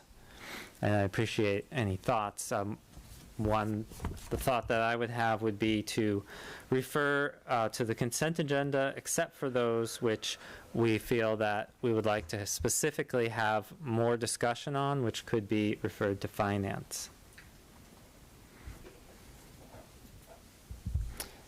So I'm kind of just to get a sense of where we want to move, even though we're in the resolution, but I'd like to think about our general referral process, whether that's the resolution or the other orders. Councilor Rothenberg. I muted you. It's okay. It's okay. I wouldn't be able to meaningfully make a recommendation about individual items tonight. I was hoping for a full referral, unless there was something you wanted to pull that needed to be approved quicker. I don't see why finance wouldn't be able to set aside things that are not of, I don't see why finance wouldn't be able to, I don't see why finance wouldn't be able to filter out themselves once it gets to them what is the biggest priority. So Councilor Jarrett was suggesting that perhaps we would only refer a few of these orders to finance, or we would handpick which orders we refer. And I'm saying that would be not something I would be prepared to do tonight. I would rather postpone the referral or refer all of them. Thank you. Councilor Maori. No, I was just going to add that, the concern, I guess, as the chair of finance, if items are referred, I would like to know priorities so that we can not have to have all the staff make that stop. So maybe there's a way we could at least discuss that, or so that if items are referred, I will know what staff I can tell, that they don't need to be there, or what staff should be there. Councilor Labarge, your microphone. Thank you. I'm a little unhappy about what occurred here this evening as a city councilor. We have our fire department, our police department. They've been here for hours and hours and hours.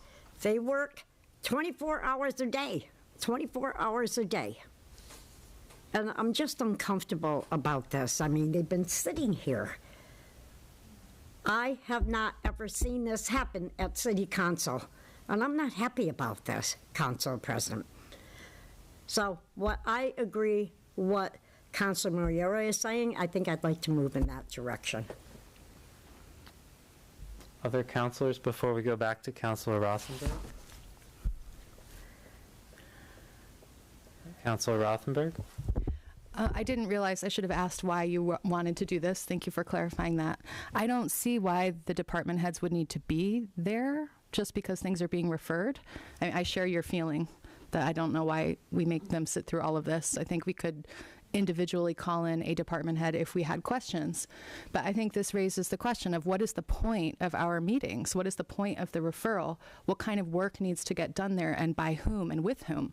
And I think the work is with the Finance Committee largely. I would argue that it should be the four of you doing research and analysis and having discussion with the public. And maybe sometimes you need to call someone in, but I don't think the default presumption should be that this table or these department heads have to be here with us when we're doing the work. Councilor Elkins. Yeah, I think obviously the department heads, if we're going to have a discussion about their projects, they must be here. It is, so I don't think that, I think we either use their times respectfully and bring them here and talk about their specific projects, or I mean, the public has all kinds of opportunity to give us input about projects. We're not going to have people coming in and saying we should buy a different brand of computer or it makes no sense to me why we would do a finance meeting and talk about these projects without the department heads that are for the relevant projects. So if somebody wants to make a motion for what would be referred, we can vote on that, but. Directly respond. Councilor Clemmer, and then we'll go back to Councilor Rothenberg. Yeah, a couple of things. It helps to clarify what's going on when you have department heads here, so we can understand the projects, and they've been really helpful explaining them and answering questions. And also, I'd like to know if any of these projects are time sensitive too, that if we delay and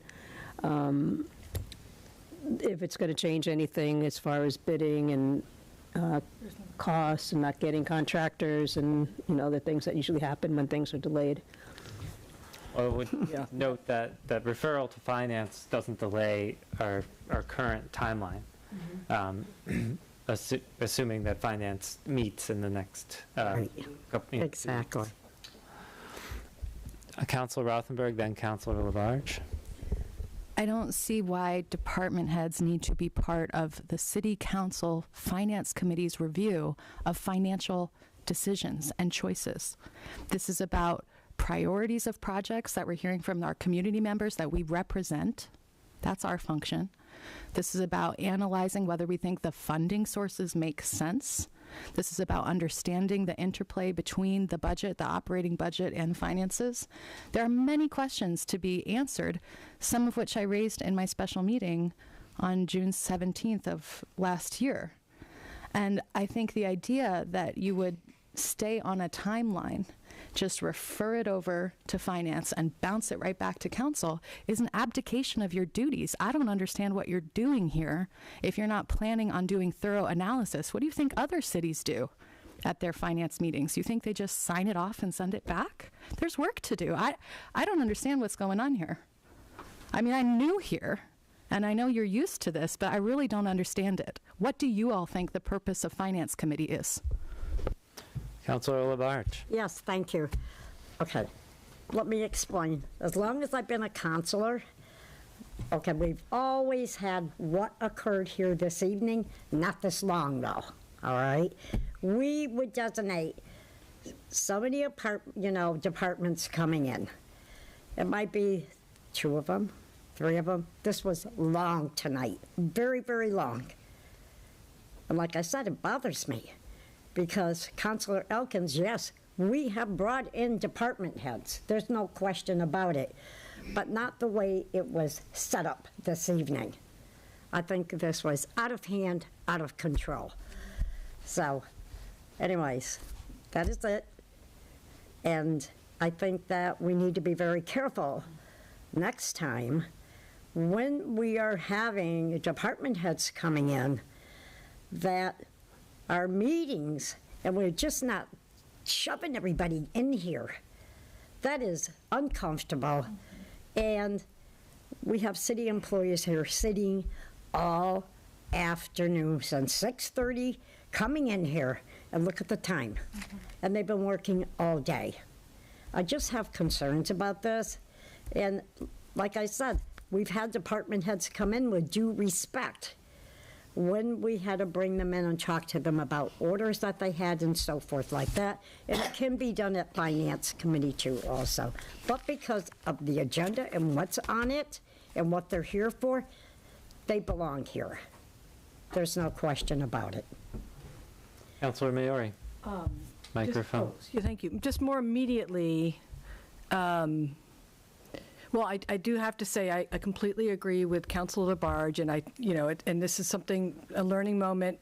Next year we can think about it differently because we had presentations, but it's not like we had some full spectrum every item so that we don't have to do it, So so that part and because it is a public hearing, and the public really had to wait a very long time to engage. So that part wasn't great, and having our staff having to wait. So So I'm wondering at this point, it sounds like we're talking about referral. Do we think we need the department heads here now? Does anyone feel like they need to stay for any?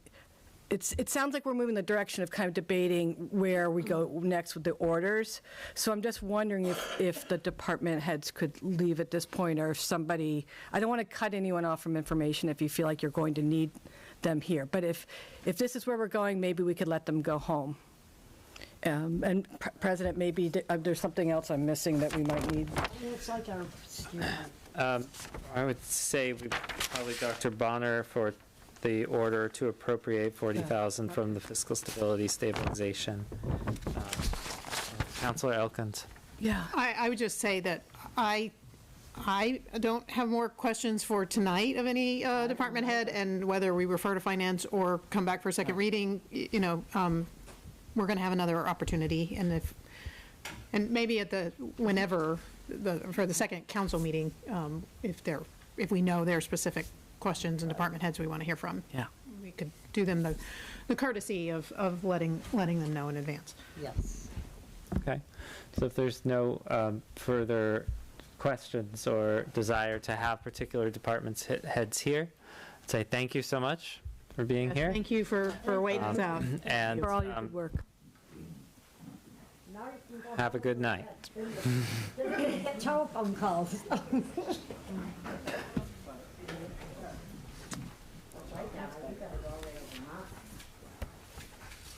Okay, so.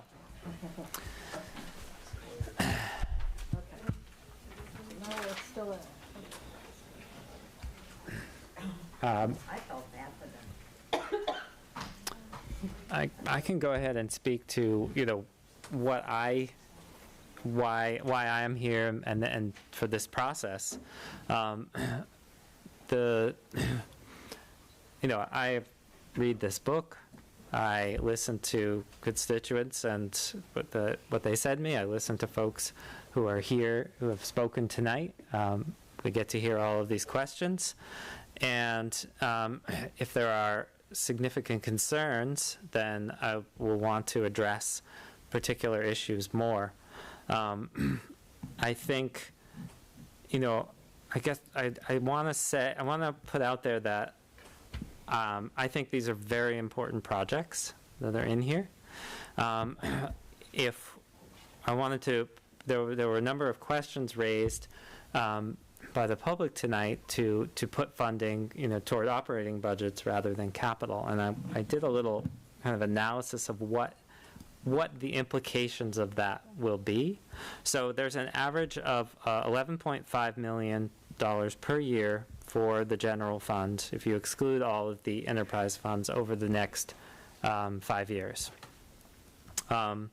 So to say you wanted to add $2 million per year to the Northampton Public Schools budget, and you assume that that needs to increase by a conservative amount, say 3% over the next 5 years, we would need to cut $10.66 million from this capital budget and all future capital plans. Right. So, and that does not mean deferring maintenance. That would require future revenue that we, don't expect to have if you were to cut that. So, in that perspective, I think that we need to look at buildings that would need to be surplused or projects that would need to be permanently abandoned.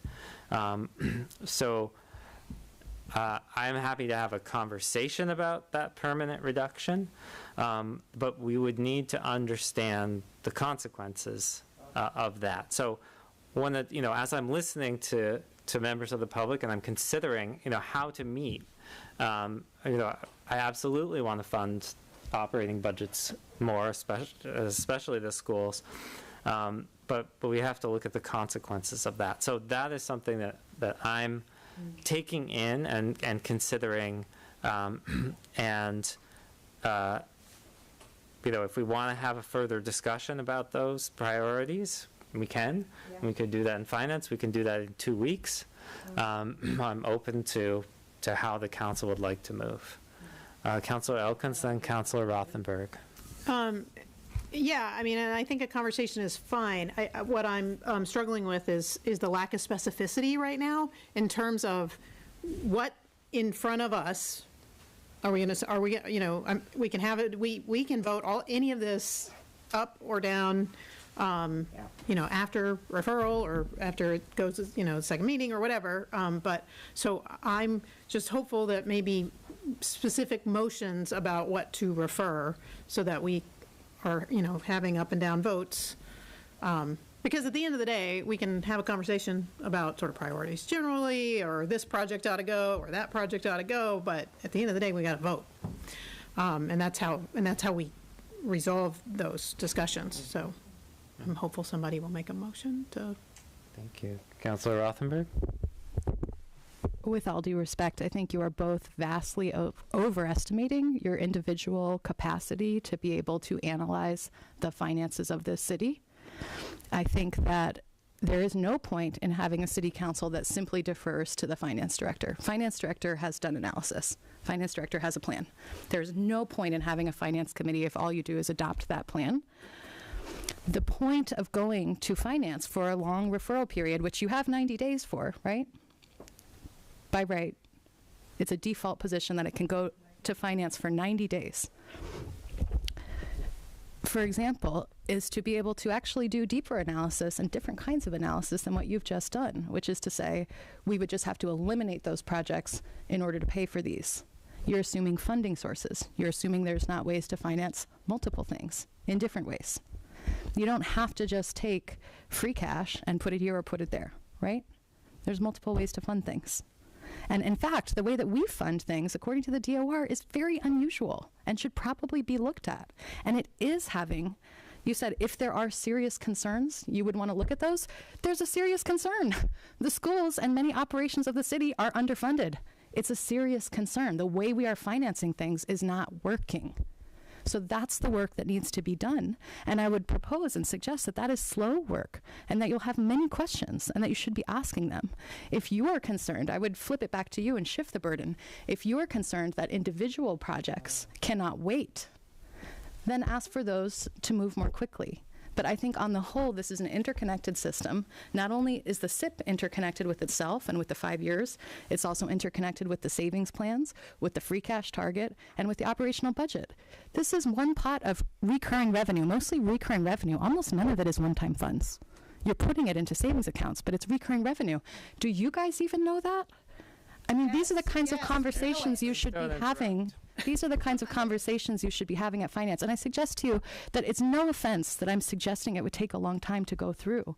I'm not trying to insult you, but these are complex things that we should be examining in detail, and we don't have the experience of having done that, and we don't have experts on staff. I mean, there's a lot of infrastructure to build to actually do this work. I don't think you've done it before. I would really like to see you do it. I would like to see you do your jobs.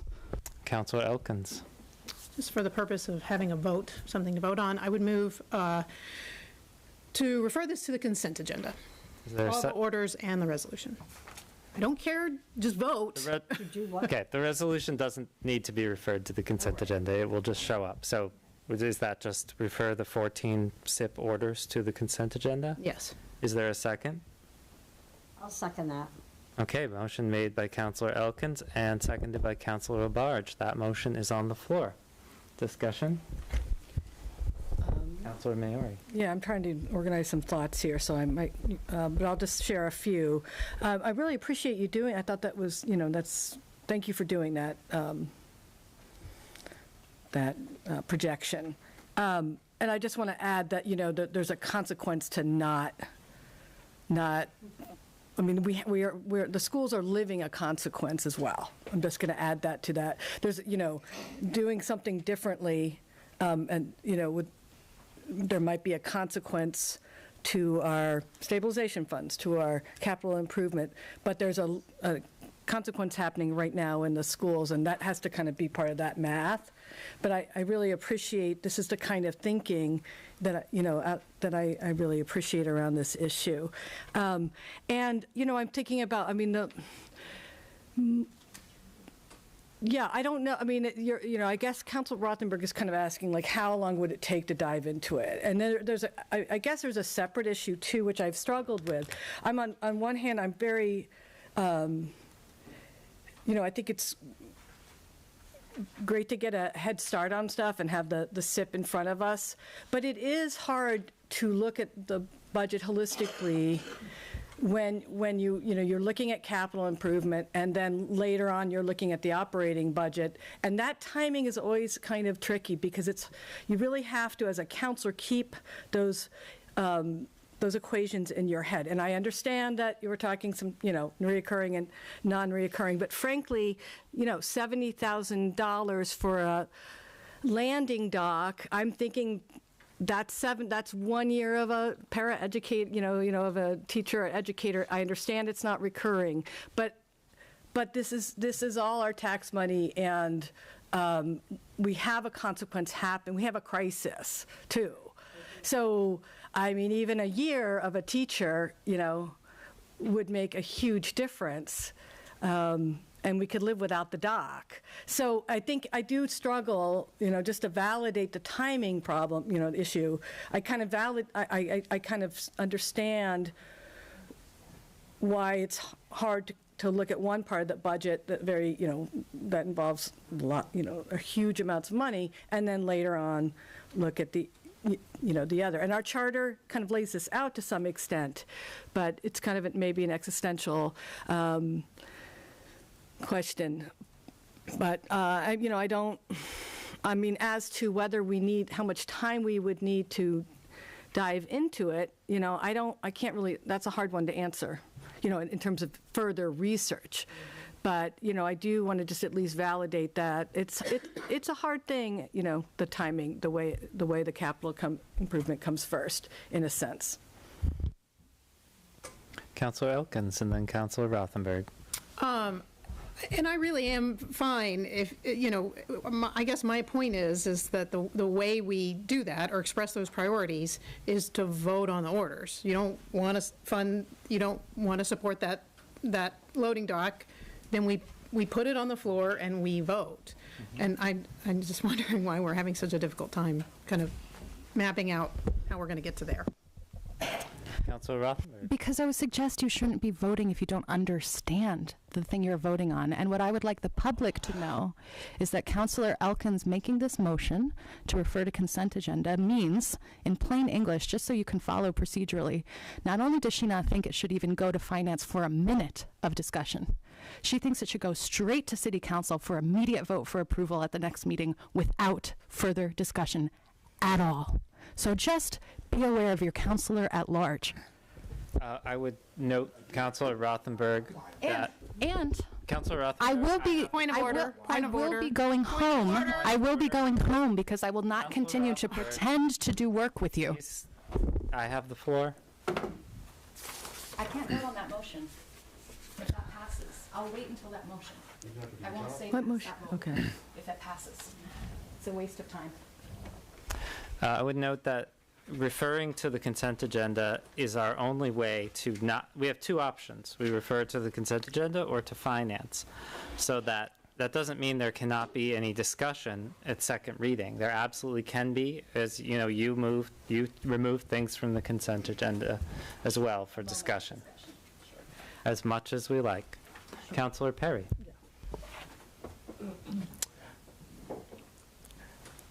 There, in this capital improvement program, was a lot of work done by these department heads, and I feel the same way that some of us have. That we, these people have not only given themselves to the city, but they gave their time today, and their time and effort went into all of these recommendations. To say no experts touch this is a blatant lie.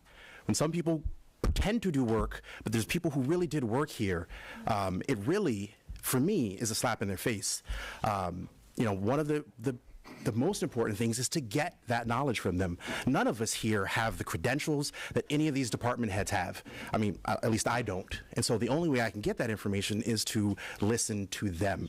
And times like this is great for public impact or input, but also it is a time to remember that, the people who are working for us care about the city and they're prioritizing what they see needed to be done. And we can go back and forth and see which things or are priorities, but they also all come with consequences. For instance, a loading dock, might seem like nothing, but people could get injured. There are people who load things, kids.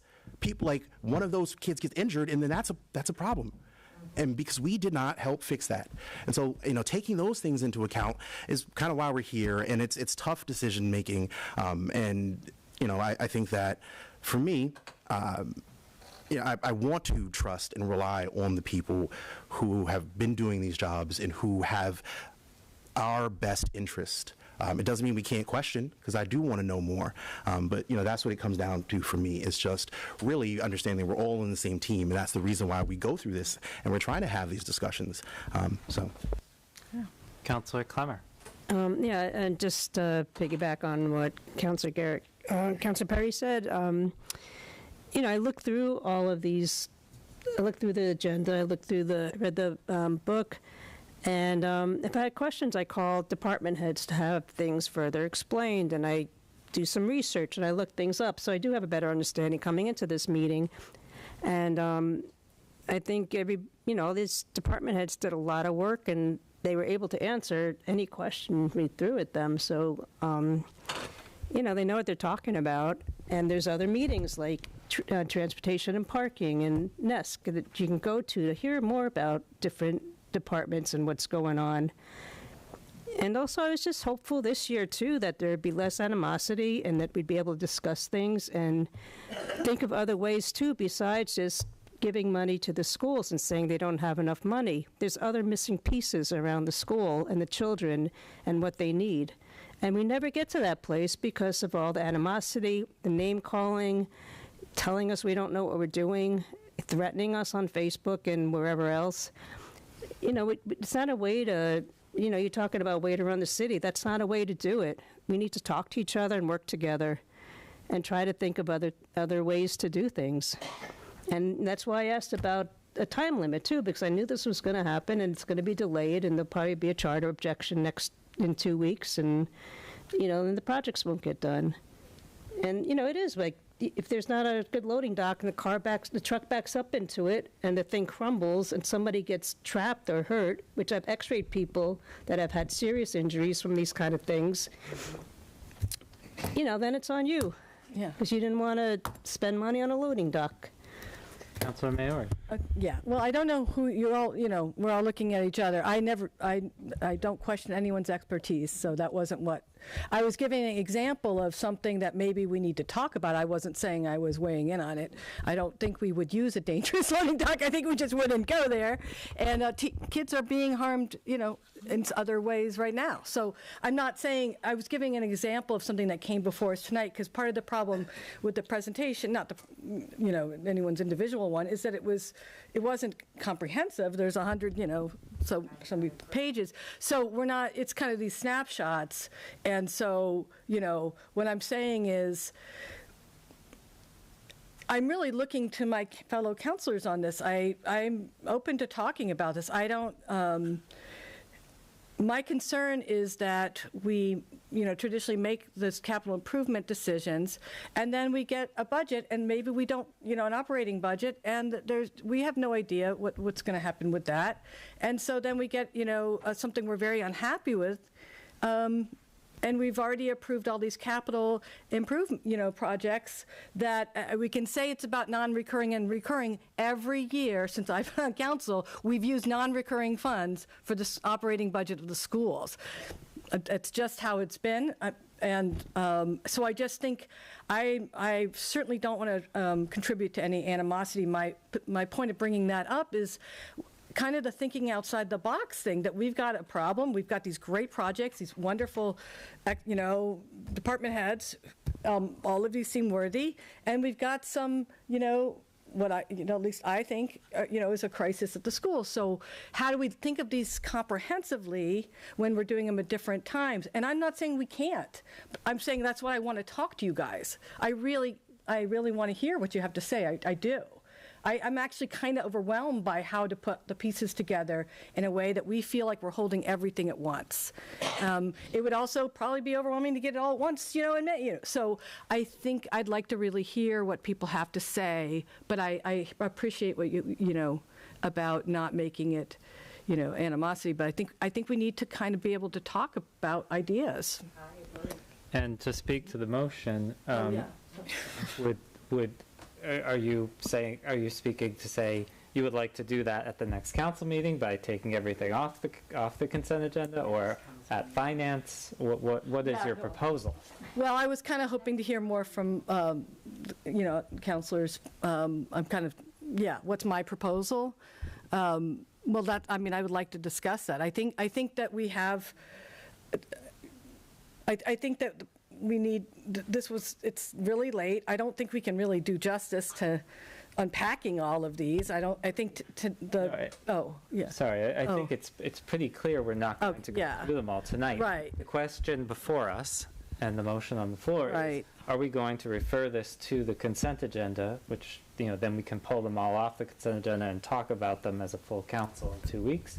Yeah. Or we can refer some of them to finance. So, I was going to say, I think I would think we should refer it to finance, because I think it's going to be over. What I was saying about tonight's meeting is, what's next council meeting going to look like? Mm-hmm. Are we going to be doing this at 11 o'clock at the next council meeting, or special council meeting, or I would love to hear your ideas, or other subcommittees. I just think that this is, we try to, it's a lot to unpack all of this, and so we need to dedicate some time and space to do that. And is that going to be, I kind of doubt that mixing it in with council meeting, other council items, I'm concerned about that. Understood, yeah. So you're not in favor of the motion?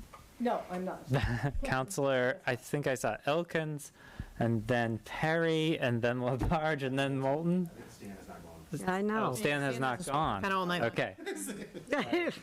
Then everyone may speak once before anyone speaks twice. Council rule. Go ahead, Councilor. So, first of all, I appreciate all the work that has gone into this book, the presentations tonight, and we have experts on our staff who we rely on to make decisions that are informed, and to explain to us why they're making those decisions, and what are the benefits of the projects that are being proposed. So I want to say that first. I don't feel strongly about getting this package referred to finance. I think that President Jarrett has raised the bigger picture question of examining what would happen if we reduce the capital budget by, I believe it was 10.6 million? Is that what the figure you mentioned? Yeah. What would be the consequences of that if that was instead directed at the operating budget? That is the kind of big picture question that I think the Finance Committee could discuss. Was Councilor Elkins next? Yeah. I guess my struggle with that is that because of the charter and the budget process, what is in front of us is a series of orders, and I think that the way we have that discussion is I think people have got to make suggestions about what we ought not fund, and persuade other counselors to vote that way. And that's what I'm getting at. It's not that I don't have a discussion. It's that we're not gonna we may not come to consensus at all about whether or not, in general, that's what we want to do, is make a 10% cut, which I'm not proposing that. And even if we did, what projects would cut? Right. But at the end of the day, that involves voting on the orders in front of us. And so, just to be clear, I'm happy to discuss more.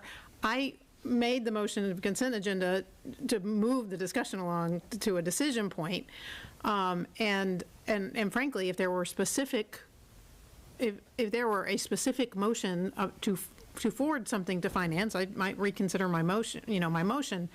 I'm just trying, this is not the forum, I think, that we can really have a big picture discussion about policy.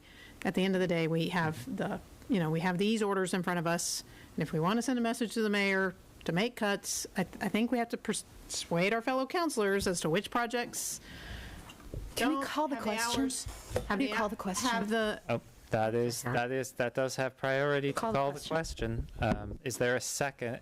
Wait, there has to be a second on calling the question. Call the question means we vote right now. Does anyone else want a second? Your microphone's off. Is this the motion on consent agenda? To refer to the consent agenda. Right. Is there a second? I'll second that. Okay. There's no discussion on calling the question, so I want to do a roll call. Just repeat, because usually, because I'll call the question. Yeah, sure. Okay. So that means when you call the question, debate cease. It means debate will cease, and if calling the question passes, we will go right to a vote about the motion that's on the floor. Is everyone clear on that? I don't know.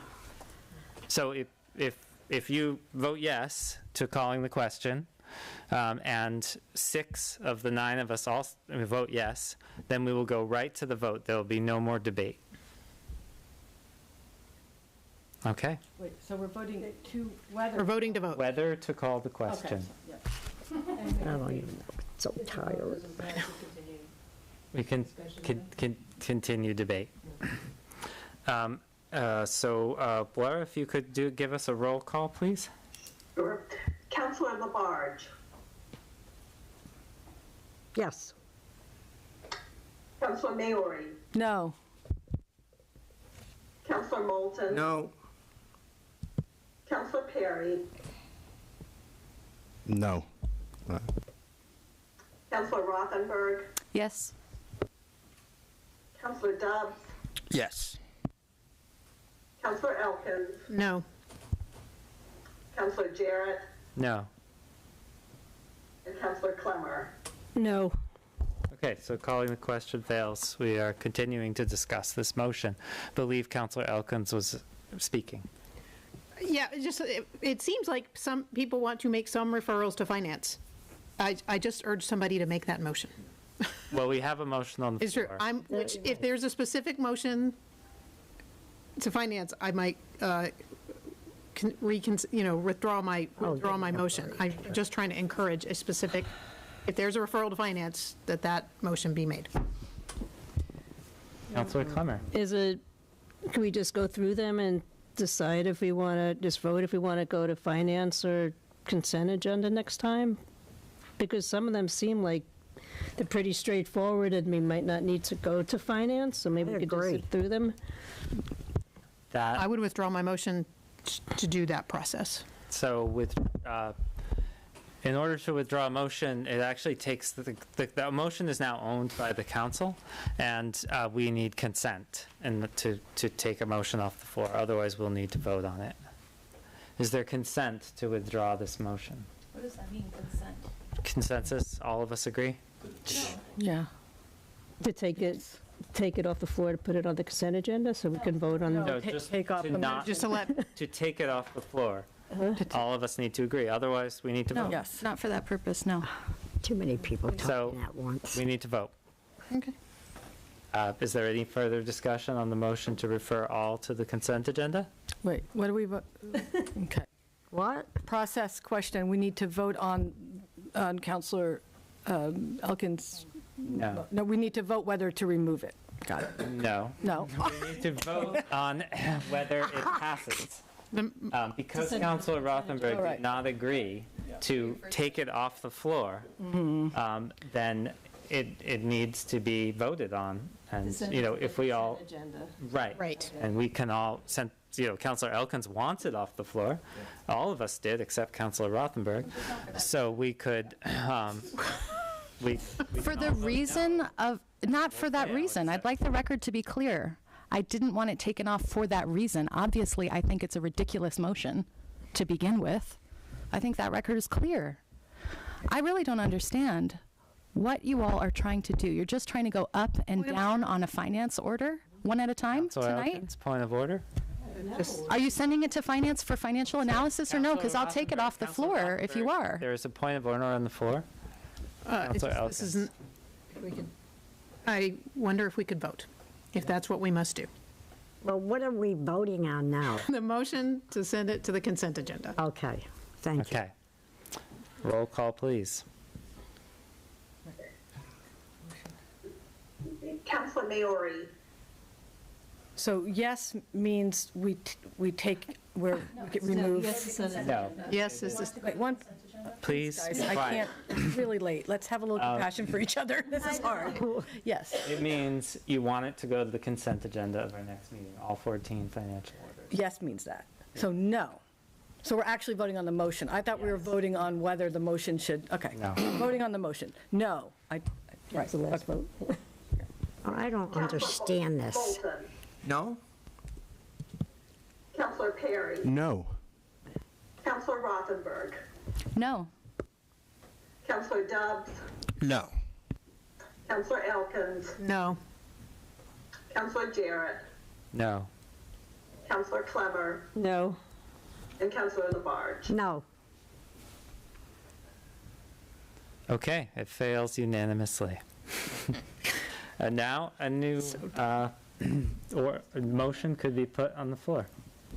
So a motion to go through the items and decide to send it to either the consent agenda or finance.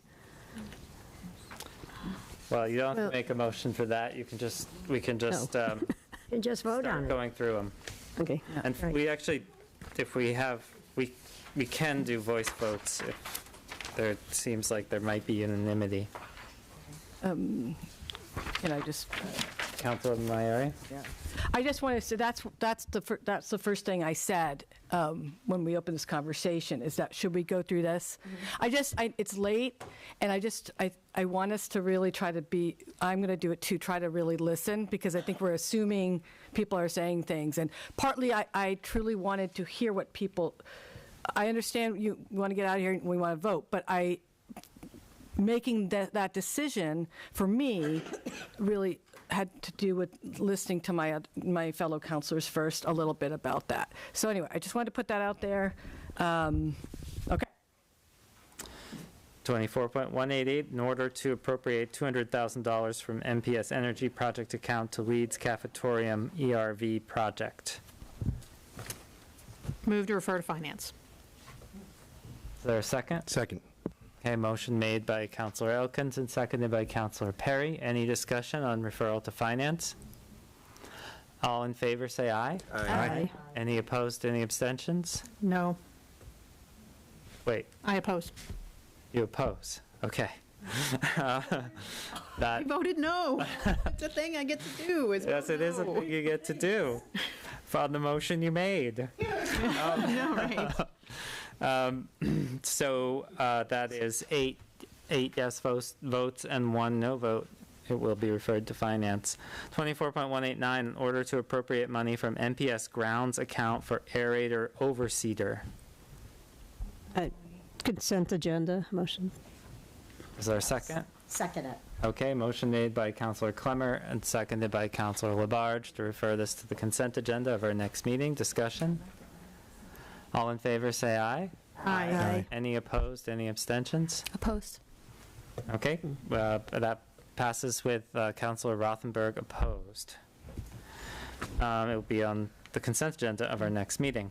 24.190, in order to reprogram money from various accounts for Academy of Music roof work in first reading. Move the consent agenda. Second it. Second. Motion made by Councilor Elkins and seconded by Councilor Labarge. Any discussion? All in favor? Oh. Go ahead. I mean, I would like that to go to finance. This is a lot of money, and it's a project that needs we have a lot more, questions, and unless you want to do it again at 11 o'clock and, at a council meeting, that to me seems like something that's, significant amount of change that we could unpack it a little bit and take it off. I mean, part of it going to finance is to take it off of the work of full council, so we're not here at whatever time it is. Just putting it out there. Okay. This is a $218,000 order, moving items that have been reprogrammed from other projects. Is there any further discussion? Councilor Labarge, your microphone. What do you want to do? I can't hear. I'm really having a problem with it, and I'm Okay. taking it serious. Oh, absolutely. Well, we need Okay. to address. Rachel, so, what did Councilor you wanna Labarge, we need to address this issue. So we need to see if we can replace batteries. Perhaps that's the Whatever. problem. So, I want to finish asking her a question, then I'll talk to you. okay. Yeah. Okay. What do you want to do here? So I'll just, the general thing, this isn't about supporting or not supporting these orders. It's about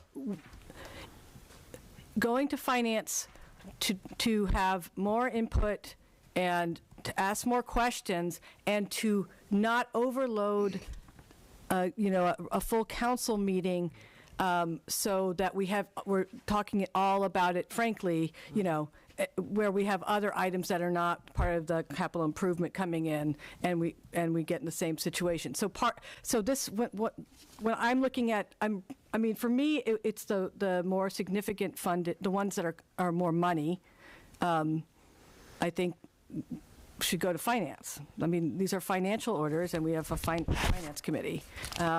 If they're, it's true that the ones that are much, very, like the 13,000, okay, maybe, but to me, they're financial orders, they should go to finance, but at least the ones that are significant amount of money, and it won't delay anything, but it will take some of that unpacking work out of the full council meeting. That's my feeling. So my question is, which ones would you be looking at? Yeah, well, Because I agree about that. I'd like to see certain ones go to Finance Committee. Plus, the fact is, if we could go ahead and have that Finance Committee meeting before our next City Council meeting. That way, what we agree on, Laura would have that, and it would be submitted in for that City Council meeting. Well, the one on the floor now is this, in order to reprogram money from various accounts for Academy of Music roof work. But I would like to address the accessibility concern that you raised. Yeah. And I think we probably need to do a few minutes of recess and get some technical support No, for that. because it's getting late, and I really want to leave. I can call and talk with you, So you can hear us. because it's quiet. Okay. We have this referral on the floor. Is there any further discussion? Okay. All in favor to refer this to the consent agenda, say aye. Aye. Any opposed? No. No. Nay. Well, we better, so there's a nay, there's Nay. a nay, I oppose also. and there's another nay. So that passes to refer to the consent agenda with Councilors Dubs, Rothenberg, and Mayor opposed. Could I suggest, I really would, because I would like to take some more whacks at some of these things too, so I agree. Having a chance to unpack them is great, but for expedience sake, Councilman Maori, could you just help maybe put together a motion of the ones that you would like to see as the Chair of Finance? There you go. And then we could move from there instead of doing the single. That's organized, Sure, that I one. could try to do that. To me, honestly, it's a little tough to do it because there's other things besides the amount of money we are spending. But but to me, anything that's kind of more than like $50,000, I think we need to really unpack. That's a random number. I'm open to other ones, but like which is a lot of them. Let me just see. I will then make a motion to send them all to finance. Second. All the remainder. Yes. Yeah, I guess it is, yeah. What do you want to pull out this cemetery trust? Sure. Yeah. It's 25. Okay with that. Yes, yes, yes. I'm okay with Do we that. have consent? I'm okay with that. It was yours to, you're okay to say. If you're deliberating on that motion, can Director LaScalia just speak to timing on the paving and sidewalks? Paving. Yes. Sidewalks, okay. Sure, though I think we're not talking about delaying. We're having a finance committee between now and the next. Okay, so the vote would be on Borderlines. Yeah. Oh. But go ahead, I would yeah, like to hear about the timing of the pavement. So we have a really short construction season, and we are in competition with all the other municipalities and the state and everyone else in the area who's trying to do roadway construction, and we have a really short window to get the construction done. So I need to be out to bid on paving and sidewalks really by like mid to late February, and even that's pushing it. So it's important that we understand what the appropriation is going to be before that, because I can't, it matters how we go to bid. So if we go to bid with all of the streets that were announced tonight, we're committed to taking that bid price. And if we're late on the bid, it may exceed the available funding because we've lost that opportunity. So if it's going to be later than that, we would have to bid the project differently and start to take away streets, bid things as alternates, so that we're not doing all of the streets that we've announced tonight, because it might not be affordable. So I just want to make sure everyone's clear on the timing of this. We typically ask for paving money this time of year so that we're set up and we can go to bid early. So thank you. Thank you.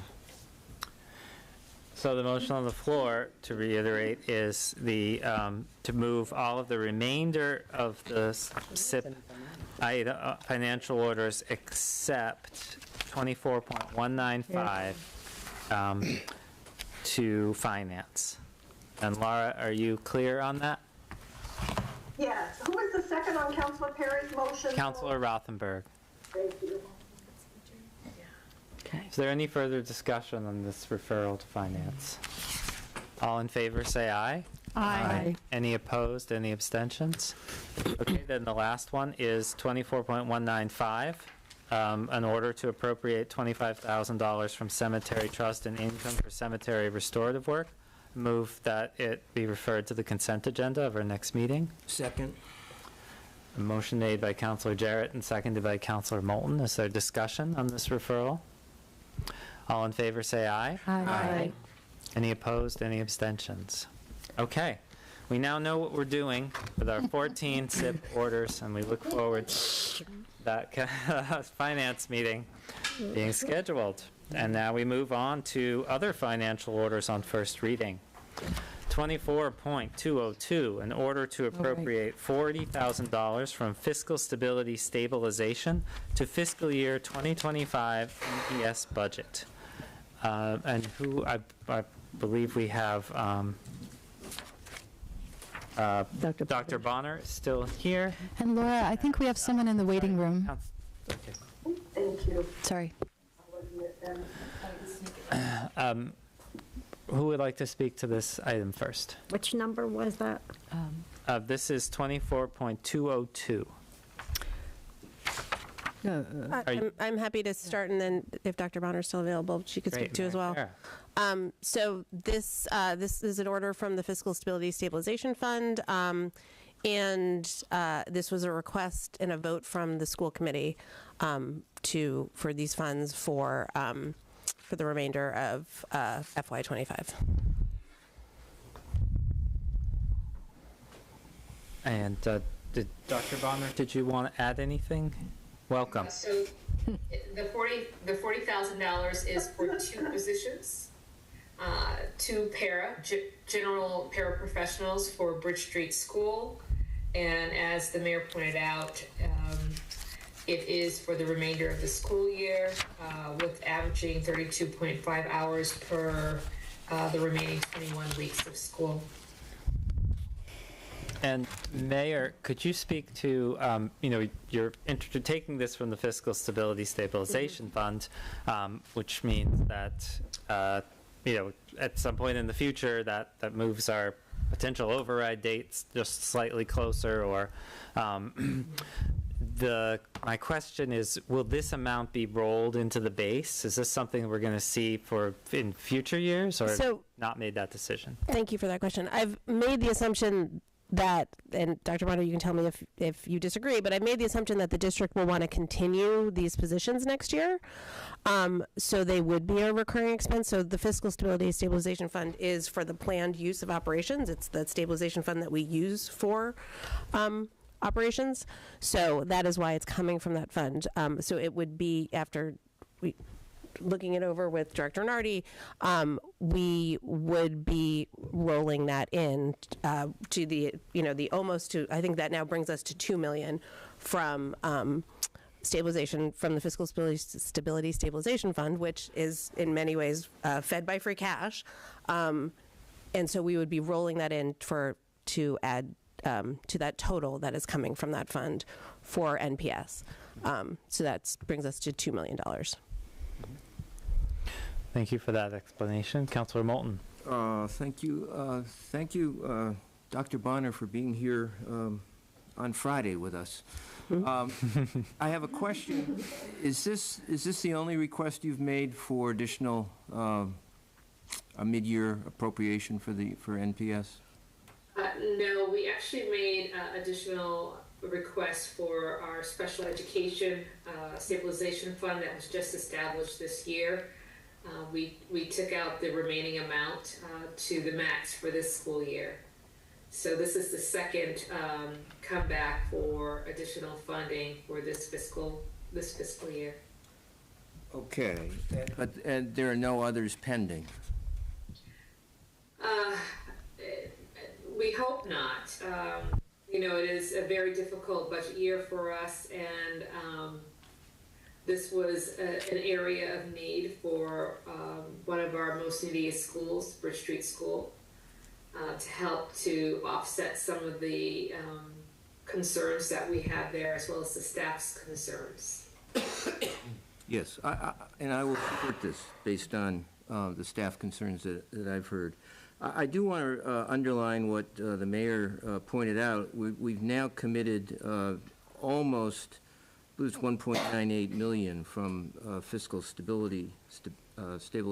Stabilization Fund over the last 7 months to the NPS school budget, which is rolled into the base. So we're not just doing it for the current fiscal year. We now have a $41.1 million school budget that will go forward.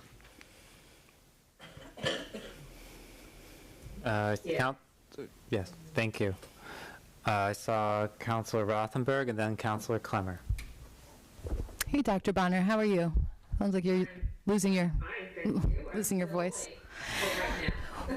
Where are these paras going to be allocated within the school?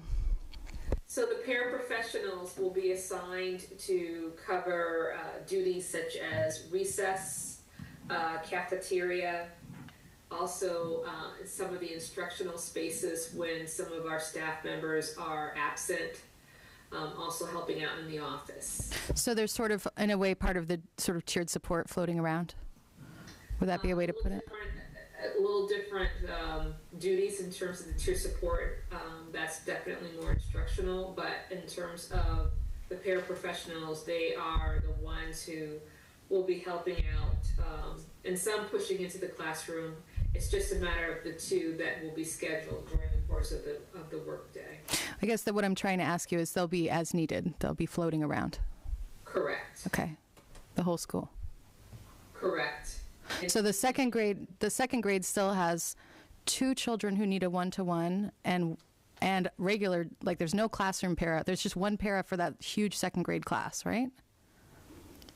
Yes. And right now we're back at 25 and 25 for those classrooms, but there are actually, in one of the second grade classrooms, there are 2 additional adults in there that are paraprofessionals and our ESL who pushes in. And then the second one has the second para, the additional para, I won't say second para, the additional para that was hired. I'm sorry, can you repeat what the second grade classes have for paras right now? Yeah, so during what we just recently added was an additional para to help to cover and offset the second grade classrooms, which are now 25 and 25 children. One of the classrooms has additional adult staff in it. There are some paraprofessionals assigned to students in that class, as well as ESL pushes in. So that's why I'm just saying that there are additional staff members in those classrooms that people need to be aware of, and it's not just necessarily the classroom teacher itself. Right, maybe I can follow up with you on email, because it's not totally pinned down for me, but it's probably just because it's after midnight. Thank you. No problem. Yeah. No problem. Counselor Clemmer. Hi, Dr. Bonner. In the email I sent you this afternoon, you said that, you need them this year. You're not 100% sure about next year, so... Based upon the need and in terms of the staffing and the direction in which the school is going. So maybe reallocating our current paraprofessionals that are already assigned to that building or in other areas. But we will know that within the next couple of months in terms of we are working on our fiscal year 2026 budget. So listening to the administrators in terms of what their needs are, I will better ascertain whether we actually do need to maintain those positions or restructure. We have other additional needs in the district, in terms of looking at our staffing, particularly at our high school. So it may be that we reshift or reallocate the positions that those funds would cover. Okay, thank you. Dr. Bonner, is there any time urgency on passing this? In other words, if we pass it sooner, will those paras get to be in the classroom sooner? Yes, because we do have to post and then interview, and so that's literally probably about a 2 to 4 week process. Thank you. So as soon as you pass this, the faster we can move on it. I move to suspend rules so we may vote tonight. Motion made by Councilor Jarrett and seconded by Councilor Moulton. Is there discussion on suspension of rules? All in favor say aye. Aye. Aye. Any opposed? Any abstentions? Okay, that matter, it can now be put on the floor. Move to approve. Second. Okay, motion made by Councilor Elkins, seconded by Councilor Moulton. Further discussion on this item. Thank you, Dr. Bonner. We always really appreciate whenever you advocate for any of the positions that need to be filled. Thank you, Councilor. Thank you. Okay, roll call, please, on approval of 24.202. Did we lose her? No, Laura's there, but you're muted. There you go. Councilor Maori, Yes. Councilor Moulton. Yes. Councilor Perry, Yes. Councilor Rothenberg, Yes. Councilor Dubs, Yes. Councilor Elkins, Yes. Councilor Jarrett, Yes. Councilor Clemmer, Yes. and Councilor Labarge. Yes. Okay, that passes unanimously. Thank you, Dr. Bonner. Thank you. Good night. Good night. You're lucky. You get to go to bed. Happy New Year. 24.203, in order to appropriate $2.8 million in free cash to various reserve accounts. Mayor, would you like to speak to this? Sorry. Yes, we have a free cash presentation. I'm sure everyone's thrilled. Oh, God. Before we go into that, I would like to see how the council feels. Is this something we would want to refer to finance and then we could have it there? Or would we like to do the presentation now and consider referring this to the consent agenda? So I appreciate hearing from the council about that or a motion. So move to postpone this to to refer the presentation? I would move to do however you would move it. You are asking to refer this to item to finance? To finance and have the presentation there. Okay, we have that motion on the floor. Is there a second? I'll second that. Motion made by Councilor Rothenberg and seconded by Councilor Dubs. And discussion on referral to finance. I think this is I support that with the information I have now, I support these replenishment of our reserve accounts, but I think it's really important that we have a good discussion about it and that all the questions get answered, so I would support referring it to finance. Yeah, sorry. Any other discussion? Okay. Right, it's on the floor. Sorry, it's getting late. All in favor of referral to finance, say aye. Aye. Any opposed, any abstentions? Okay. That will be at the Finance Committee. Sorry, finance is Wednesday the 8th? I don't think the date has been Oh, okay. set. But that's a good date. We have not set a date. So Councilor Maori will be in touch with That date is a good date. it may be Wednesday the 8th. So maybe the other members could check your calendars, but we can do it later too. All right, so 24.204, in order to appropriate fiscal year 2024 Medicaid reimbursement and unspent money to Special Education Stabilization Fund.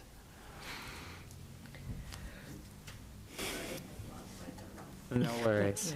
C. This is the annual, sorry, give me the number. C. 204. Yeah, sorry. Oh, yes. So this would be our first year of supporting this Special Education Stabilization Fund with the excuse me, Medicaid reimbursement. So we established the fund last year. This is appropriating the Medicaid reimbursement to that stabilization fund, as well as $70,620.33 of unspent funds from the FY24 MPS tailings, for a total of $279,795.50. Any questions on the order? Councilor Moulton. This was the plan that when we approved the fund, this is how we would replenish it. Yes, and additionally, we hope that it will gain some interest. So the funds that are in there will gain interest as well. Okay. Entertain a motion. I'd move the consent agenda for that. Second. Okay, motion made by Councilor Elkins and seconded by Councilor Moulton. Any discussion on referring to the consent agenda? No. Okay, all in favor, say aye. Aye. Any opposed, any abstentions? Opposed. Okay, that passes 8 yes votes. Councilor Rothenberg opposed. It will appear on the consent agenda of our next meeting. 24.205, in order to appropriate free cash to NPS for foster care transportation reimbursement. Council President? Yep. I might suggest we do 24.205 and 206 together, maybe? Absolutely. Would you like to speak to these both? Sure. So these are the annual appropriations to reimburse NPS for both for foster care transportation and then the McKinney-Vento, which are homeless or houseless students transportation. So this happens annually. Any questions? Move to refer to consent agenda. Second. Motion made by Councilor Moulton and seconded by Councilor Maori to refer both of these as a group, right, to the consent agenda of our next meeting. Any discussion on that referral? All in favor, say aye. Aye. Any opposed? Any abstentions? Okay, it passes unanimously. 24.207, in order to appropriate free cash to support ongoing work of Northampton Reparations Study Commission.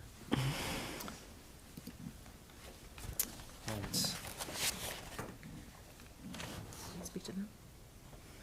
Would you like to? Did you want to speak to them? Yeah, sure. Okay. So this is an order for the work of the Northampton Reparations Study Commission. In 2024, $30,000 was set aside for that work. Only, I think, $600 was used. All right, does that math work? I say yes. Like $600 and something was used of that. So this is the remaining $29,000. It was processed into free cash because it wasn't used. So this would be, we're asking for the appropriation to continue the work of the commission and to support the administrative work that has already happened from September to December, which is $2,118, I believe, has already been used for administrative support. Great, thank you for getting that number. Move to refer to the consent agenda. Second. Okay, motion made by Councilor Maori and seconded by Councilor Elkins to refer to the consent agenda of our next meeting. Any discussion? All in favor, say aye. Aye. Aye. Any opposed, any abstentions? Okay, that will appear in the consent agenda of our next meeting. Okay. I need to recuse myself for this next item. As a member of the Petal People Cooperative, I have a financial interest larger than the average resident regarding the operations of the Locust Street Transfer Center, which is part of this order. Councilor Vice President Maori will preside. Okay, see you later. So yeah, 24.208, in order to appropriate enterprise retained earnings to various projects. This is in first reading. Would the mayor or the director like to speak to this? Thank you. Director, thank you.